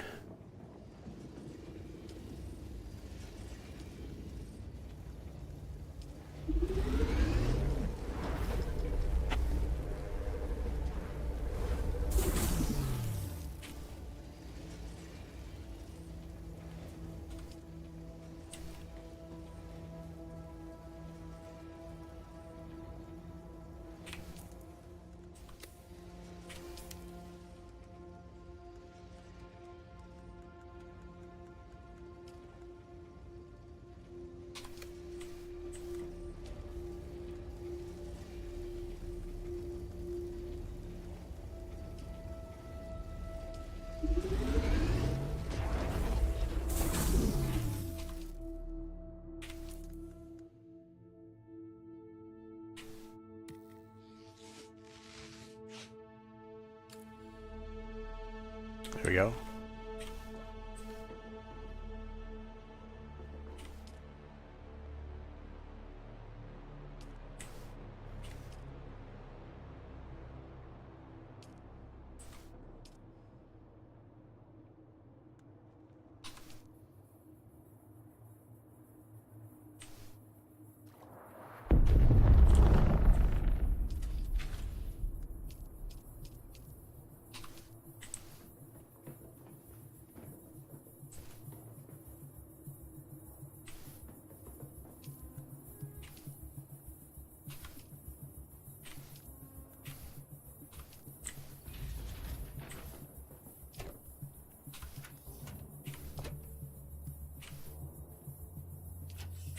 Okay, got that.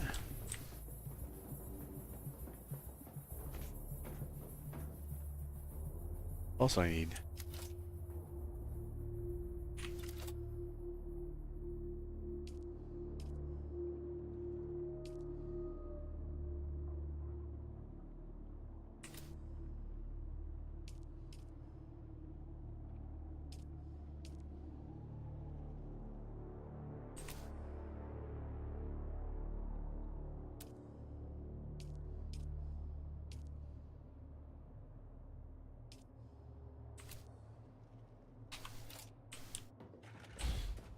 I have enough ingots.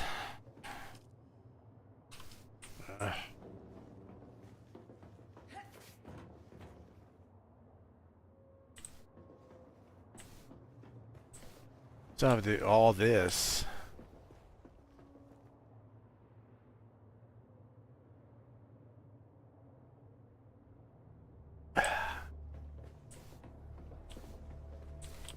See.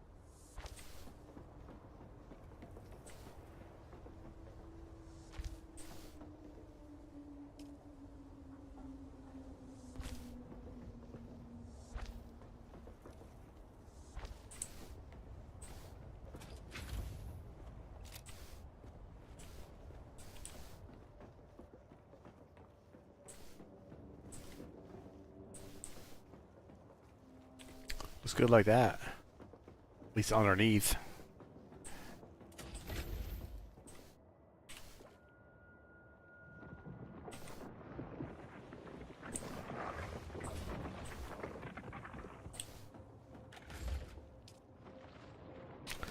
I have 9 hours left to extract all that shit.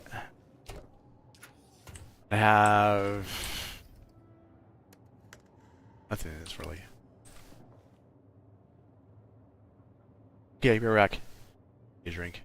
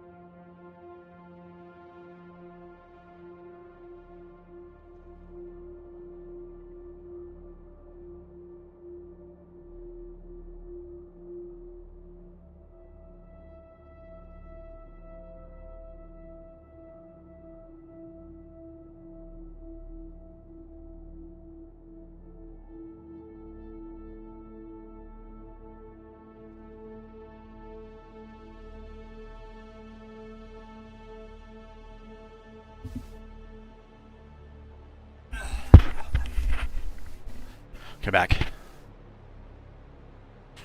Some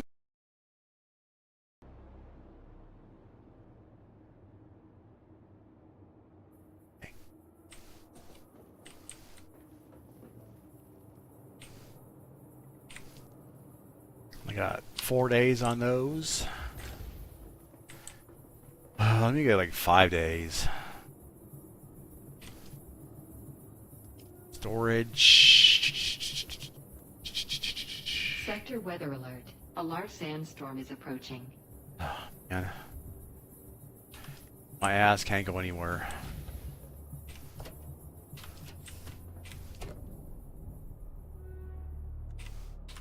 Grab the...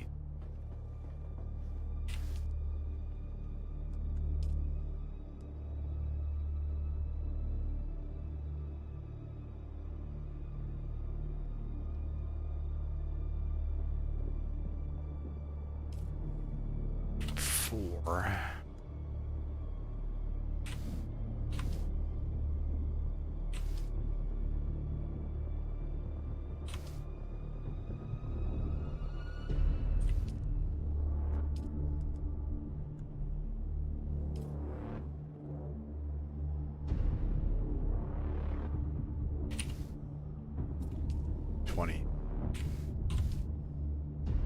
Should put me for a full 5 days. Yep.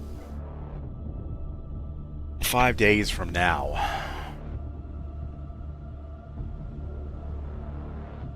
Okay. Sector weather alert. A large sandstorm is approaching.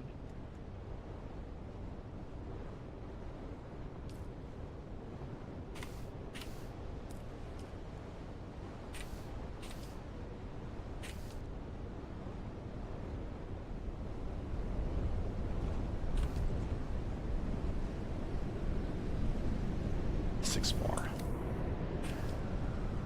It's calculated.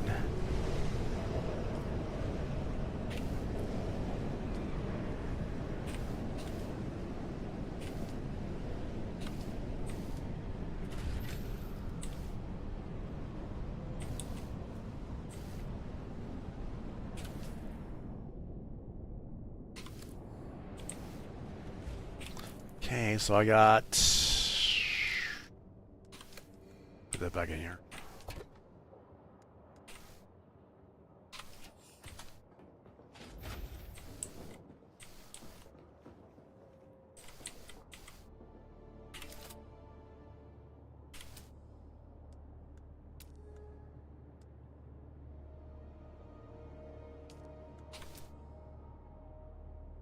How did I have any iron ingots?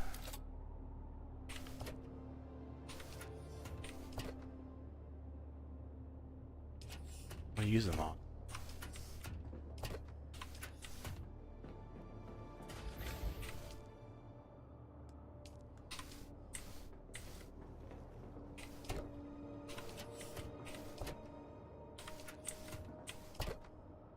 Three.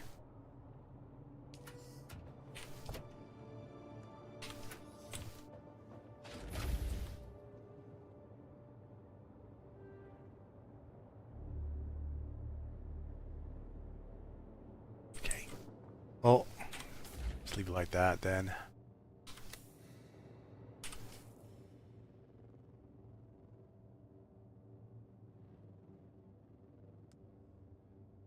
Make my ass, haul ass over there.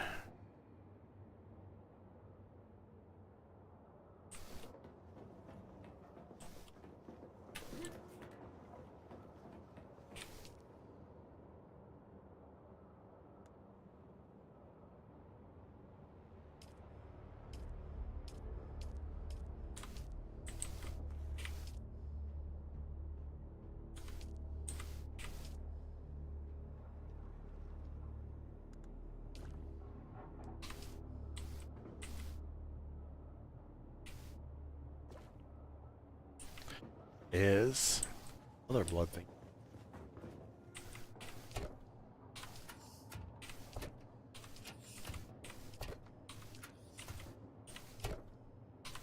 My bike? Must be at home actually.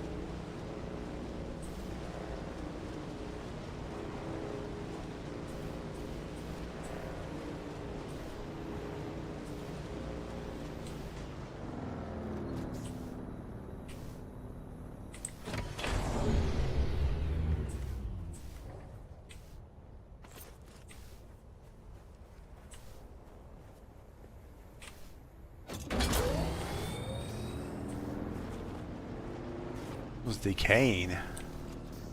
I wonder if there's anything in here.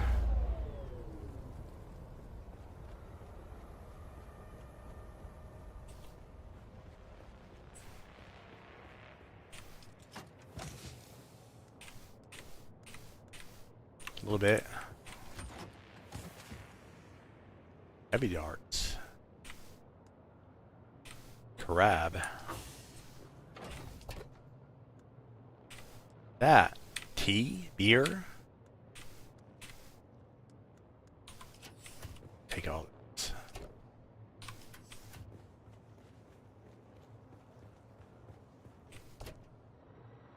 Shit.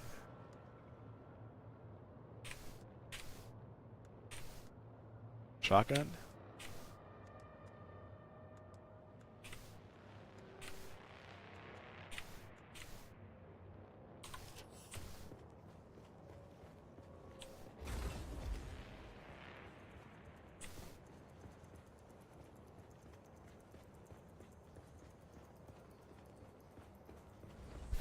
Modern art masterpiece.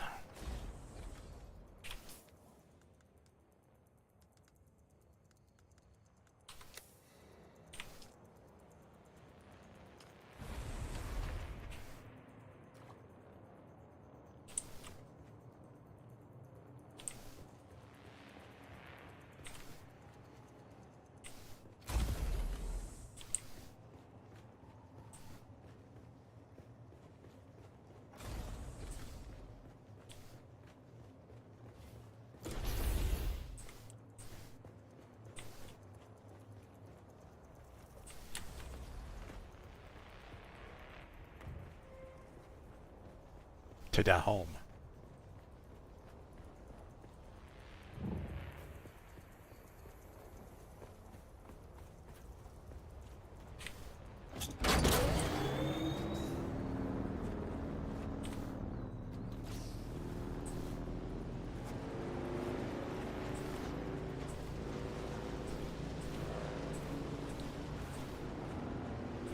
Wonder about this place over here.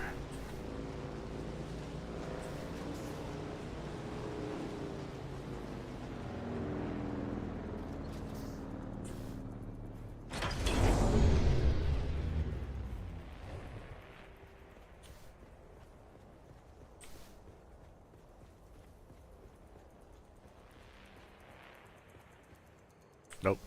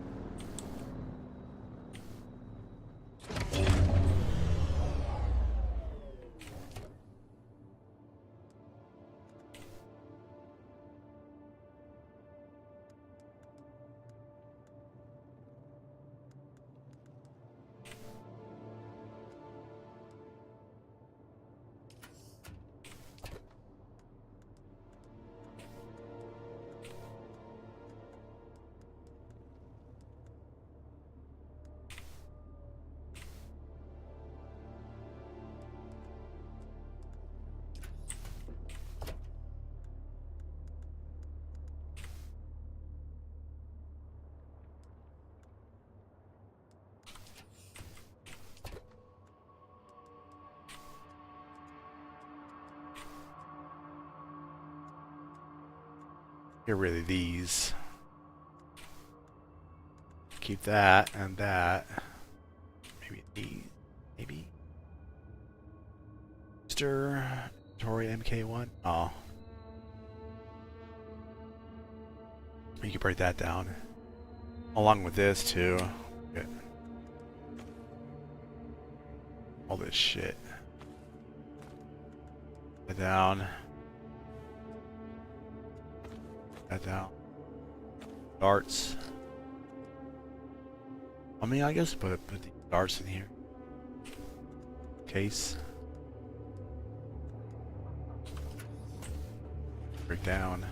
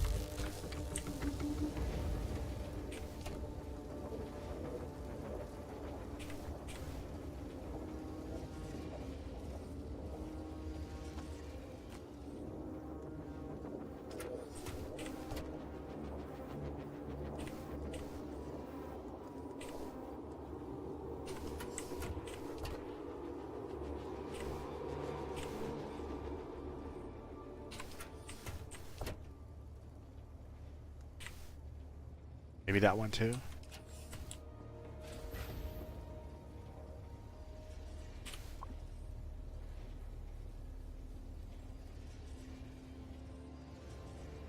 Okay. Get on over here.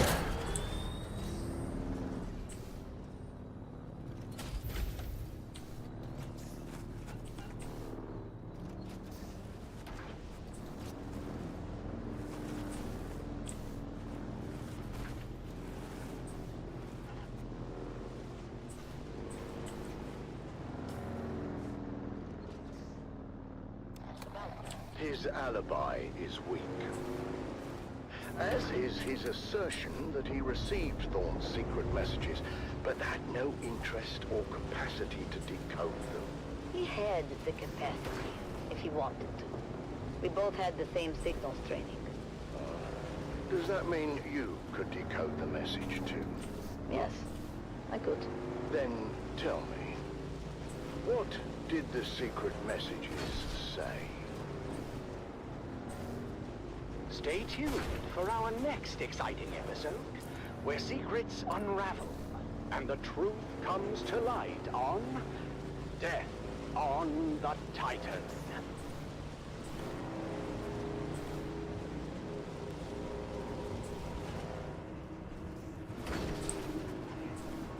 I don't think I heard that one. Or the second part, at least.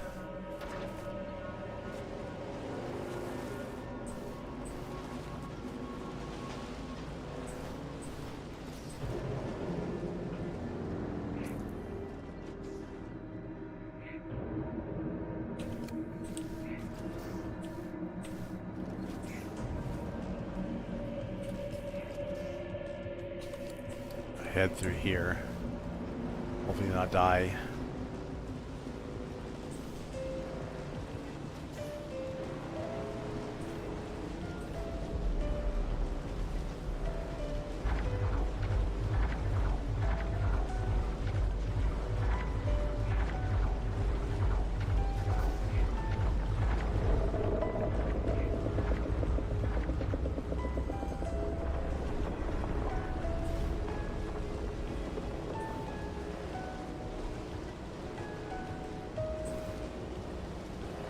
Kind of close.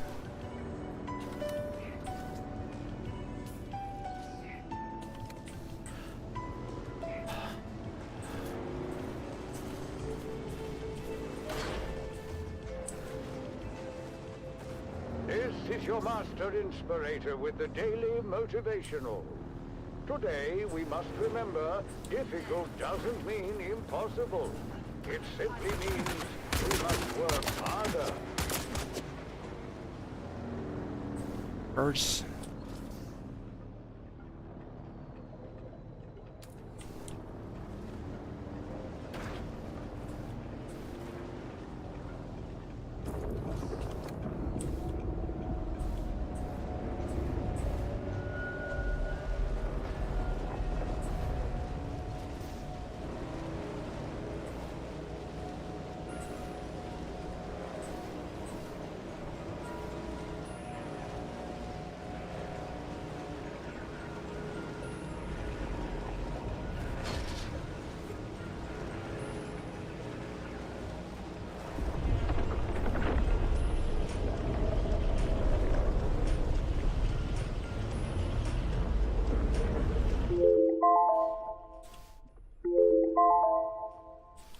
motherfucker.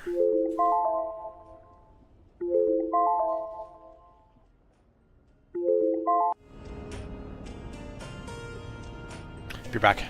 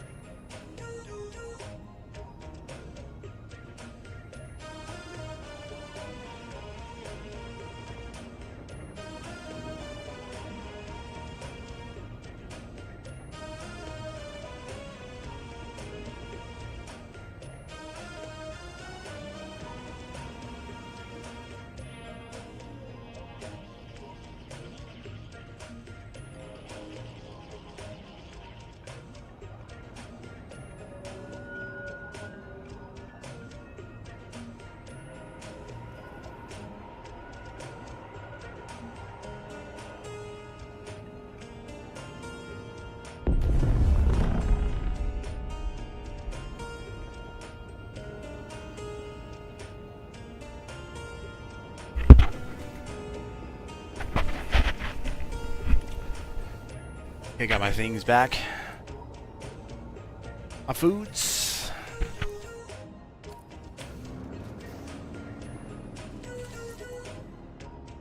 Go around here.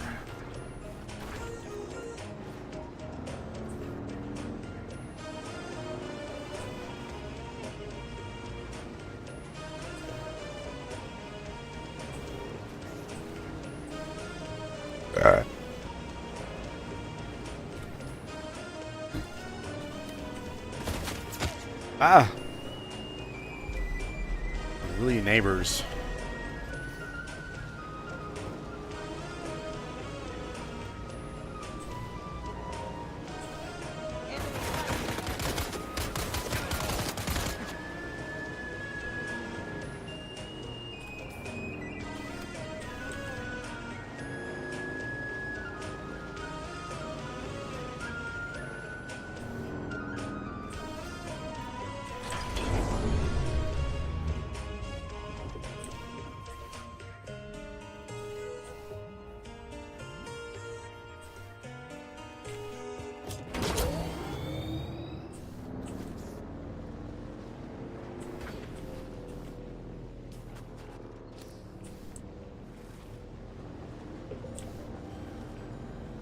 What's this?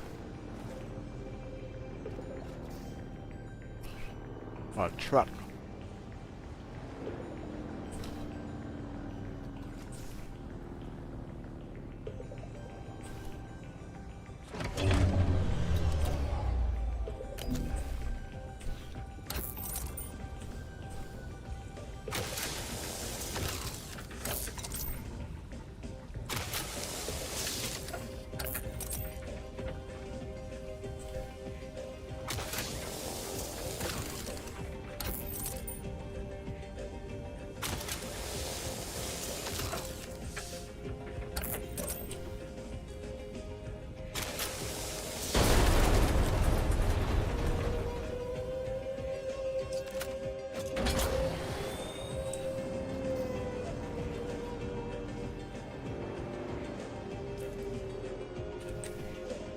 Okay, I should be able to make it.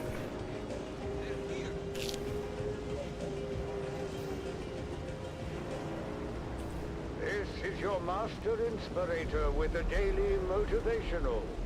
Today we must remember, no matter how hard we work, someone else is working harder.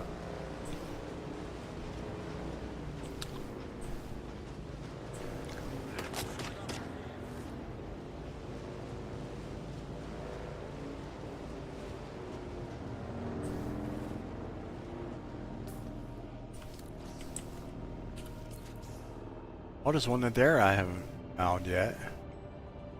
I'll hit him up on the way back.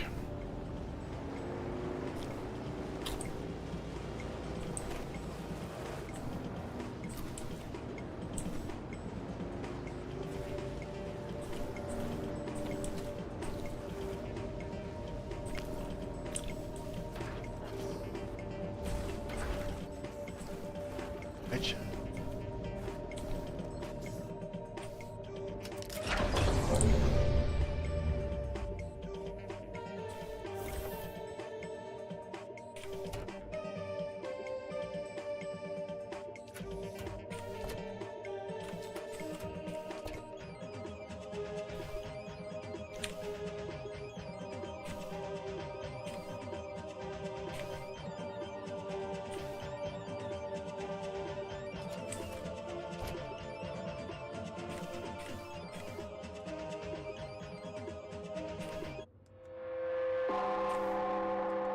The Combine Hunted Communinet Theater presents an Arakeen Playhouse production of 5 Days at Carthage.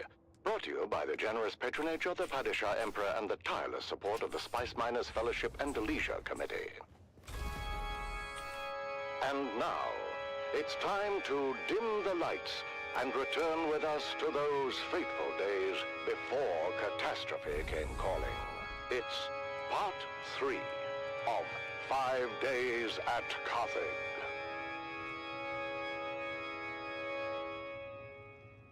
The Imperial Scenarist Guild has been provided unfettered access to the sealed records and testimonies of those who survived the Carthage incident.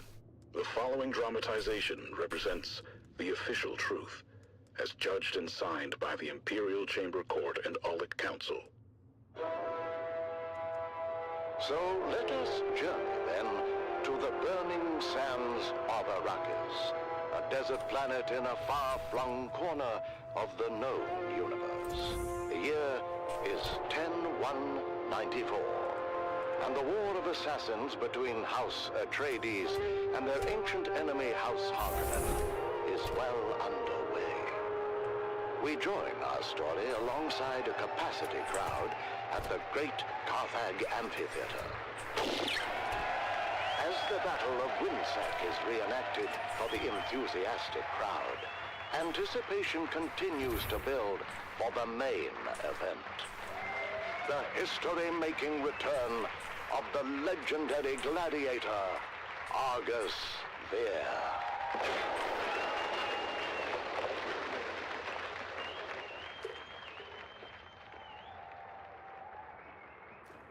Do you hear them, Argus? All of that for you. Oh, do not overfill my ears with honey, old dog. I hear the crowd well enough. I also hear the sound and fury of Laskan fire. The Battle of Windsec, I believe. You know how the Harkonnen love their reenactments. Bah! Never heard of any bloody Windsec. A local engagement of some import. The exact details elude me, but I gather I think that's it pretty didn't much end it. well Really? for the Harkonnens. Why celebrate it then? There is some disagreement on the specifics of how the battle concluded, and who, in fact, was responsible for the rather costly destruction of a Spice Guild facility situated there. The Harkonnens, no doubt. I believe the Baron would claim otherwise. He would, wouldn't he? Where is my damned spice?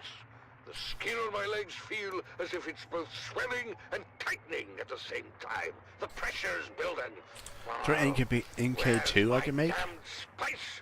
That Harkonnen bootlick should be here by now. There he is. Control yourself, Argus, and do keep in mind we Ah, are here can't make at it. their sufferance. Now, enough of your prattling, page. You're beginning to sound like my sixth wife. Damn her eyes. Oh, hello. You're not Vestari? No, Vestari had to attend a pressing matter. I am here in his stead. What could be No, more I already pressing have that. than my bloody spice? My Never legs mind. feel as if they're about to burst and shower the room with gore. I have your spice. As requested, a 7% solution of melange, elaka oil, and Karana brandy. Did you mix it yourself? Who the devil cares? Give it here.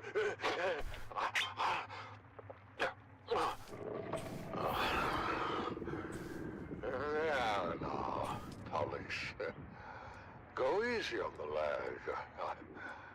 I'm in no rush to be anywhere, and I wish to enjoy a nice day in the country. He'll sleep for a while now. The battle is still hours away. I know it looks bad. We're mostly retired these days, but when the Baron calls, Argus can never refuse. I'm afraid his vanity wouldn't allow it. I grew up listening to Argus Fear on the Communinet. My father said he was the greatest gladiator in the known universe. Unfortunately, maintaining a reputation as the greatest gladiator in the known universe comes at heavy cost. By now, Argus has had every major organ slashed, crushed, or punctured. Every bone broken multiple times. He's had so many parts rebuilt, replaced, or regrown completely over the years that Beni Tlilax will no longer guarantee their work. They say he shouldn't even be alive. I had no idea. No one does. As I said before, his vanity would never allow it. Still, the chronic pain he endures on a daily basis would drive most men to self-annihilation. But Argus Fear will never willingly die. His vanity would never allow it. And with that, the Battle of Winsack is litigated once again.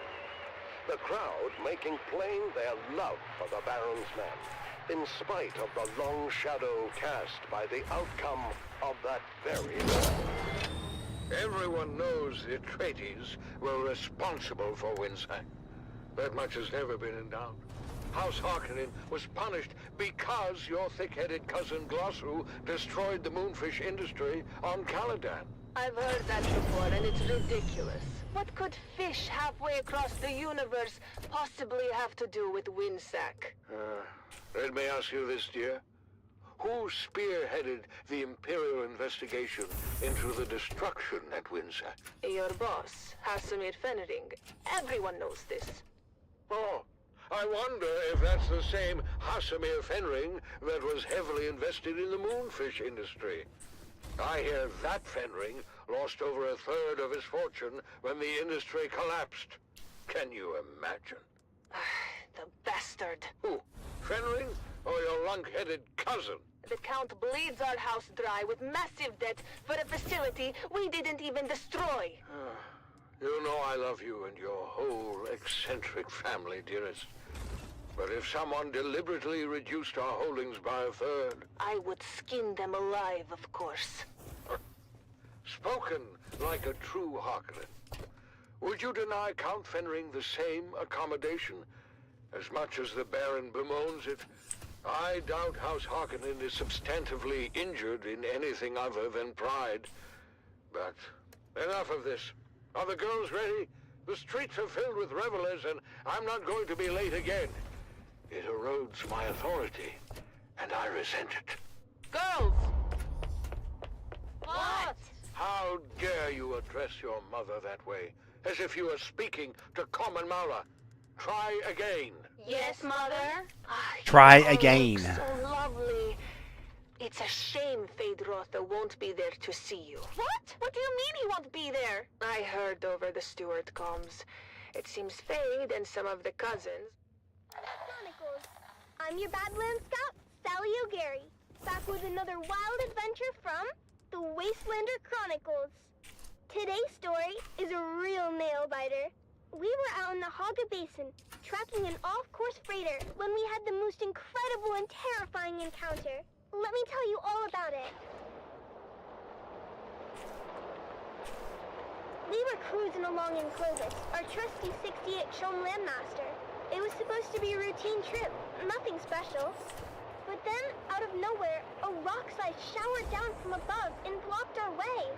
And when the sand and dust settled, we were surrounded. Over a dozen of the fearsome desert warriors noticed...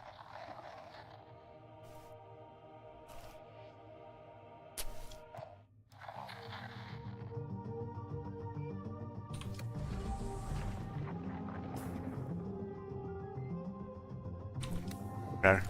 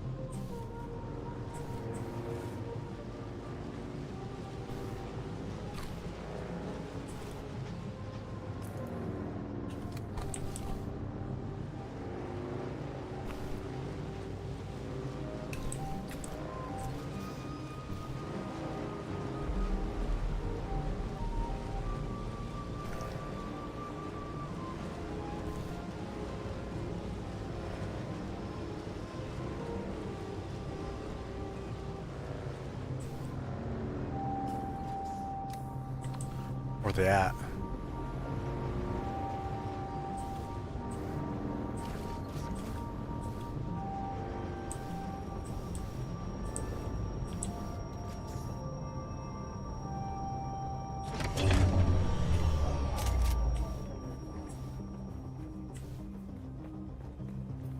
Someone's here.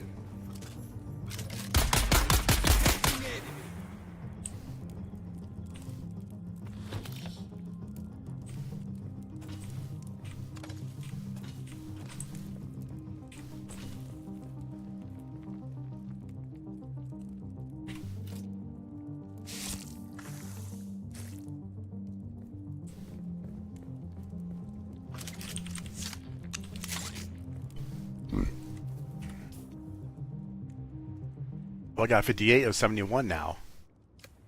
Interesting.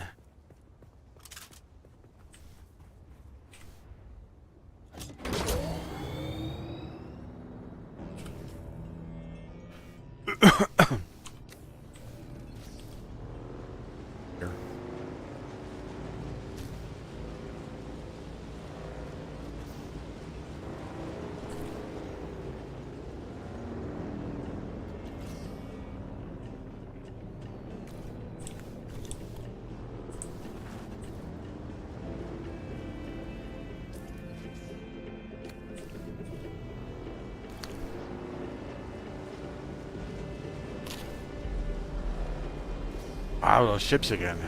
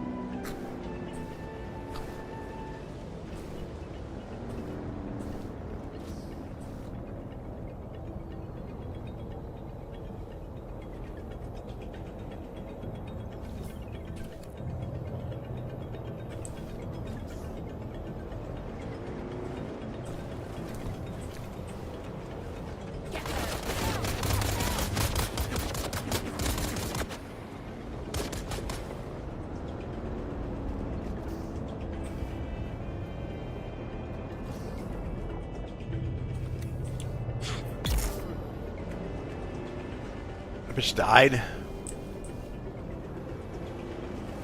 On a bike?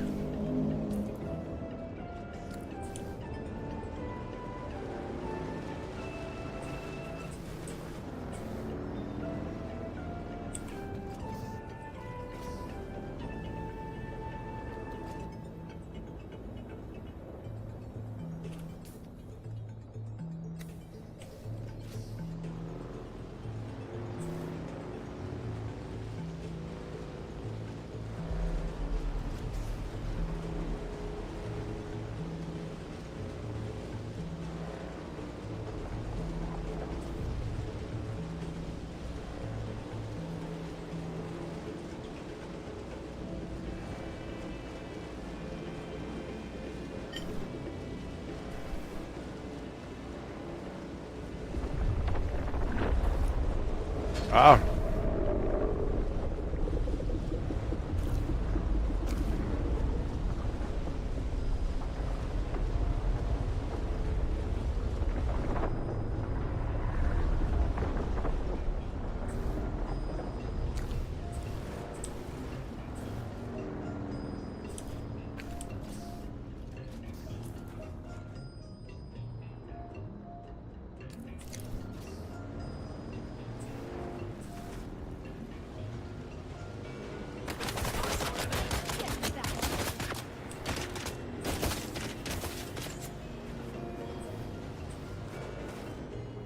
I don't think I need to go back. Anything really?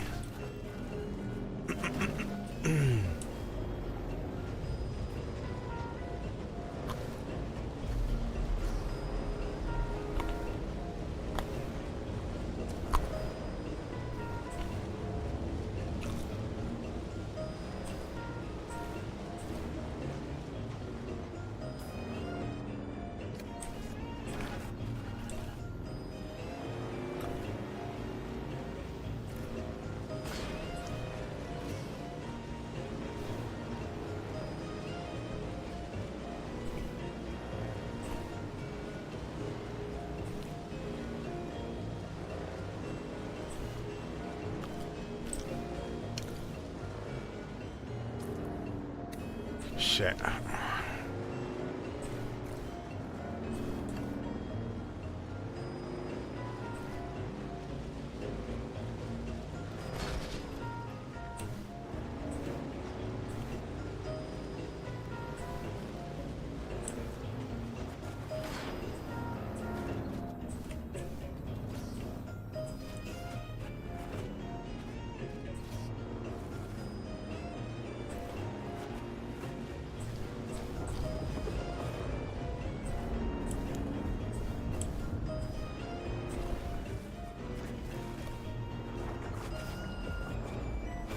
The hell?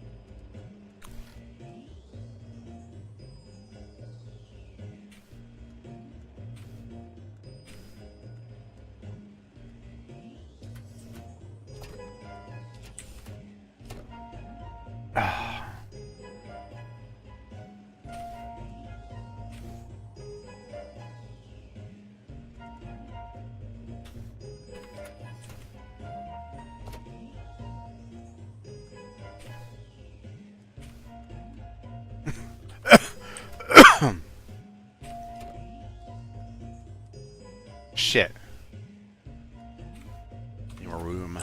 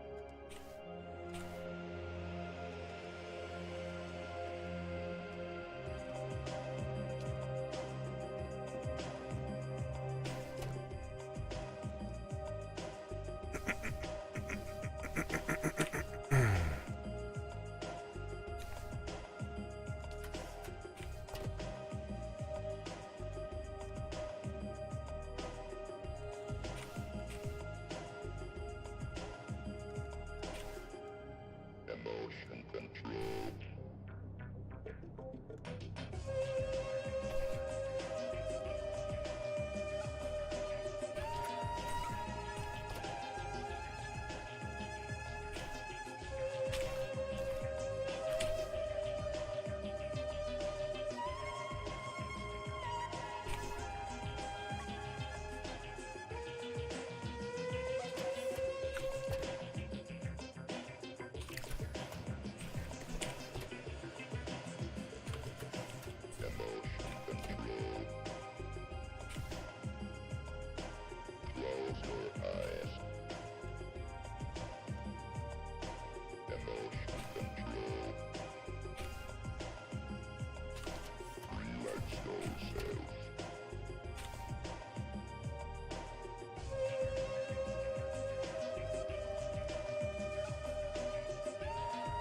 Okay.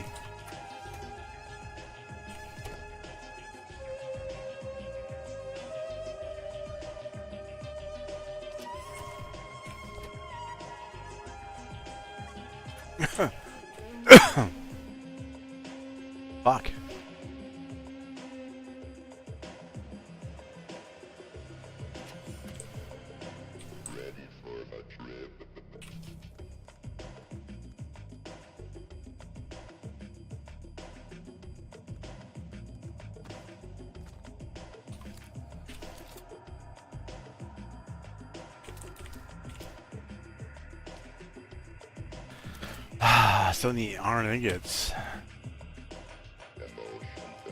So we'll get that, I guess.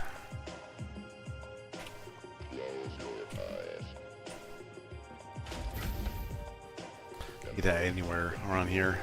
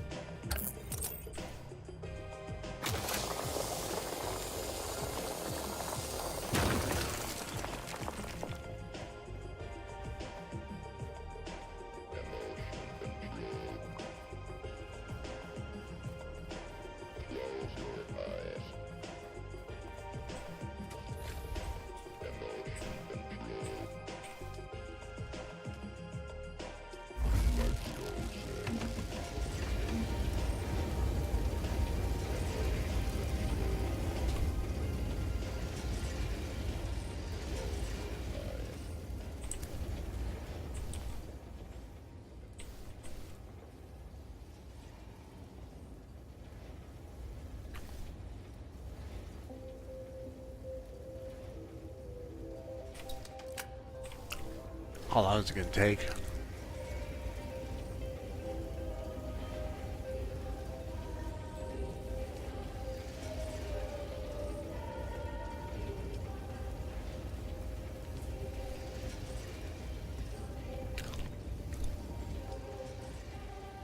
Doesn't tell you. Kind of sucks.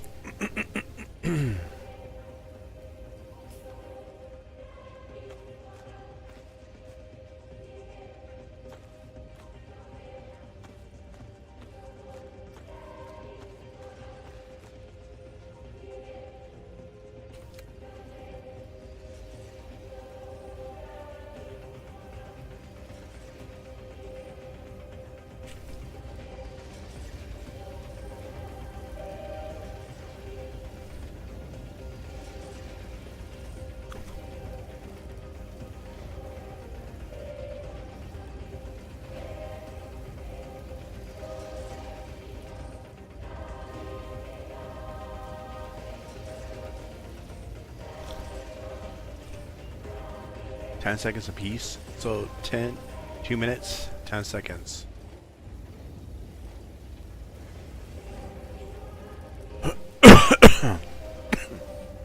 Okay.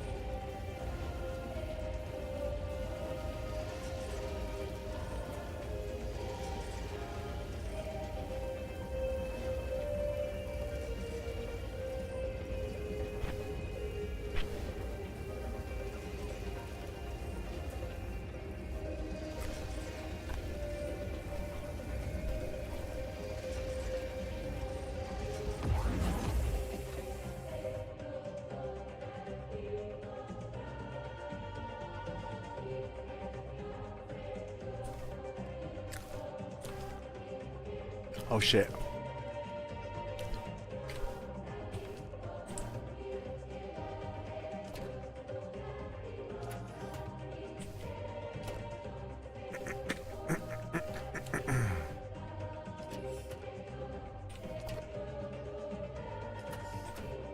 Can I make it now? Just one?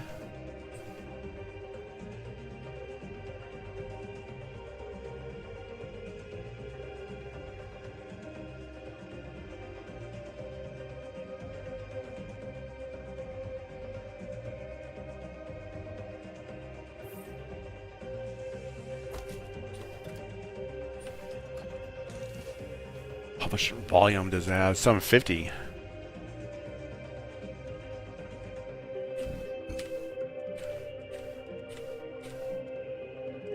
Here we go.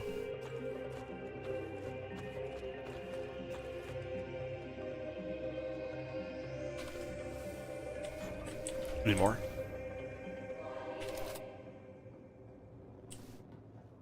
Let me know. Ingots.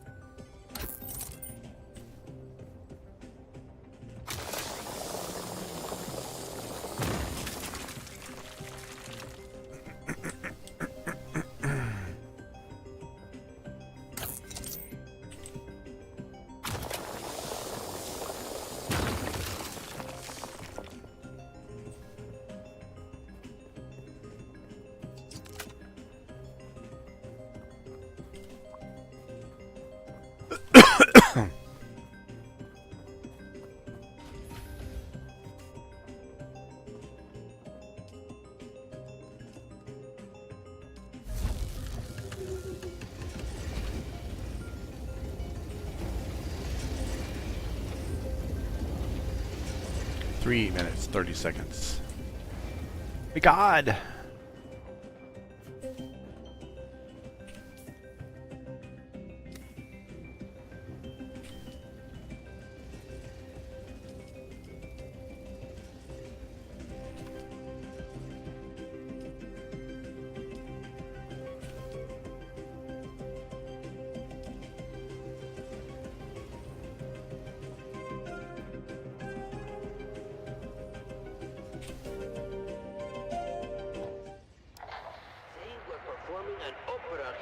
His father was a sergeant, old and bent and grey. He served the Duke in '88, back in a bygone day. He lived out in the desert and scraped his meager fare. Days before catastrophe came calling. It's part 4 of 5 Days at Carthage. Part 4. The Imperial Scenarist Guild has been provided unfettered access to the sealed records and testimonies of those who survived the Carthage incident. The following dramatization represents the official truth, as judged and signed by the Imperial Chamber Court and Aulic Council. So let us journey then to the burning sands of Arrakis, a desert planet in a far-flung corner of the known universe. The year is 10-1-94, and the war of assassins between House Atreides and their ancient enemy House Harkonnen is well underway. Once again, we join our story in the tunnels below the great Carthage amphitheater. After months of being overworked and forbidden from all vice, a massive cargo load of illicit alcohol has found its way into the city and flasks of the anxious capacity crowd. Sector weather alert. A large sandstorm is approaching. What happened, Val?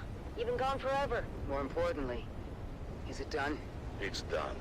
I poisoned my boyhood idol. My father's boyhood idol. An old man at the end of his rope, just hanging on for one last time in the spotlight. One last bow. Something bad happened. Mama, my path back here took me through the main concourse, when I came face to face with a 20-meter hologram of you, Stisk. Then you, Zoe, Jingle, Max, and finally me. No way. How can they be looking for us, Stisk? Not just the Harkonnens, the Imperials as well. There's an alert on both community-nets. Don't worry about it. I've got it covered. Bullshit, you've got it covered. They know we're here. It's a miracle none of them followed me back. I said don't worry about it. In about 10 minutes, we're all gonna walk out of here together right through the main concourse. You drinking your own supplies, Stisk? Our faces are probably spinning on every corner in the city by now. There's security everywhere. In 10 minutes, the authorities are gonna be too busy to even care about us. What are you talking about? Too busy with what? Too busy with the poor people of Carthag. So tired, so overworked, and forbidden from even a drop of the good stuff to ease their troubled minds. Until we come in and drop a cargo load of paint stripper into the pent-up town. They overindulge. Hell yeah, paint But stripper. can you blame them? All that angst has to erupt somewhere. But what do you think's gonna happen when they learn their beloved hero is dead? There's no way they could know. It just happened, and it takes a while for word to get out. Not if someone's already putting that word out. Have just enough. We told everyone, boss. People were pissed. And you'd be surprised how fast word spread. They really love this Argus Fear guy. Who is he? I already told you. He's the greatest bloody gladiator in the last 300 years. I don't watch blood sports. I'm more of a G-Ops guy. I predict a full-blown riot. 10 minutes tops. That's how we're gonna walk out of here. The crowd's all liquored up and pissed off. When they hear Argus Veer is dead, there's gonna be blood in the streets. It'll be impossible to track in the chaos. Oh, not just the crowd is liquored up. How about the whole damn city?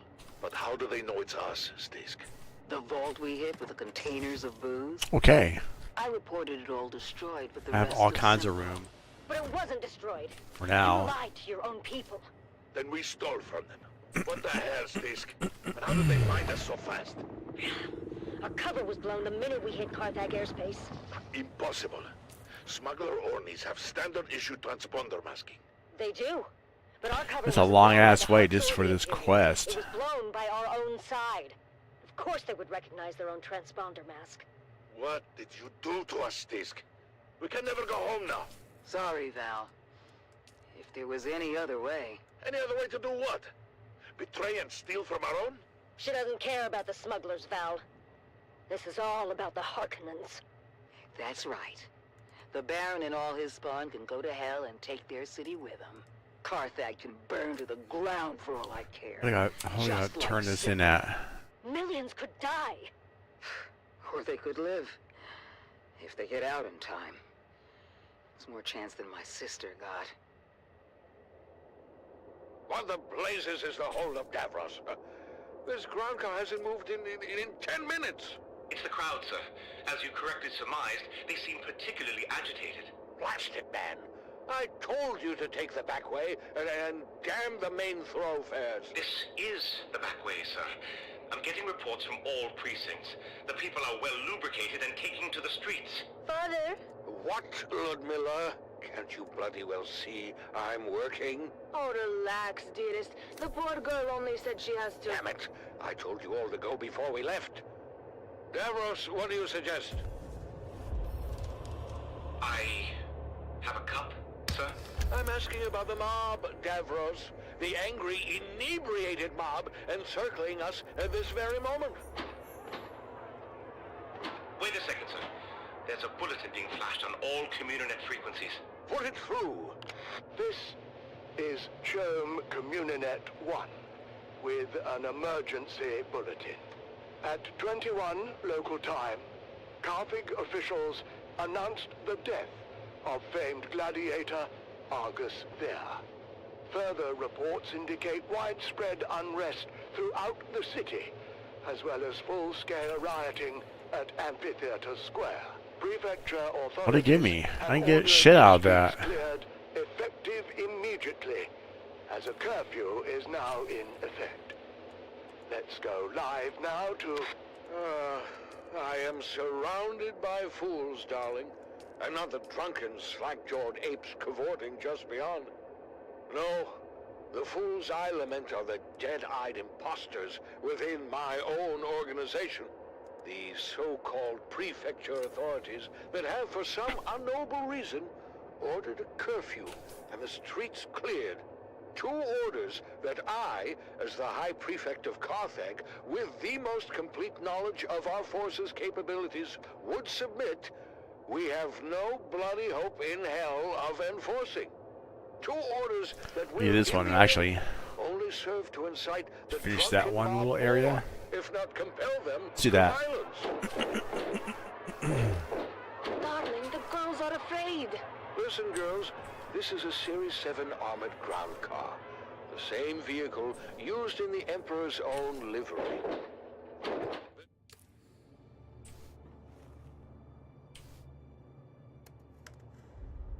Oh shit, I have this.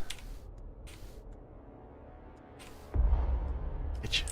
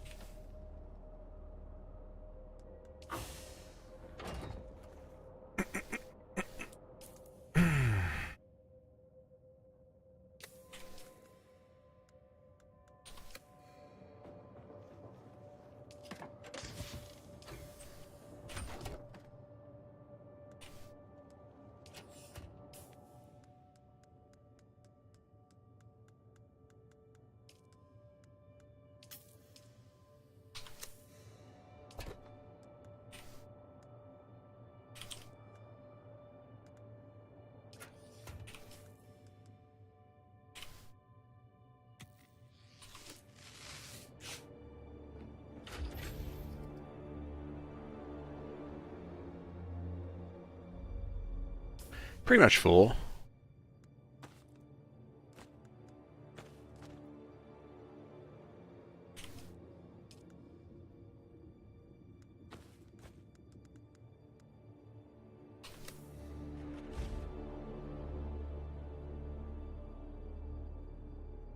But wait, you're back. Let me get a drink.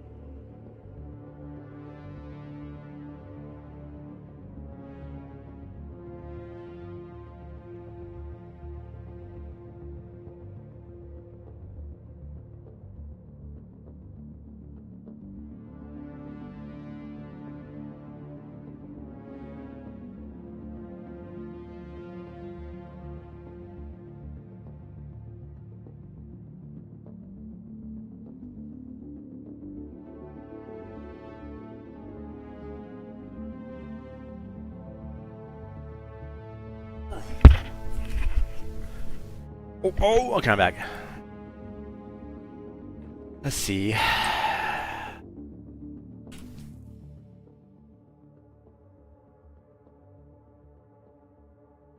Let me go back there. Alright.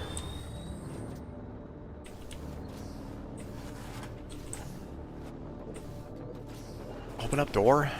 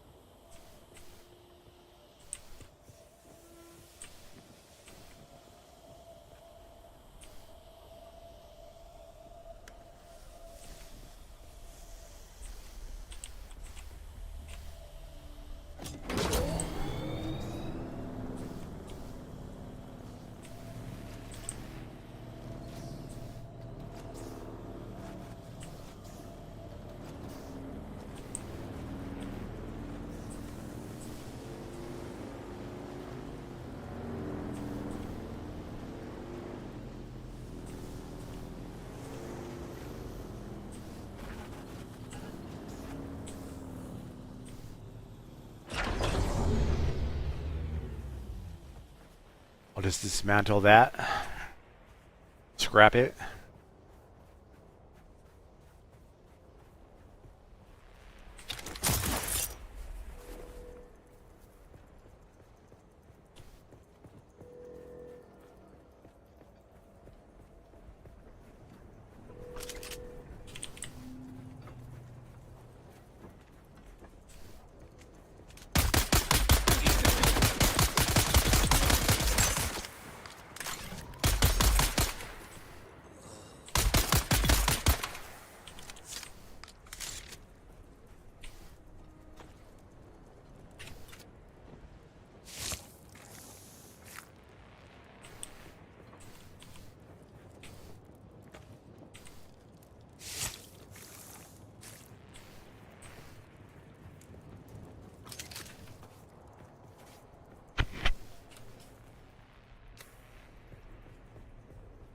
You start switching up to that other gun.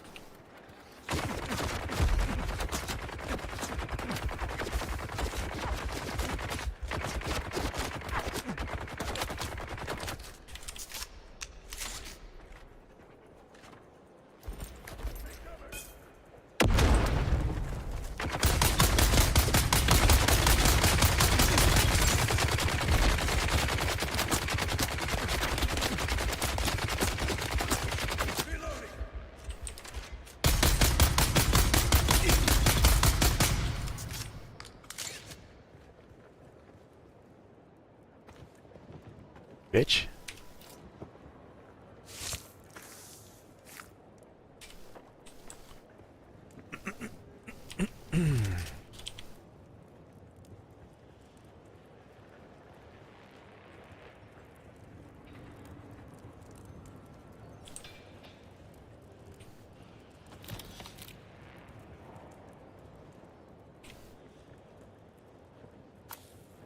Identification band. I wonder what that's for. Oh! Look at that.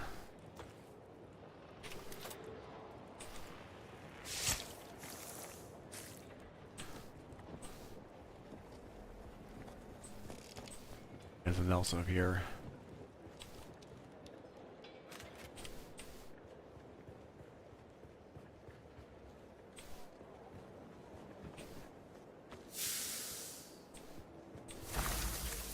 That's it.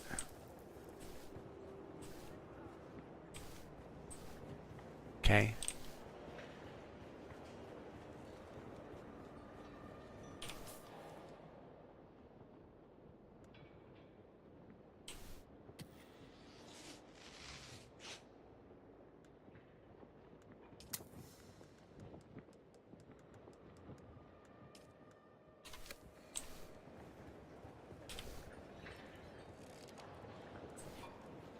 Okay, got that. Anything over here? Can't really tell. It's always hard to see shit.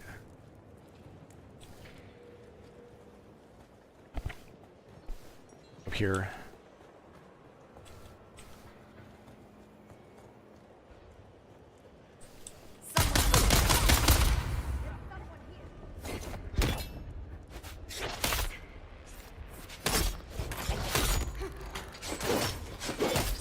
Bitch.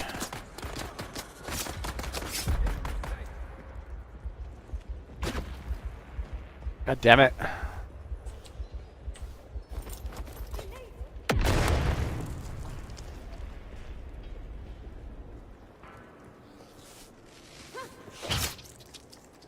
God damn it.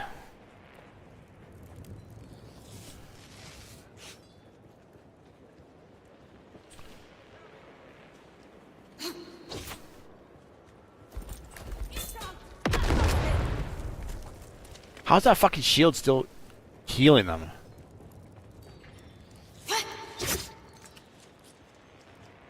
These fucking bitches. Why is there always fucking two of them?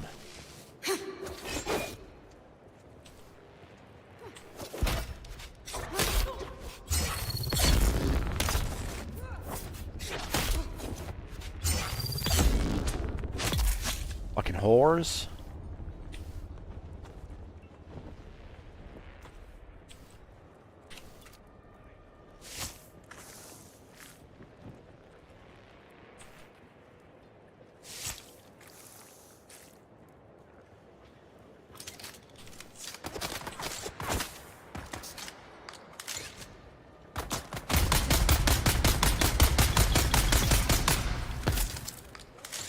Fucking bitch.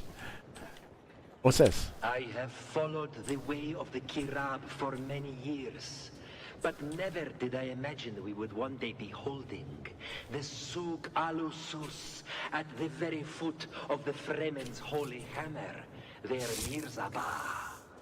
It is indeed a fine place for our annual market, now that the Fremen are gone. For that, I suppose we should give thanks to the Sardaukar. Not that I have any great love for the Emperor's war dogs, you understand. But I fear the drawn crysknife more than the Sardaukar sword. Yes, a fine place indeed. But you still won't find me anywhere near that innermost chamber. It reeks of Fremen curses and foul omens.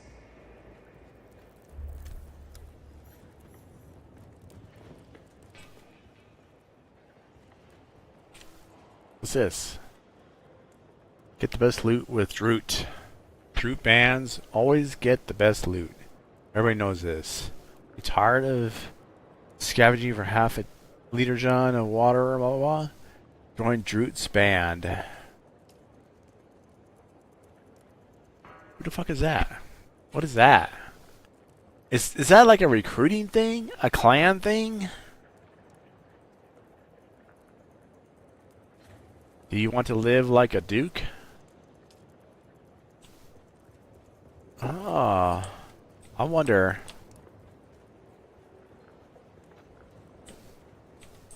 Okay, over here.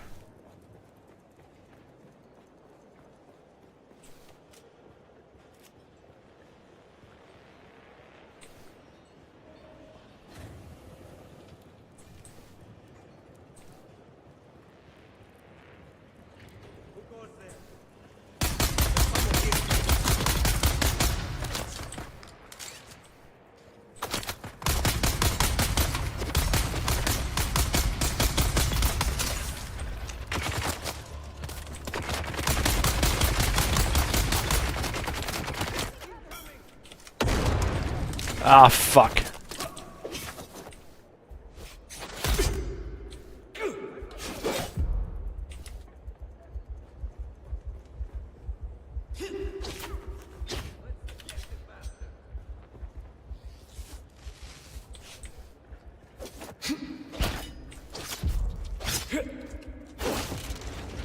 God damn it.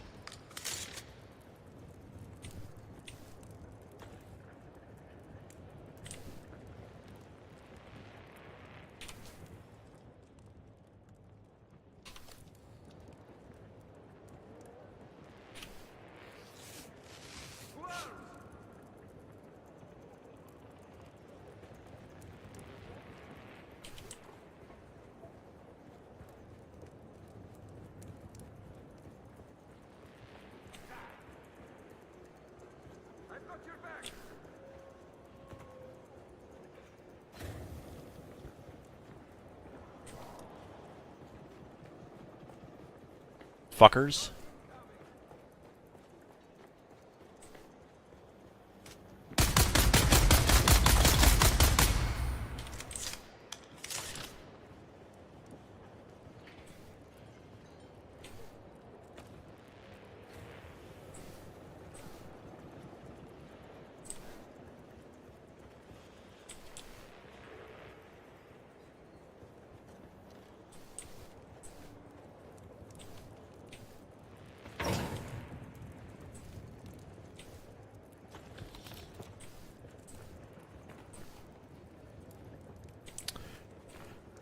Wonder.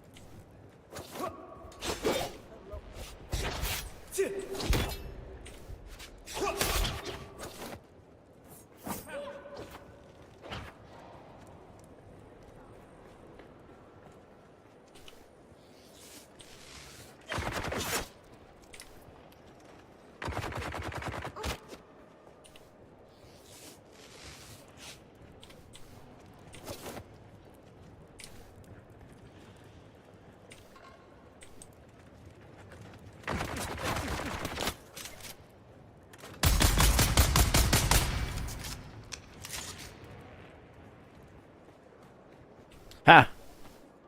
Bitch.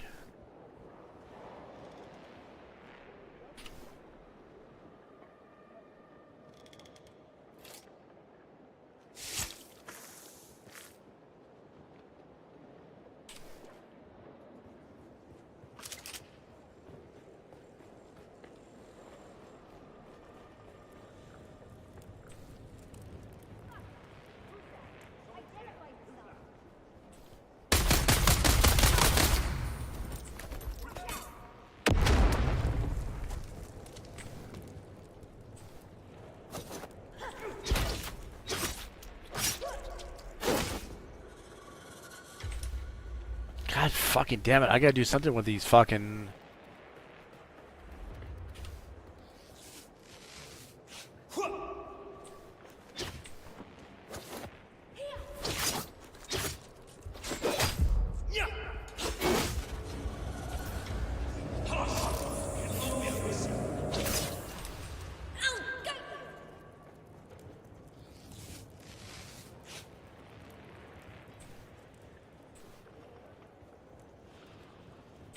Fucking damn it!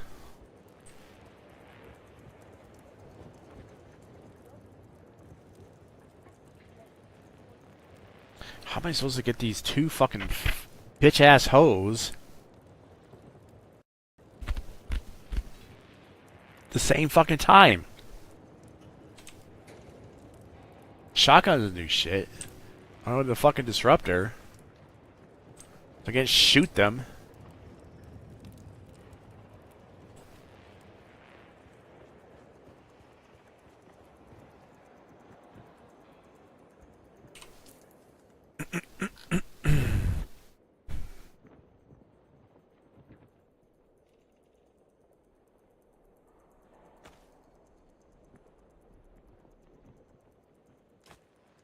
Also, this suit counts for both.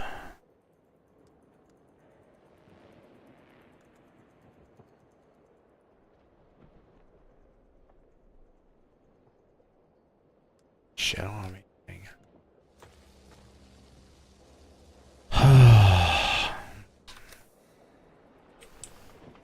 Try it. Fuck it.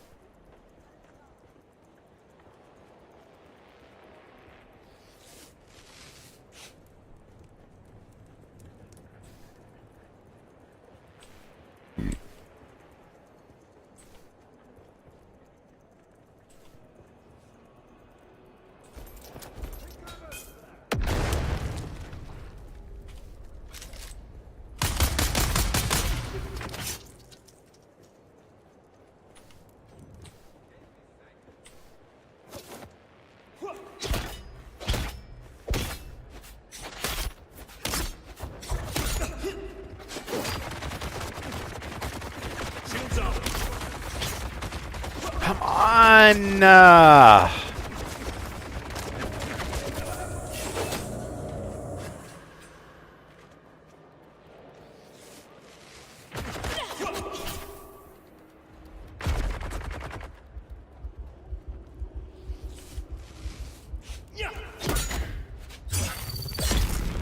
Fuck you, bitch. Fucking hoe.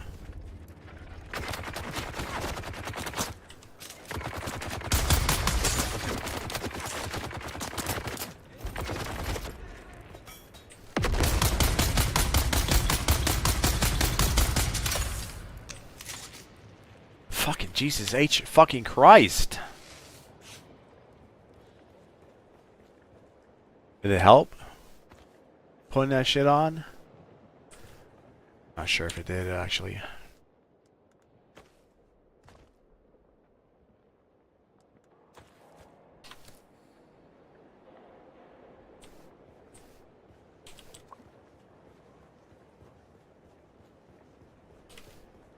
Okay, I get this other bitch.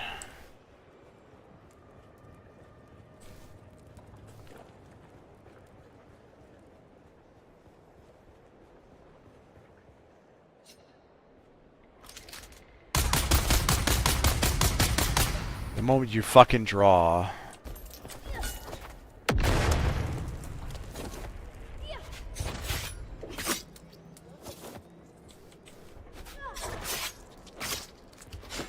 What is this? Lag?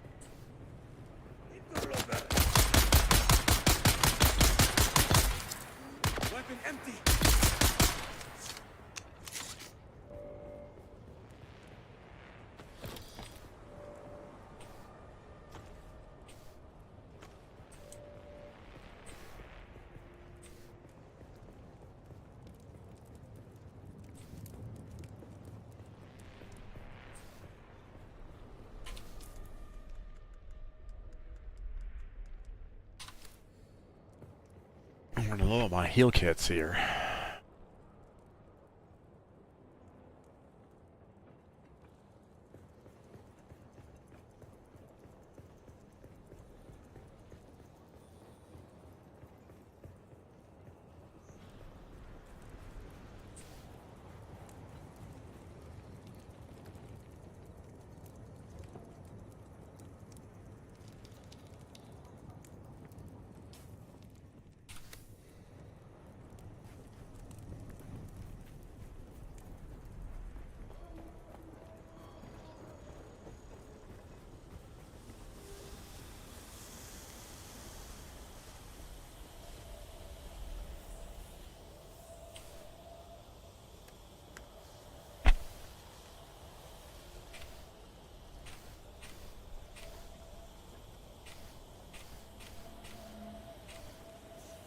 What's this do? Wonder what that does. Find out.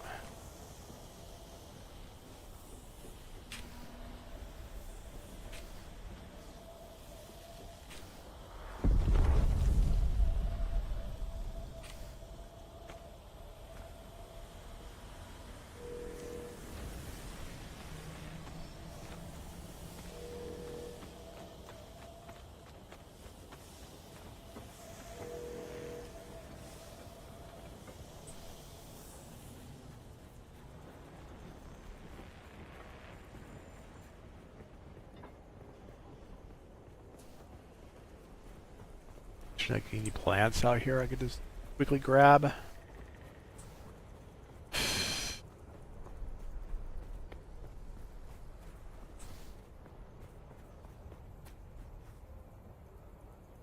No.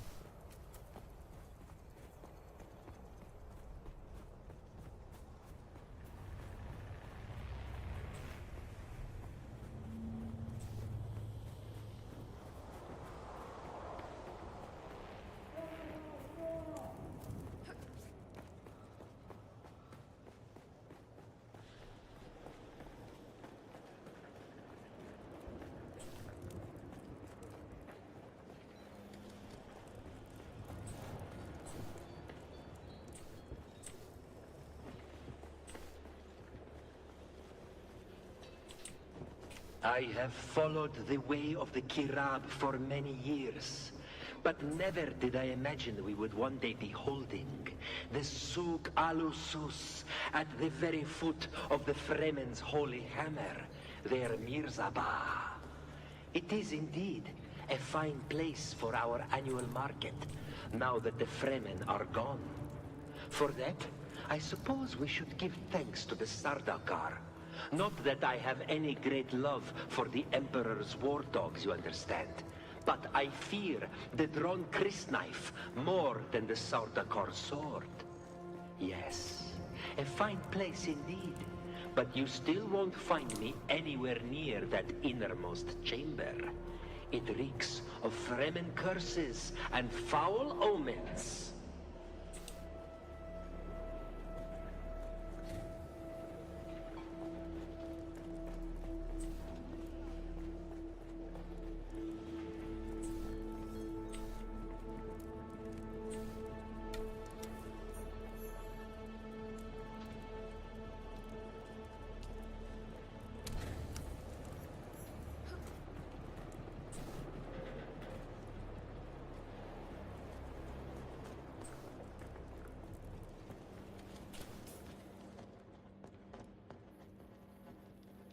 Find a recruitment ad. Let's did that though.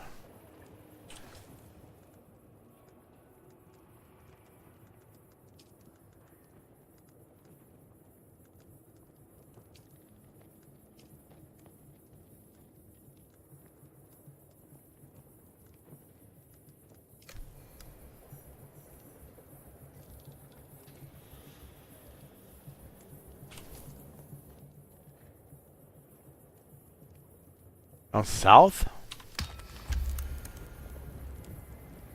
Anything else in this joint?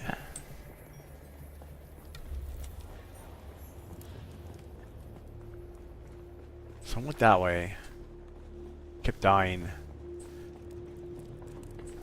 more. Felt like there was more in here.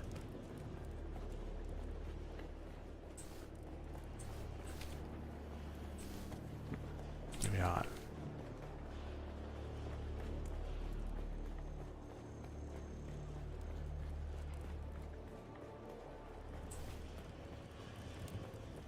Should be more though, for the amount of work it did.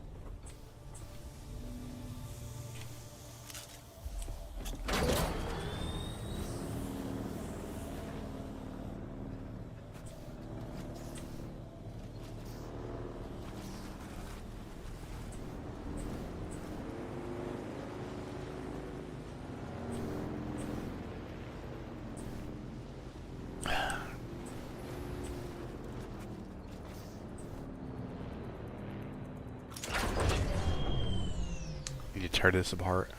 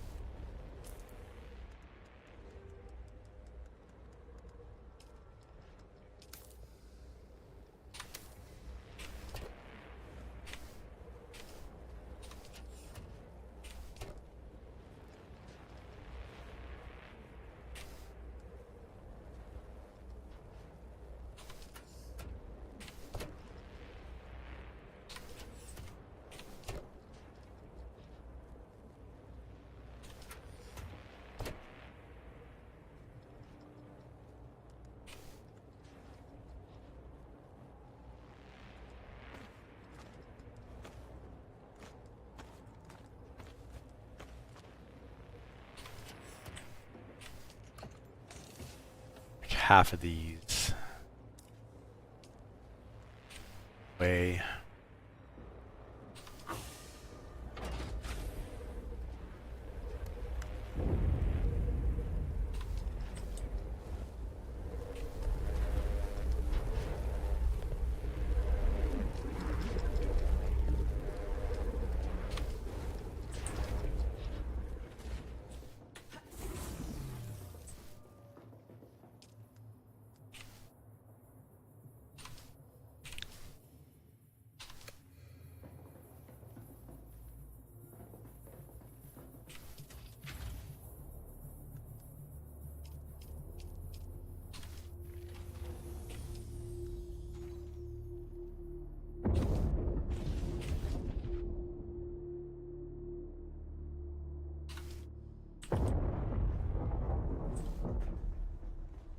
Can I make any more of those?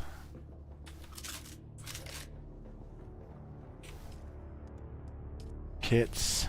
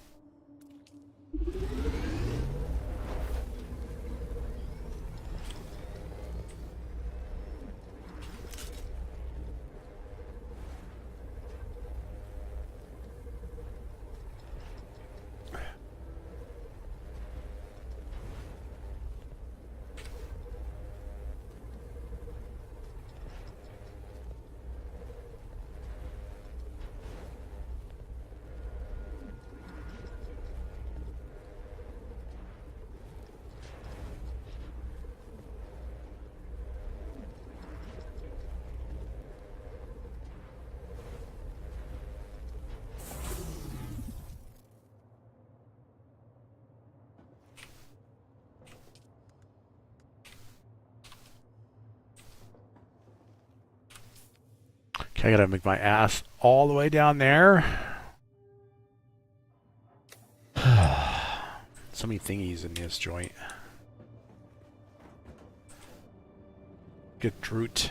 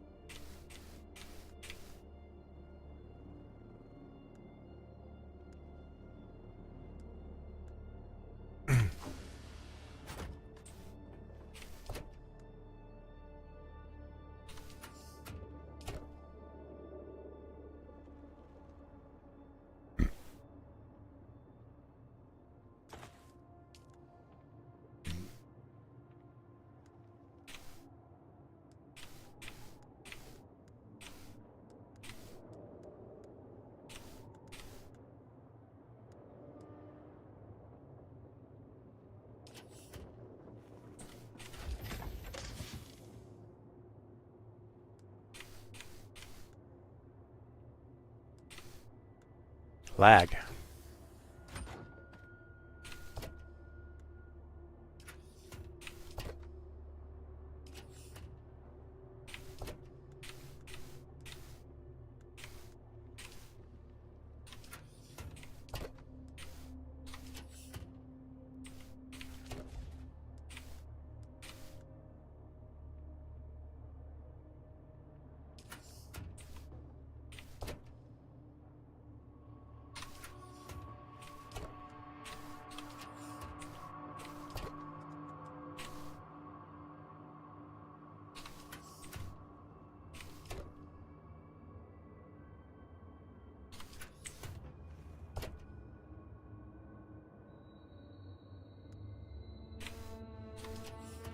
Make some more ammo.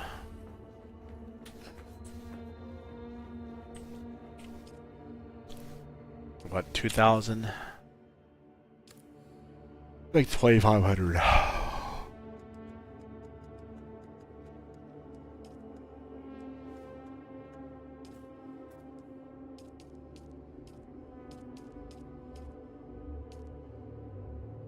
Okay.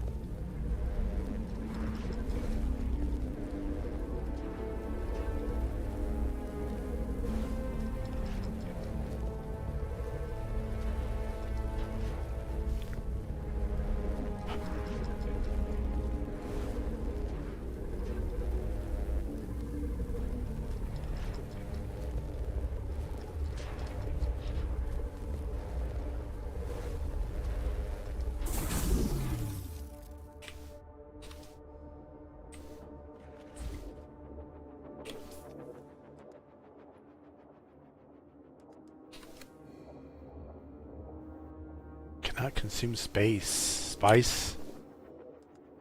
Current state? What do you mean?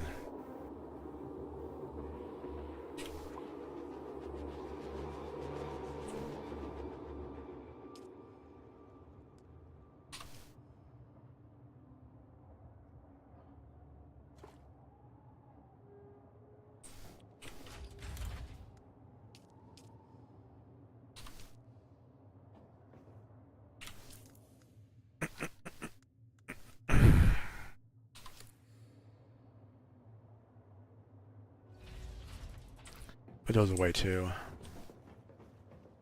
Just case.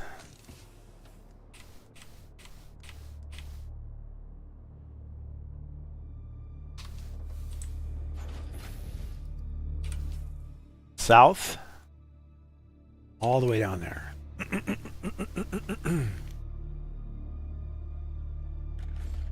Sector weather alert. A large sandstorm is Fuck. approaching. Sandstorm. Here's.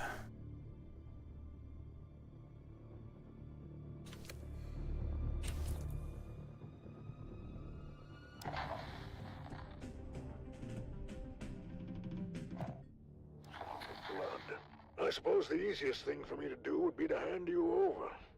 Let the crew tear you apart. Throw the pieces overboard. I don't know anything about any mnemic film or anything like that.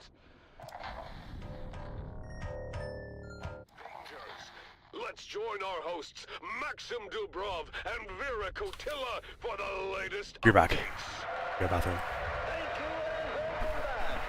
Maxim Dubrov, slave master of the labyrinth, and with me is expert biologist Vera Kotila. Vera, we've had quite a series of events so far.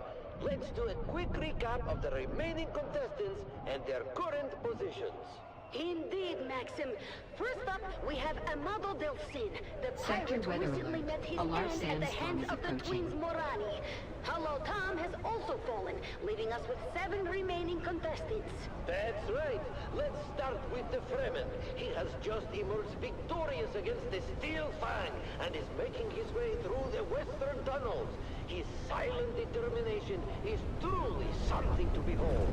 Absolutely. Next, we have the Grey Lady, who has expertly navigated the Shadow Corridor. Her calm and calculated approach has allowed her to dispatch several poison-spitting rocks. She remains an enigma, but her skills are undeniable. Then we have Puikonen, the disgraced guard captain, who has barely survived the web of deception. He certainly has the audience against him, but there is no denying that he has shown surprising resilience. Chillin, the former serving girl, has managed to evade numerous traps. Her agility and quick thinking have kept her alive so far. The Fremen is catching up to Puikonen, and it seems Fucking sandstorms. crash before long, unless Nem is killed by Kalen Sheep first. That's right, Maxim. She and them have both reached the treacherous...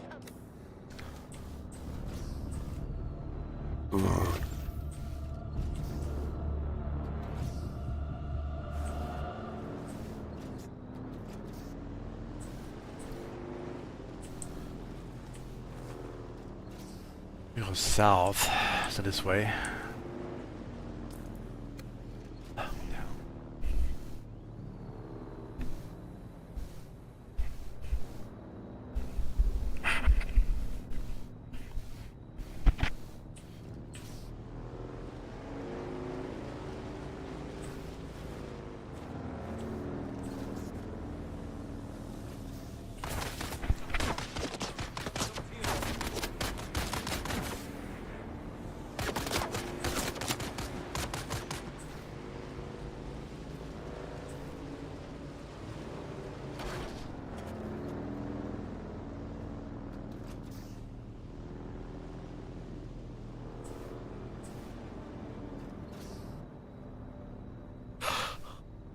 Can we get in here?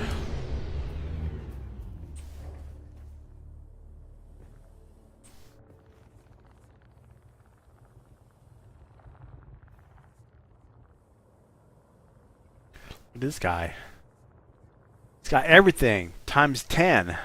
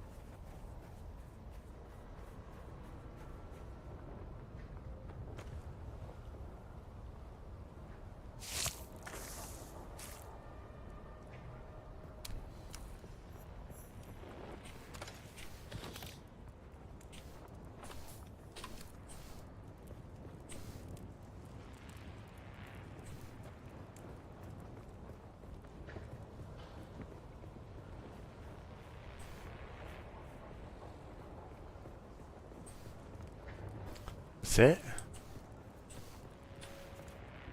Nothing more?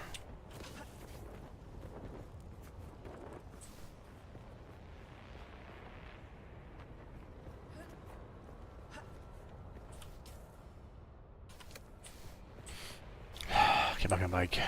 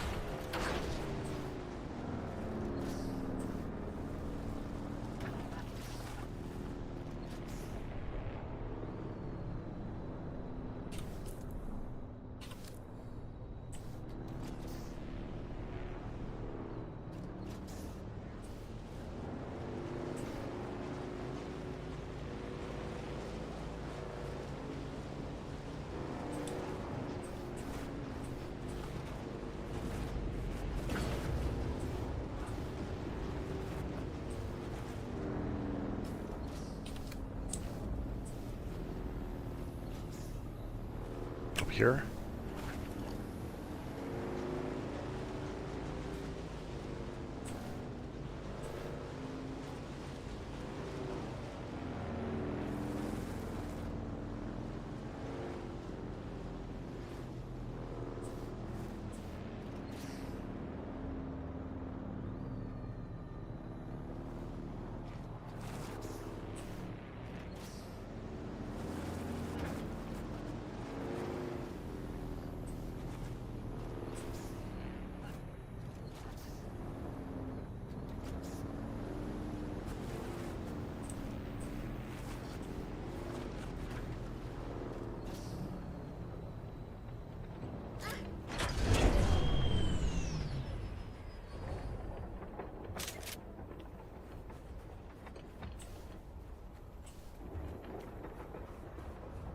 Who's there?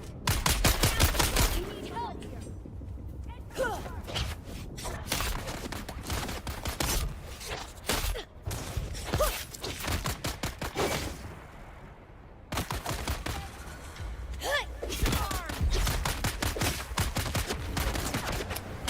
Fucking god damn it.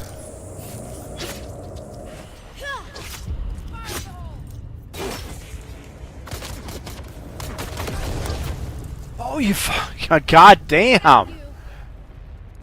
Shields up.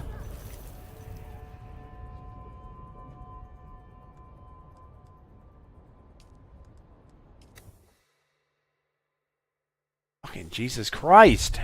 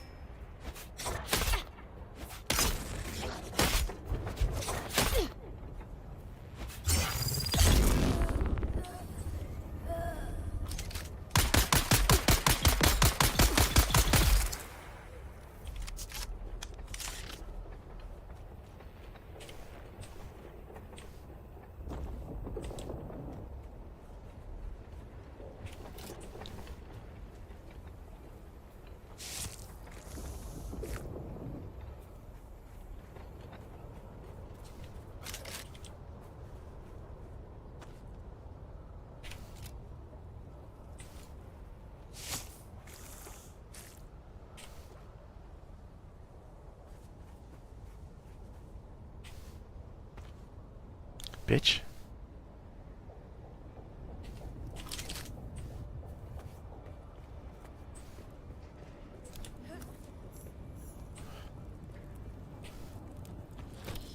Fucking camp.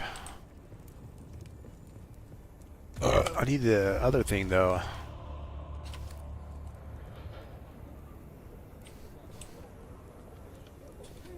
We're here. Oh, fuck.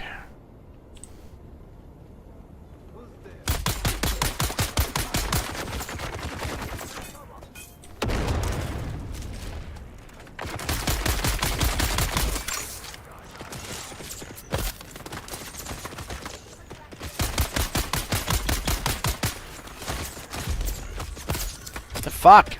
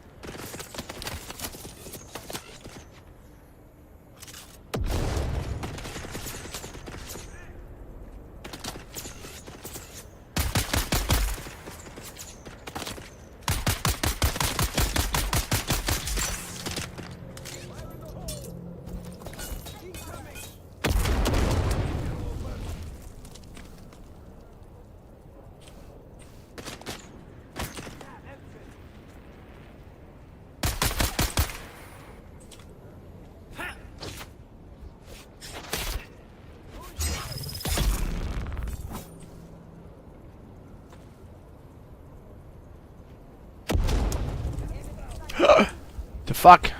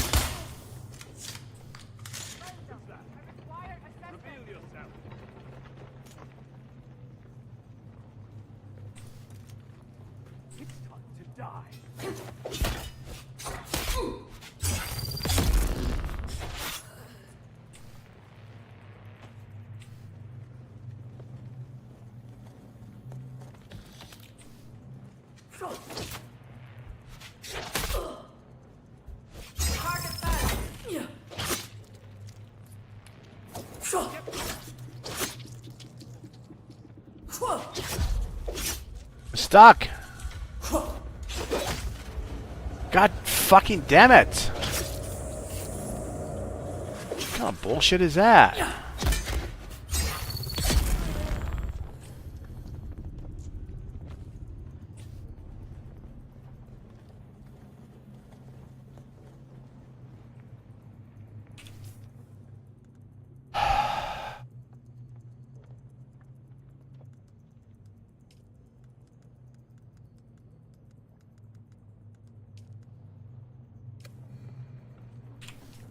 Enemy sighted.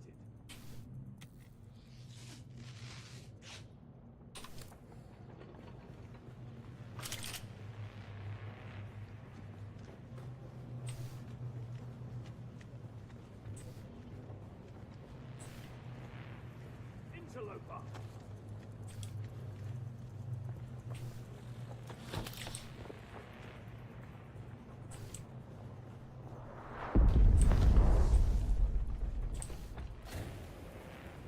Tossing grenade.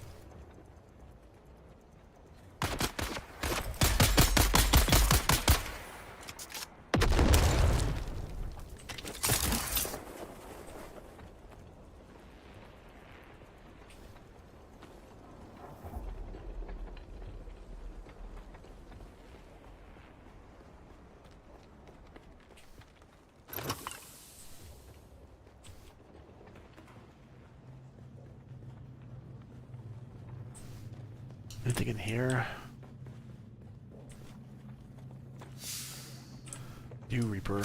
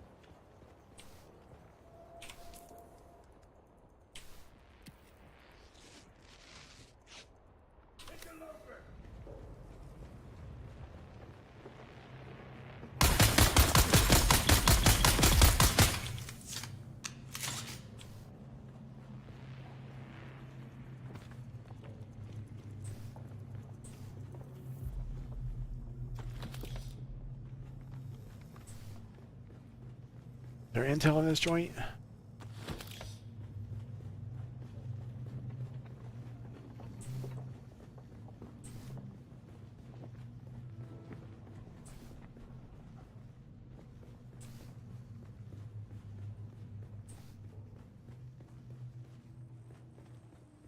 Guess not.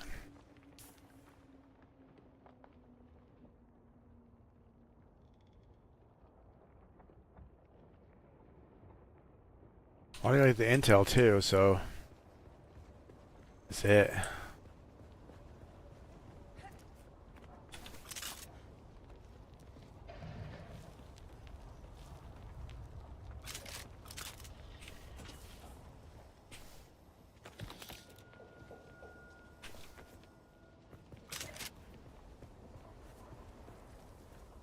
Kill corrupt. Get south at Southview.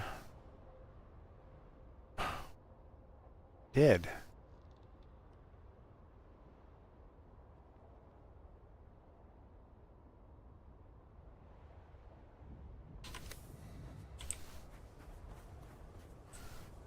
I see someone. Reveal yourself. Is that him?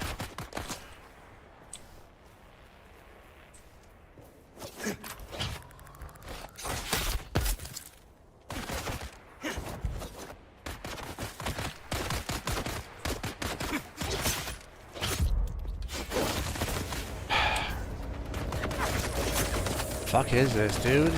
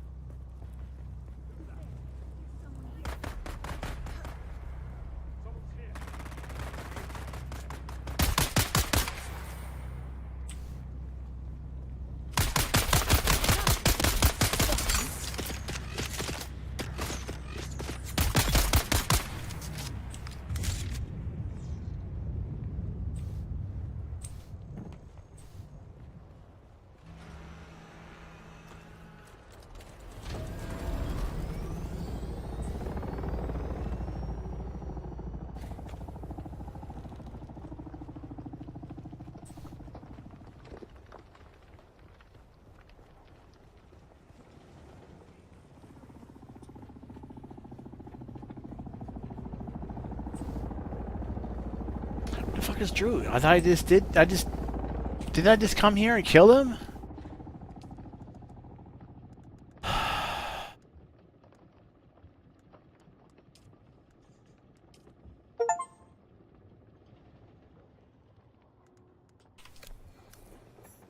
Oh, never mind.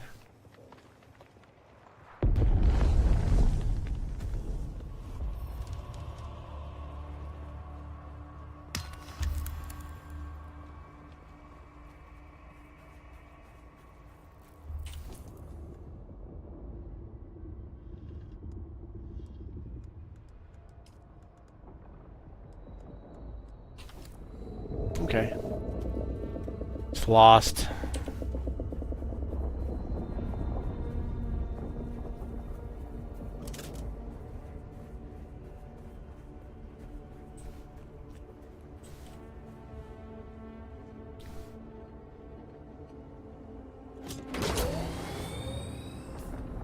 Go back home.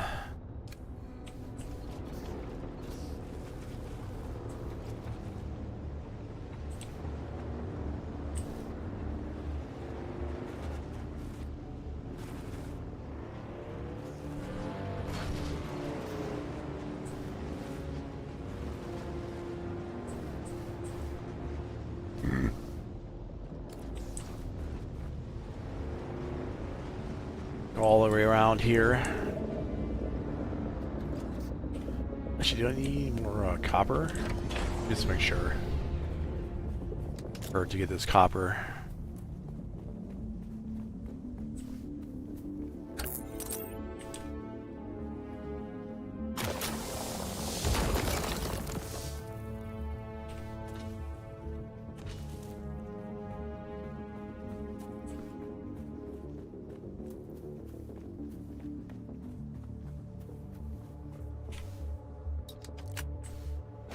Work on the base a little bit more.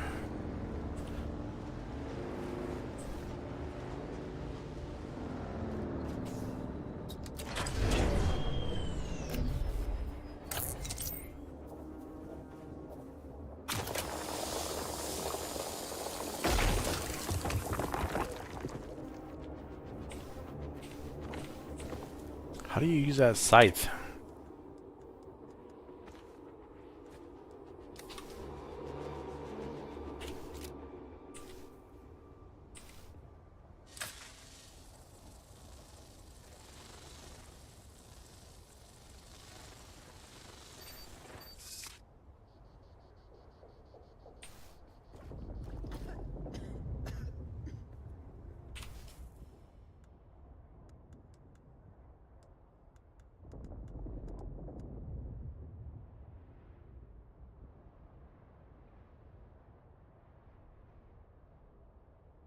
Oh, I see. Is that the drink from my leader John's?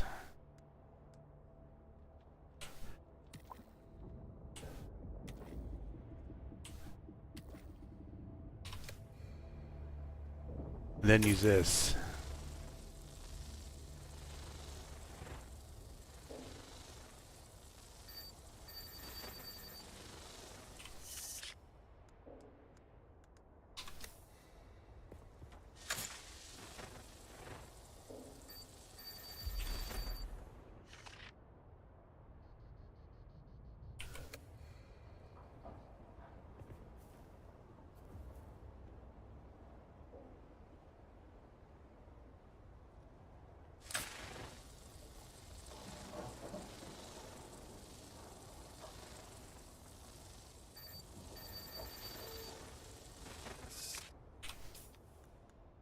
I don't see it filling it up.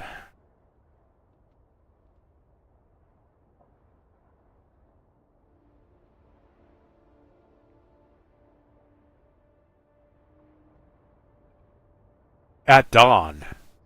Oh. How do I know what the fuck is dawn? It's like no clock in this motherfucker.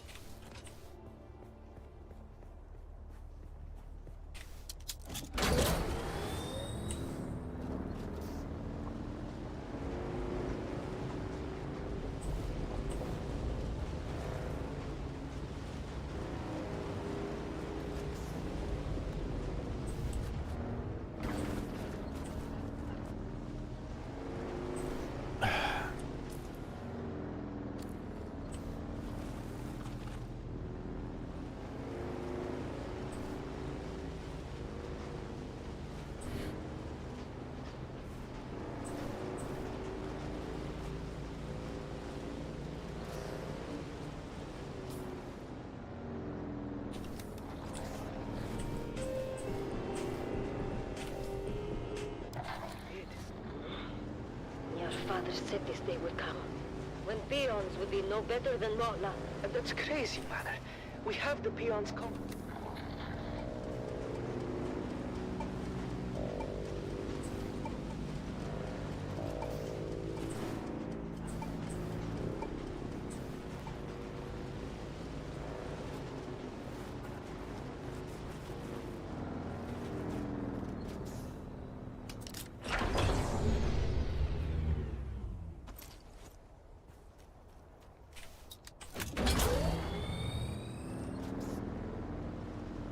This is where I had my house before. This was pretty flat.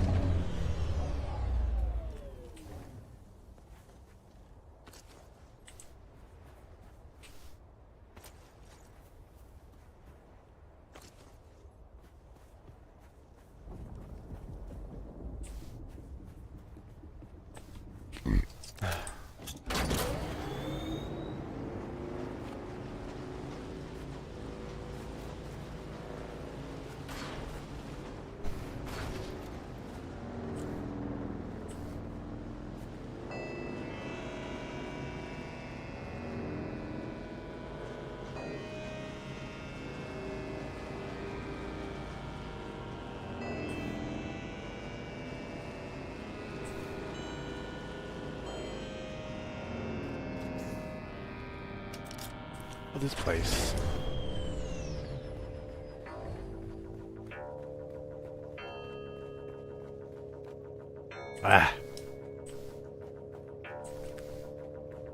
Once I do this, like, they made it like,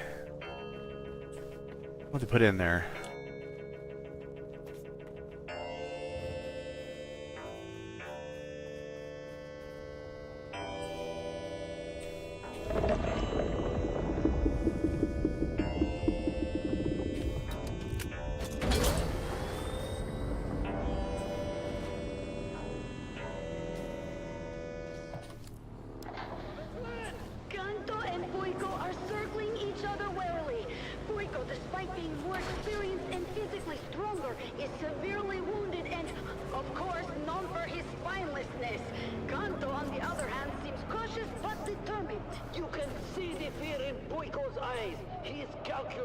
Looking for a way out, but Kanto is not giving him any easy options.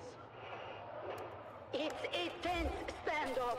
Puiko should have the upper hand, but his injuries and his cowardice are holding him back. The crowd is growing restless. Come on, Puiko! Fight or flee! Make a decision! Oh, it looks like Kanto is making the first move. He's charging at Puiko. There it is! But Puiko is reaching for something on the wall. Could it be? He's activated a hidden mechanism, opening a wall and closing another. And wow, what an unexpected turn! Now Kanto is trapped in one of the labyrinth's deadliest rooms. That's the chamber of the venomous rock lizards. These creatures from the barren planet Ishkal in the Sigma Draconis system are notorious for their deadly venom and aggressive nature. This chamber is a recurring feature in the labyrinth and a favorite among the audience for the spectacle it creates. As you know, many parts of the labyrinth change from year to year, but the rock lizards remain a constant threat. The Ishkali rock lizards are highly territorial and will attack anything that enters their domain. Their venom can paralyze a full-grown man in seconds, and they are known to swarm their prey, ripping them apart with their small but powerful jaws. Oh, poor Kanto doesn't stand a chance in there. Oh, Vina, if you only knew. Ooh, the rock lizards are moving in on Kanto. They're known for their brutal efficiency. This will be over quickly. Watch closely, Vera. You are about to witness something extraordinary. What's happening? The lizards, they're not attacking him. There! The lizards! They're responding to his commands. They absolutely are. Can you figure out why, Vera? I don't see, unless... I've heard of certain indigenous peoples of Ishkal who can communicate with these deadly creatures, but I never thought I'd see it with my own eyes. Tell me the truth, Maxim. Is that poor Grab snake this. indeed a native of that barren planet? Oh, he absolutely is, Vera. How's that for a surprise? Well, yes. This, of course, changes everything. Indeed it does. Kanto's secret is out, and it's going to make the rest of this competition very interesting. The little slave who was underestimated by everyone now has the upper hand. The table... What is that now? Augustia! Droba, what's happening? It's Augustia. He's coming! The gladiator? What do you mean? Lord Ravan just announced it. A festival with music, food, and Augustia is going to fight! For the first time in 7 years! Right here on Arrakis! Oh, I've got to go. Hey, wait for me! Did you hear that, Mother? The gladiator, Argus Vir, is coming to Carthage, all the way from Grumman. Bread and circuses. Imagine it. Right here in Carthage, the greatest gladiator in the known universe. Ah, and what about your friend? Which friend? The dead boy, Arik. Oh, yes. Poor Arik. Yes, poor Arik. He would have loved to see Argus Vir.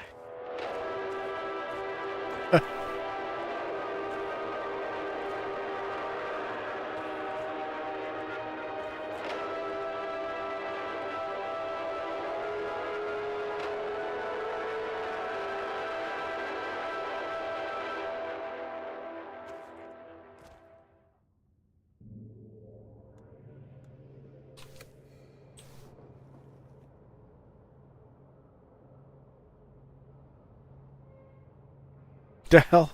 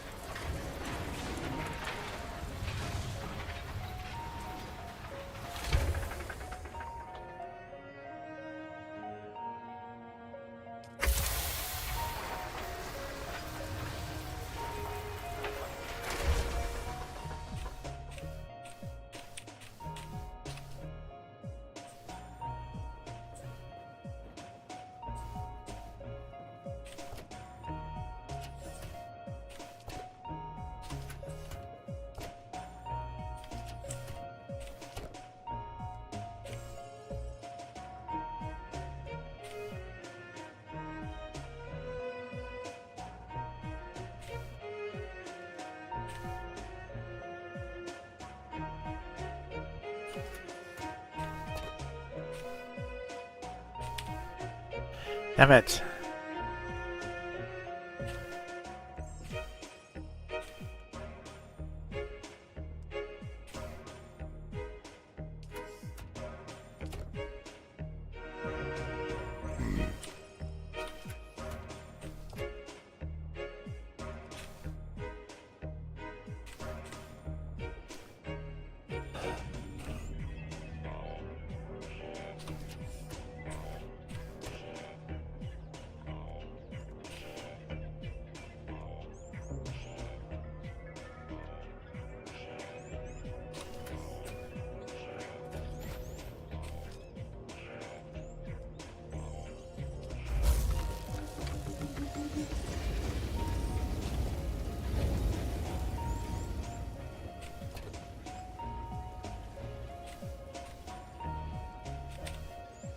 What the hell?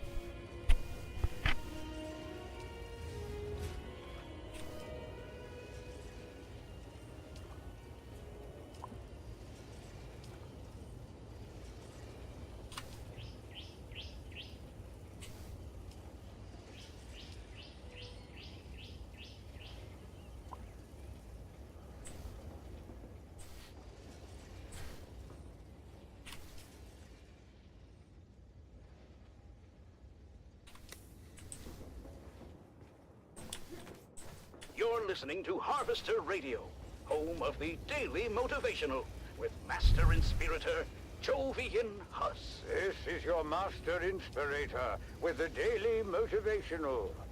Today we must work hard, in silence, and let productivity be our cry.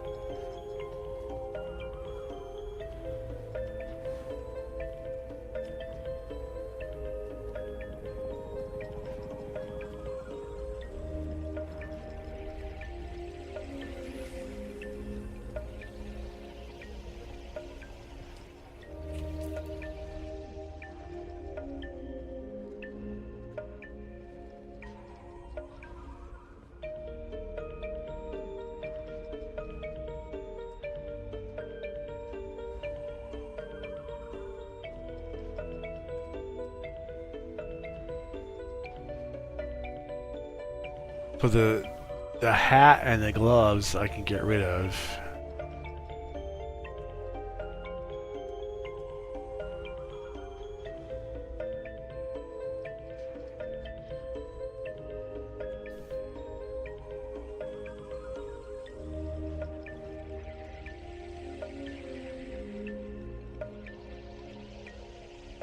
No. All these are heat protection.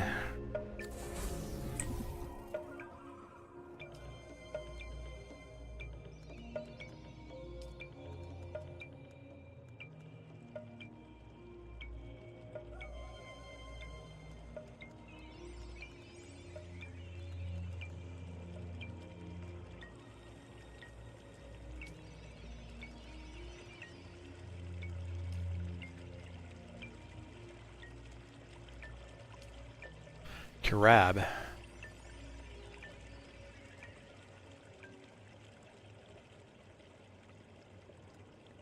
These iron ingots. Alright, let's do that.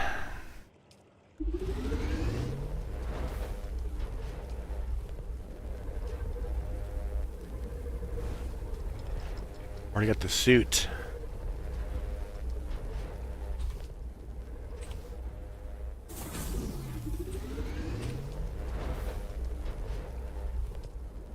You're back. Let me get a drink.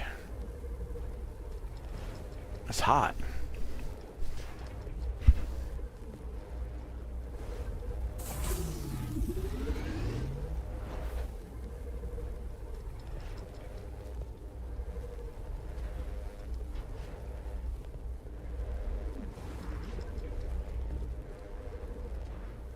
The mystery deepens aboard the Sand Titan, as Crew Chief Jarek Thorne's death remains unsolved, and the flies begin to circle.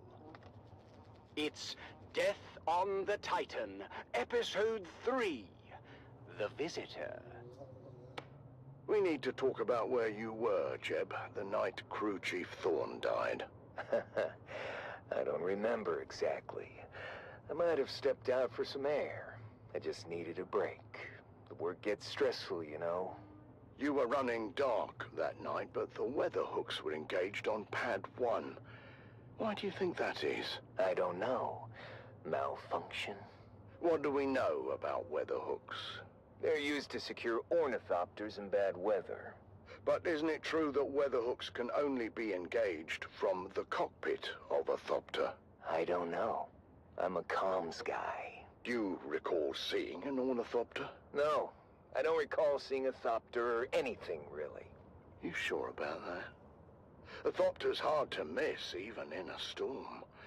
Especially if it engaged the weather hooks. Well, I honestly can't recall anything like that. Maybe the hooks malfunctioned. I'm sure it's happened. Everything else malfunctions before long on this tub. Of course, we could find no evidence of any unscheduled Thopter landing on the Titan. But maybe someone else knows something. Maybe someone knows exactly who landed on the flight deck that night. I told you already. I don't know anything. Am I free to go? With Jeb's memory failing to provide any clarity, I turned my attention to Shift Supervisor Lena Orlov. Several things she let slip hinted at a closer relationship with Crew Chief Thorne. There had to be more to their connection than she was letting on. There was nothing going on between us. We were just colleagues. Tessa mentioned that you and Thorne had a close relationship. Well, Tessa's wrong. There was nothing romantic between us. Why would she lie about something like that? Maybe she's trying to deflect suspicion from herself. You know what? That's exactly what I thought too. But then, she played me this. I'm glad we've had these moments together, Lena. Me too, Jarek. I don't think I could survive another day in this barren wasteland without you. What a bitch. Who goes around recording the conversations of their crewmates? She was keeping tabs on Thorne, documenting his lack of leadership skills. Oh, she wouldn't shut up about that. I should have just transferred her to another rotation. Tell me about you and Thorne. All right. We were involved, but we were happy. I had no reason to harm him. If you had nothing to hide, why keep it a secret? Because it's personal. It had nothing to do with his death. Did anyone else know about your relationship? No, we kept it private. It was nobody's business. Tessa has always had it out for Thorne. She's just trying to stir up trouble. Tell me about Jeb. What about him? His alibi is weak. As is his assertion that he received Thorne's secret messages, but had no interest or capacity to decode them. He had the capacity, if he wanted to. We both had the same signals training. Does that mean you could decode the message too? Yes, I could. Then tell me, what did the secret messages say? Stay tuned for our next exciting episode, where secrets unravel and the truth comes to light on Death on the Titan.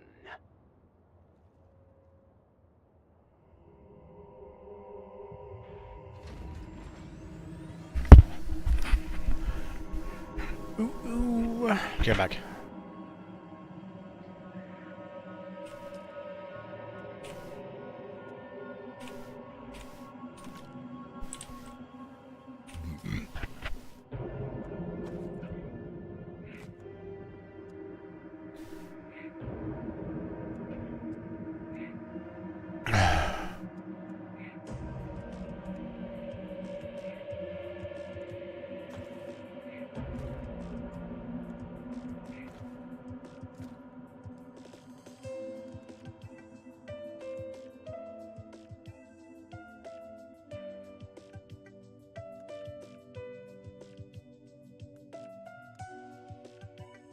The hell?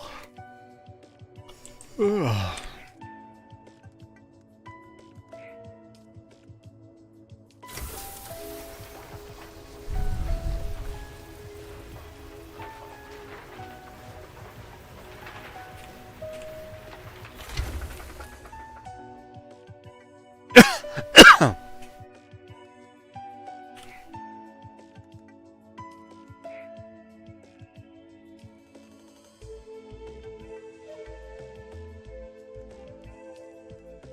This is your master inspirator with the daily motivational. Today, we must remember difficult doesn't mean impossible. It simply means we must work harder.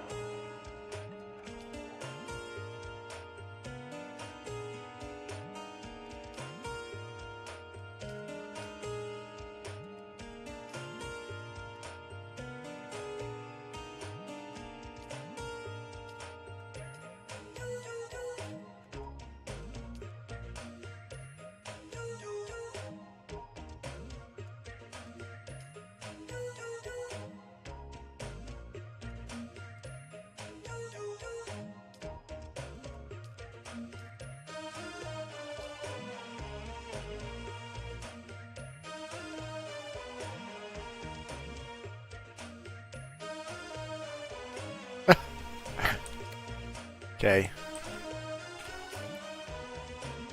He's got some more armor.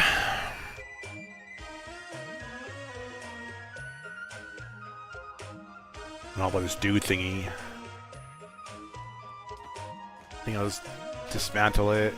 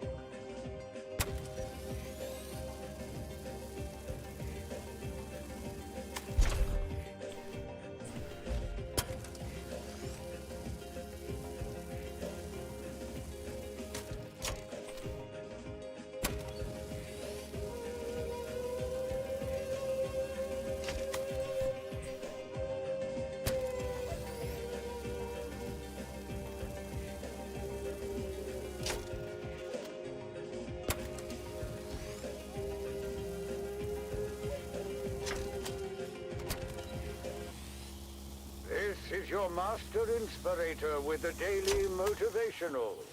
Today we must remember, no matter how hard we work, someone else is working harder.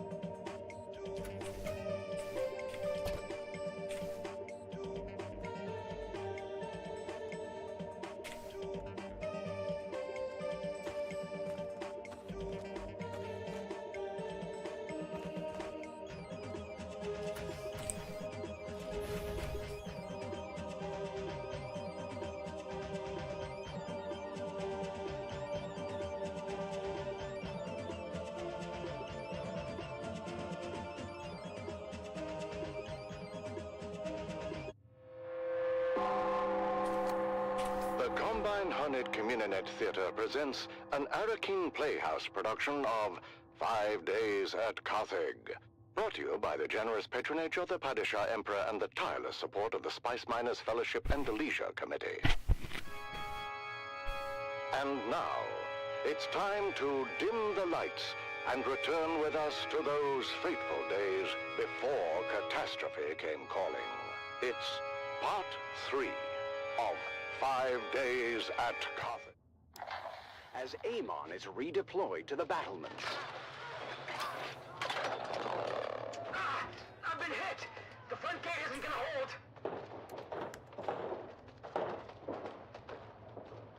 Taran finds himself in a perilous situation. He is injured, and the position he holds is about to be overrun by the enemy.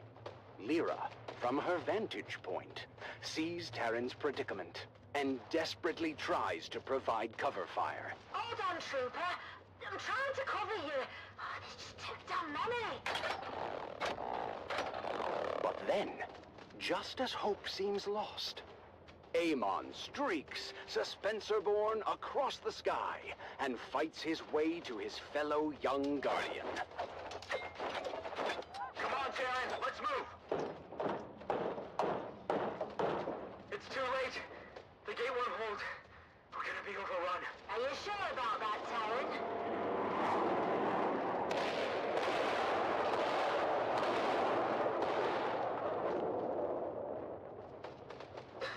So much for the hard front line. That's it. They're falling back. And they're broken. When the smoke clears, the casualties on both sides are many. But in the end, the Harkonnen forces are repelled, and the defenders of Helios Gate stand tall. But at what cost? You've done your Duke proud this day, troopers. Helios Gate stands because of your bravery. We did it! We really did it! 23 confirmed kills. I'm told that's a fortress record for newbies. And this is just the beginning. Now they know what we're capable Let's go ahead and of. explore this whole area before I go to bed. We'll face This all comers thing. together. And so, the siege of Helios Gate comes to an end, marking the first of many trials our young guardians will face. Their journey of honor and courage has truly begun. Wait a minute. Join us next time on When The are you doing Young this Guardians, other as shit our over heroes here? continue their journey, facing Kind of new fishing out challenges the, as they uphold the legacy of House other Atreides. floor over here. Until then, remember, honor and loyalty are the true marks of a warrior.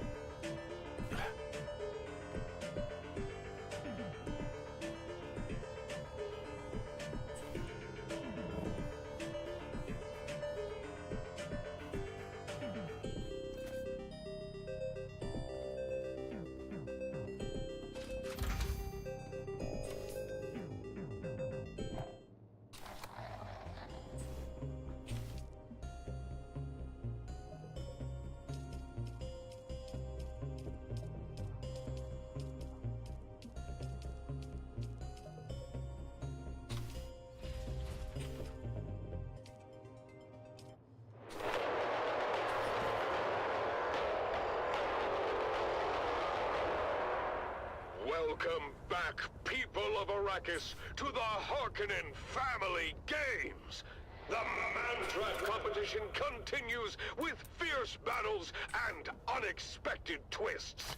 Let's join our hosts, Maxim Dubrov and Vera Kotila, for the latest updates.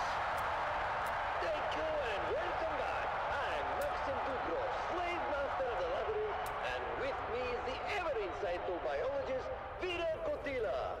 Vera, we're about to witness a confrontation between Puikonen and the Grey Lady. Indeed, Maxim. Puiko is attacking directly. No hesitation this time. Typical Puiko. He only dares to fight because she's a woman.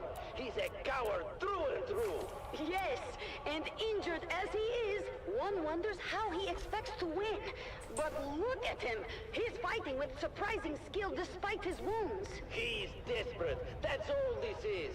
Desperation. He knows he has no other choice. The Grey Lady is proving to be a formidable opponent. Her strength and speed are incredible, far beyond what one would expect from her age and appearance. Her veil has been torn off. Ooh, look at those old scars. Her face is quite disfigured. Yes, but they seem familiar to me. Have I seen that type of scarring before? Where? I don't recognize her. She looks hideous, though. Anyway, back to the fight. Hideous. The upper hand, but don't worry, he'll turn tail any moment now.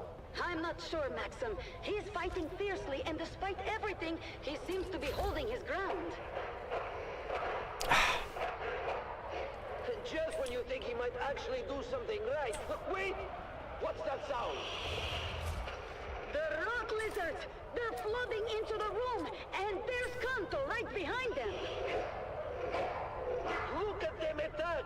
Puiko is putting up a fight, but there are too many. He's being overwhelmed. The Grey Lady is retreating. She's getting away while the rock lizards tear into Puiko. It's a frenzy. And there he goes, disappearing in a swarm of teeth and claws. Puikonen finally getting what he deserves. Oh, the rock lizards are relentless. Kanto's control over them is absolute. He's calling them back now, and there's hardly anything left of Puiko. Just bones and scraps of flesh. What a fitting end for that coward. He deserves every bit of it. Now we're down to 5 contestants. The Morani twins, the Fremen, Kanto, and the Grey Lady. The competition is fiercer than ever. Stay tuned to this frequency for more updates and thrilling commentary from the heart of Katie Prime. The Man-Trap continues, and the excitement is far from over.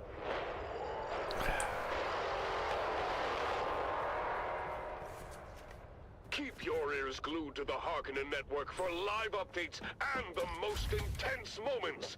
The competition is heating up, and you won't want to miss what happens next in The Man-Trap. Let me tell you, Maxim, those scars, I've seen that kind of scarring before. If I could just remember where... That was The Man-Trap, brought to you by the Halil Trading Company, exclusively on the Harkonnen Network. Stay tuned for more exciting content. Harkonnen, we are Arrakis.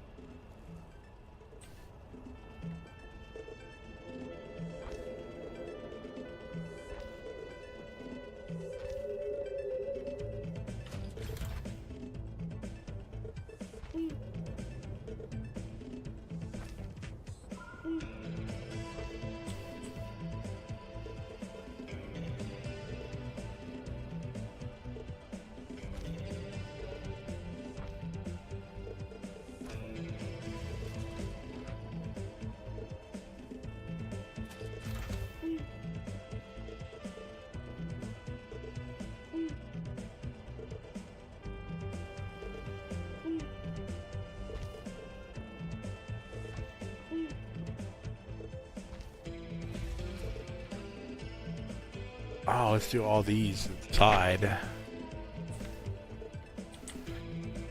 The other floor.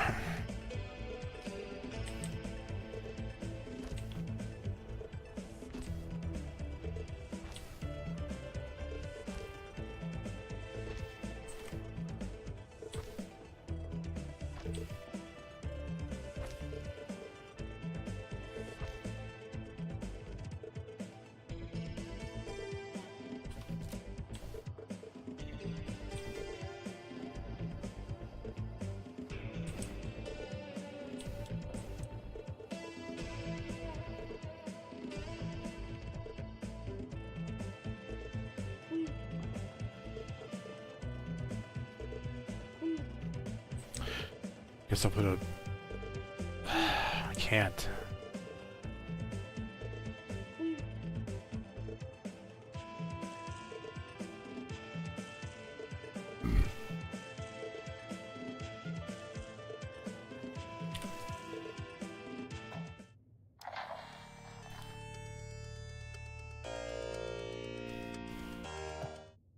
What matters is that he's here. I shudder to think about how the crowd might respond were they denied their spectacle.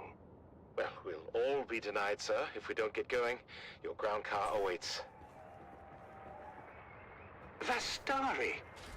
What happened to Valentin? Oh, I know I'm late with your spies, but it's been insane up top.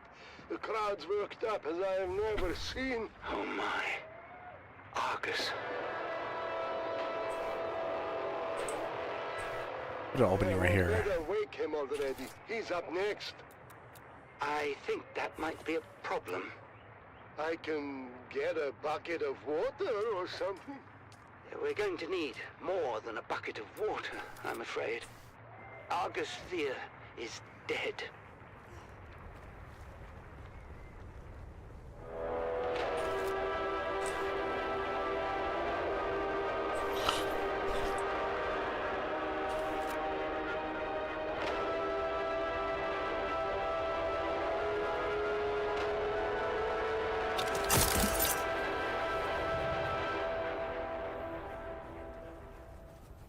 You're tuned to Harvester Radio, the Dune Man source for bulletins, weather, and matters of import to the Spice Miners Guild.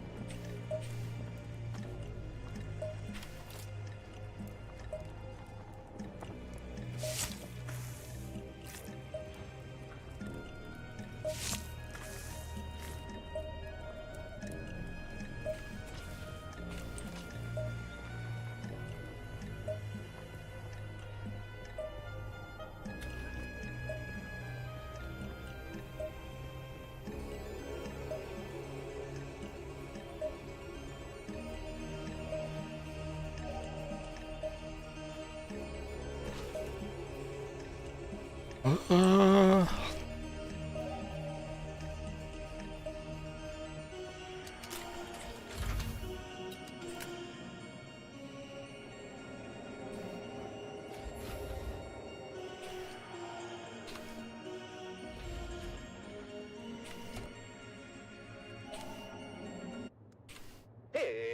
the Grabbin' Gang, presented by the Imperial Scenarist Guild and Linder and Gold Coffee.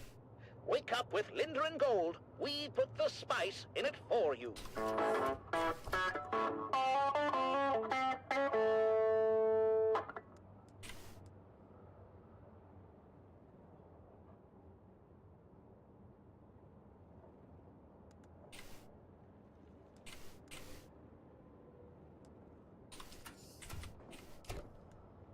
The Grabbin' Gang was recorded before a live studio audience. Another day, another Solari. Another Solari. Breakfast is ready. Well, then, so am I. Good morning, love. It's a great morning, sunshine, especially since we're starting the day with Lindarian Gold Coffee. You know, they put the spice in it for us. Thank you, Lindarian Gold. Morning, Mom and Dad. Canute asked me to go to the festival with him. Wait, which one is Canute? The one who dresses like a Kirab?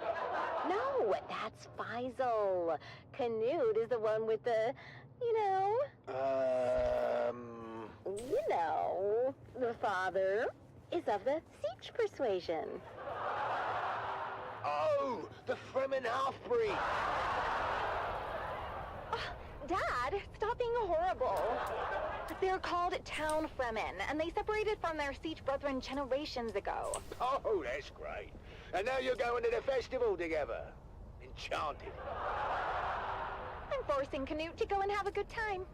Forcing him? Why? He's been Moby ever since the Fremen disappeared. I want to lift his spirits. Oh, that's so sweet, honey. Well, you better get used to the idea. I don't think the Fremen are ever coming back. The Emperor made sure of that. Ugh, I've got to go. Bye, Mom. Bye, Nana. What am I, Chop Slick? What about you, Dove? What about me? Don't be coy. I know you're mad for the festival, especially the spice cake competition. Oh, this is my year, Marika.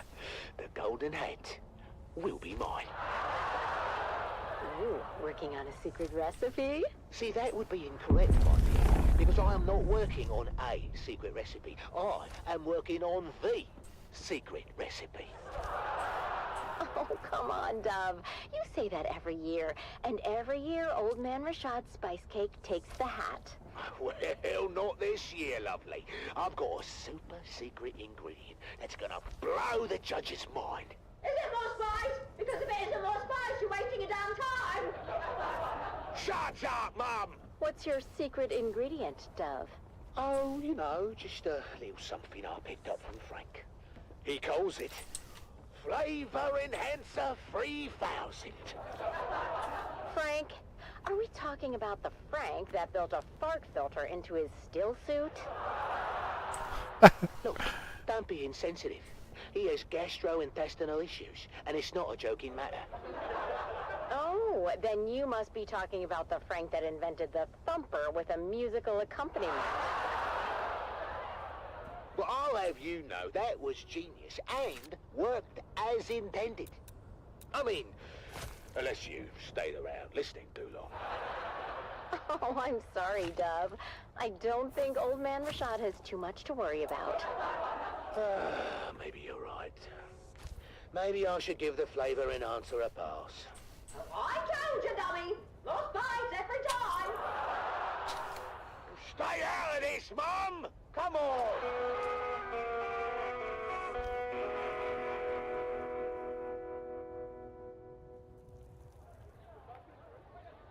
The Pharaoh sees all, but what does it see for you? Have your fortune told and learn what fate has in store Only 25 Solaris. Did the judge come around yet, Dove? Not yet. Where's Junie? Looks like they're in line for the fortune teller. Oh, no! That's old man Richard's booth. Look at that line. He must be giving out free samples again. Well, that's not fair. Oh, want me to go over there as a spy and size up the competition? You just want to try his cake, don't you? Is that so wrong? What about me? Oh, I'll get you a piece too. Well, that is not what I meant. I know, but I will get you a piece. Yeah, all right, fine. Hey there, neighbor! Frank! I didn't think you'd show. I mean, well, you know, because I wouldn't use your invention. Come on, Dove. Have you ever known old Frankie boy to be a quitter? No, but I'm still hopeful, you know. Come on, buddy. Have you scoped out the competition? No, but my old family deserted me for old man Richard's sample line, so I can take that to bed with me. Oh, I've been through his line twice. That cake is better than ever. Oh, thanks for the morale boost, mate. Yeah. I'm not too dry, not too moist, just right, is it? So, what do you say we make this a little more interesting? Wait, is that what I think it is? Well, that depends. Do you think it's the Flavor Enhancer 3000? Isn't it? Ooh, right on the money. Let's sprinkle some on. I'm not sure about this, Frank. That's why you got me around, Dove. I'm sure for the both of us.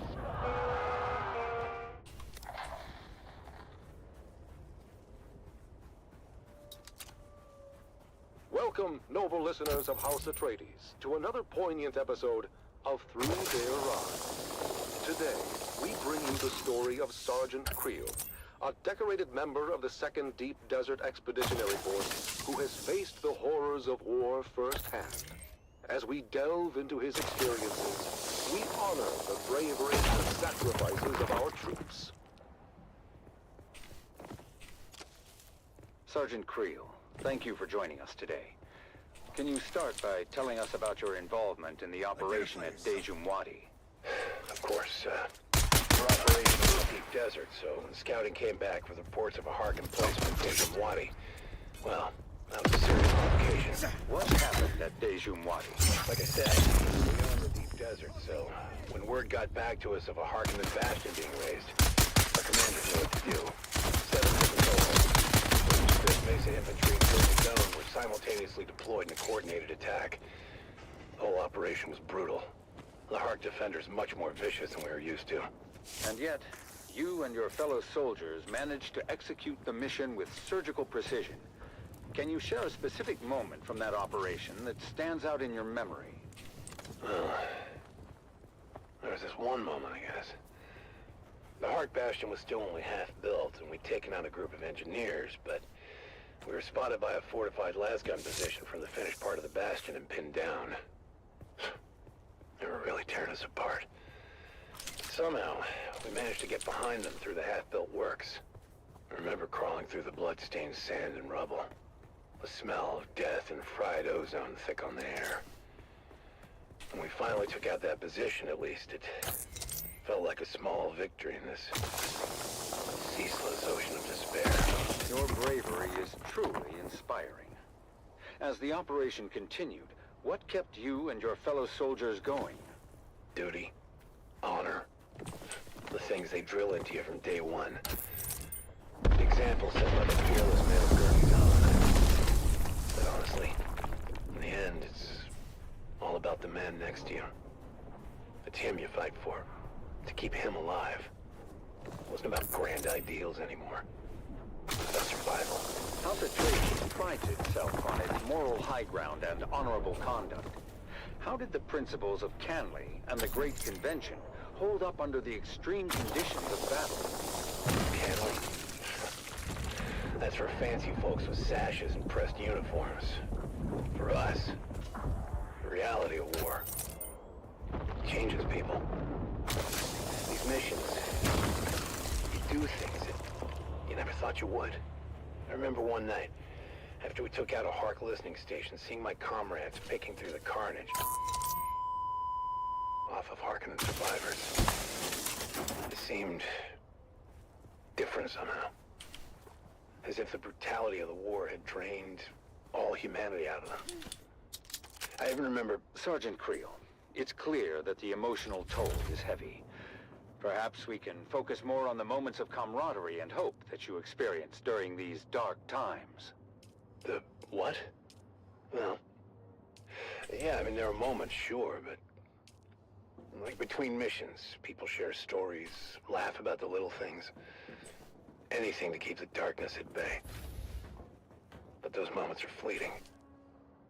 The reality of what we have to do is always there, lurking in the background. And during the shield wall operation, what was the state of your unit at that point? It was pretty chaotic.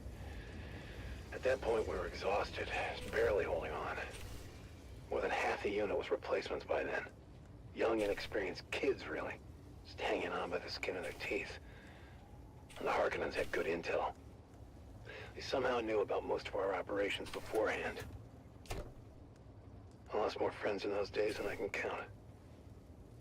I mean, we were just trying to stay alive, you know? Mission by mission, but... really... what was the point of it all? Sergeant Creel, I'm sure at least you find some solace in knowing that your courage and sacrifice will never be forgotten. Can you share with us the impact your involvement in these operations has had on you personally? I mostly just remember the faces, the screams, the loss. I mean, I try to recall the good we did, the successes and the victories, but it's hard. So damn hard. Your service and dedication to House Atreides are deeply appreciated. We thank you for sharing your story with us. Yeah, thank you. I just hope it was worth it. And that concludes our interview with Sergeant Creel. His story is a stark reminder of the sacrifices made by our brave special forces. Let us honor their sacrifices and strive for a future where this can finally end and the Harkonnens are eradicated from all of Arrakis. You have listened to another episode of Through Their Eyes, first-hand accounts from the front lines, presented by your host, Redondo Monroe.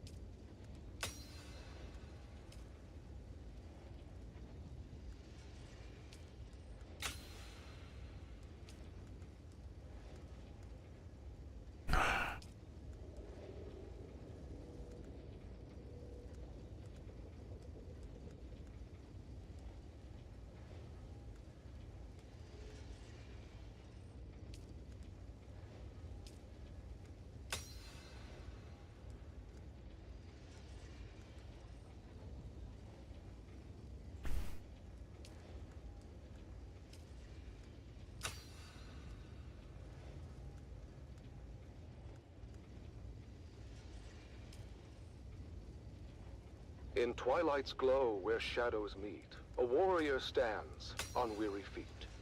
His sword, once bright, now dulled with strife, reflects the toll of countless lives. Oh, fate, you've carved this path of pain, through deserts vast, through blood and rain. Yet honor binds my heart tonight. For House Atreides, I still fight. Remember those who fell in fields, whose courage were their only shields. Their names engraved in stars above, their deeds the legacy of love. In silence, now, I take my leave. For battles end, and souls must grieve. But know this truth, my comrades dear, in every heart we still stand near. O house of just and noble name, we've lit the stars with honor's flame. And though my journey's end is near, House Atreides, shed no tear. For in the halls where heroes rest, where valor shines, where hearts are blessed, we'll meet again in timeless peace, where all our pains and trials cease. In twilight's glow where shadows meet, a warrior stands on weary feet. His sword, once bright, now dulled with strife, reflects the toll of countless lives. Oh, fate, you've carved this path of pain, through deserts vast, through blood and rain. Yet honor binds my heart tonight. For House Atreides, I still fight. Remember those who fell in fields, whose courage were their only shields. Their names engraved in stars above, their deeds the legacy of love. In silence, now, I take my leave. For battles end, and souls must grieve. But know this truth, my comrades dear, in every heart we still stand near. O house of just and noble name, we've lit the stars with honor's flame. And though my journey's end is near, House Atreides, shed no tear. For in the halls where heroes rest, where valor shines, where hearts are blessed, we'll meet again in timeless peace, where all our pains and trials cease. Powerful words that remind us of the courage and resolve that lives in every Atreides heart.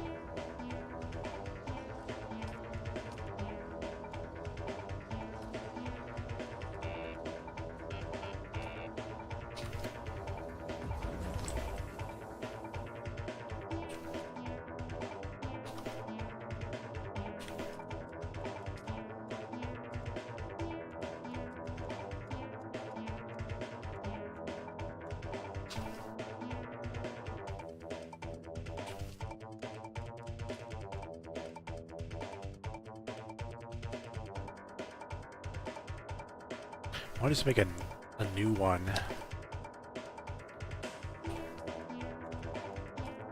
Standard. Oh, I don't have enough. Need 2. Well, maybe if I dismantle this one? The heart of Rendavo. Rendavo's father was a sergeant, old and bent and grey. He served the Duke in '88, back in a bygone day. He lived out in the desert and scraped his meager fare, with children 9 around him and Ren. How to make silicone blocks. The older siblings learnt some sense, but Ren was left without. He was tall, but short on wisdom, and grew up Cocoa refinery. Pious, cheerful, willing, yet he seldom did things right. "What will become of you, poor boy?" his father asked each night. And finally, Ren answered, "A soldier, sword in hand. If all else fails, at least I can still dive for Duke and land. Ren packed his bag and went to join the brave Atreides troop. Strong and fit, and healthy too, he was welcomed in the group. But when he had to master drills and learn the skills of war, the sergeant screamed and laughed and screamed still more. For when ordered to turn left, Ren would quickly turn to right, and told to shoulder arms instead, he charged with all his might. Ren Darvo's drills and troubles became a well-known tale. Even famous Duncan Idaho would smile at his travail. And when at last Ren's unit was ordered off to war, the officers debated, was he suited for that chore? But Ren just let them argue. He stood there, broad and straight. If with the others I can't go, I'll go alone. Just wait. He took his sword and backpack and marched out with the rest. At camp he was their servant, fulfilling each request. But when the battles raged, he was ordered to stand back. He didn't understand when to take cover or attack. Duncan Idaho was on the run, Harkonnens in his tracks. He passed Ren Darvo's unit, shouting, "Boys, you watch our backs. Don't let the devils through the gorge, or all of us are lost. Guard it until we regroup. Keep it safe at any cost." A small detachment, made up but of barely 20 men, got there in time to make their stand. Along with them came Ren. The Harkonnen fell on them hard, their Lasdons raining death. And 7 brave Atreides men gave up their costly breath. 41? The same disastrous fate Do like would 10. befall all those who'd stay. So when ordered to retreat, they all retreated straight away. All but one, who stayed to fight and charged the foes instead. Ren couldn't get the notion of flight through his stubborn head. He just stood there, broad and strong, and ready now to teach a lesson to each Harkonnen who came within his reach. At the choke point in the gully, they all each took a turn.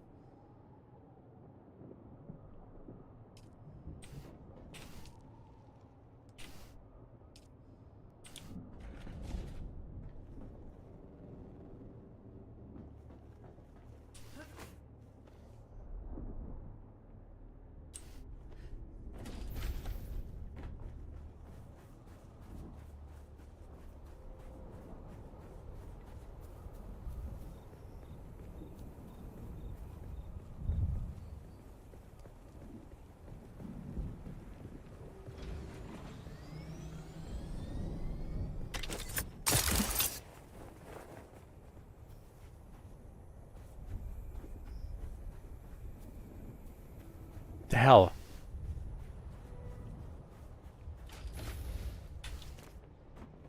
Okay, this is it.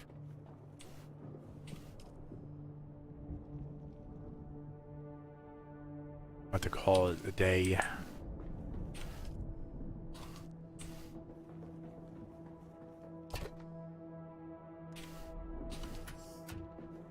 Alright, so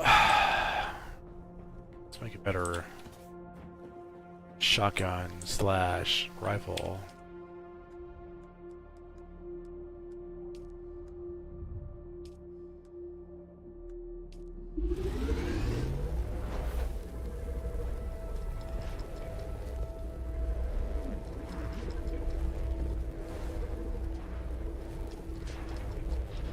Any more iron ingots?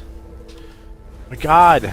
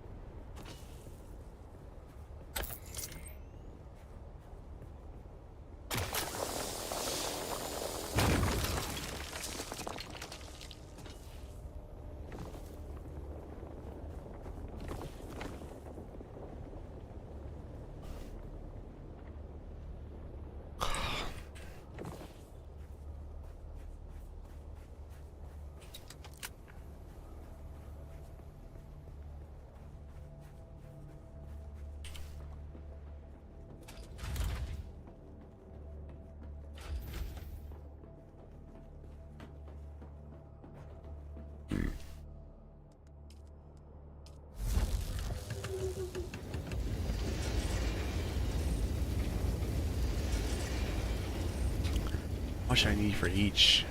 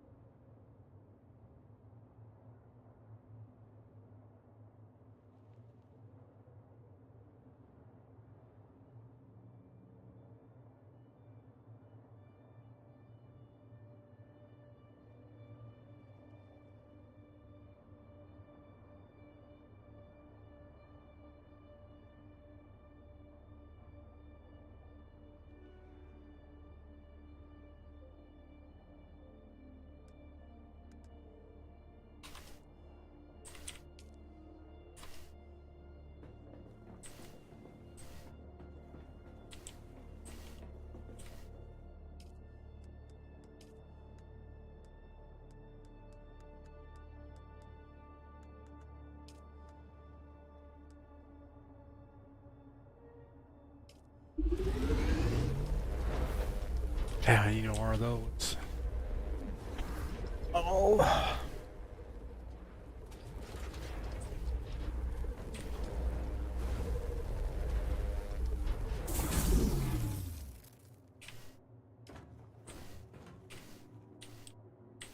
The hell?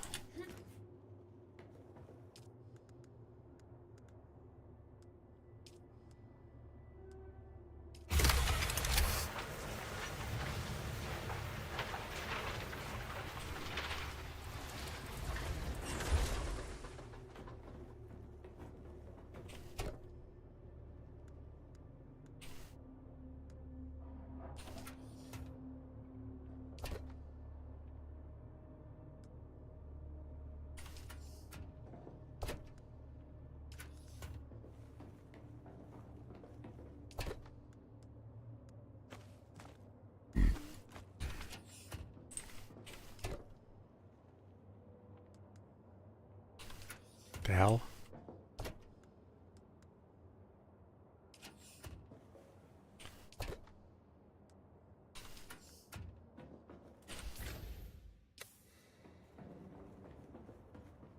Okay, I think that's it for me.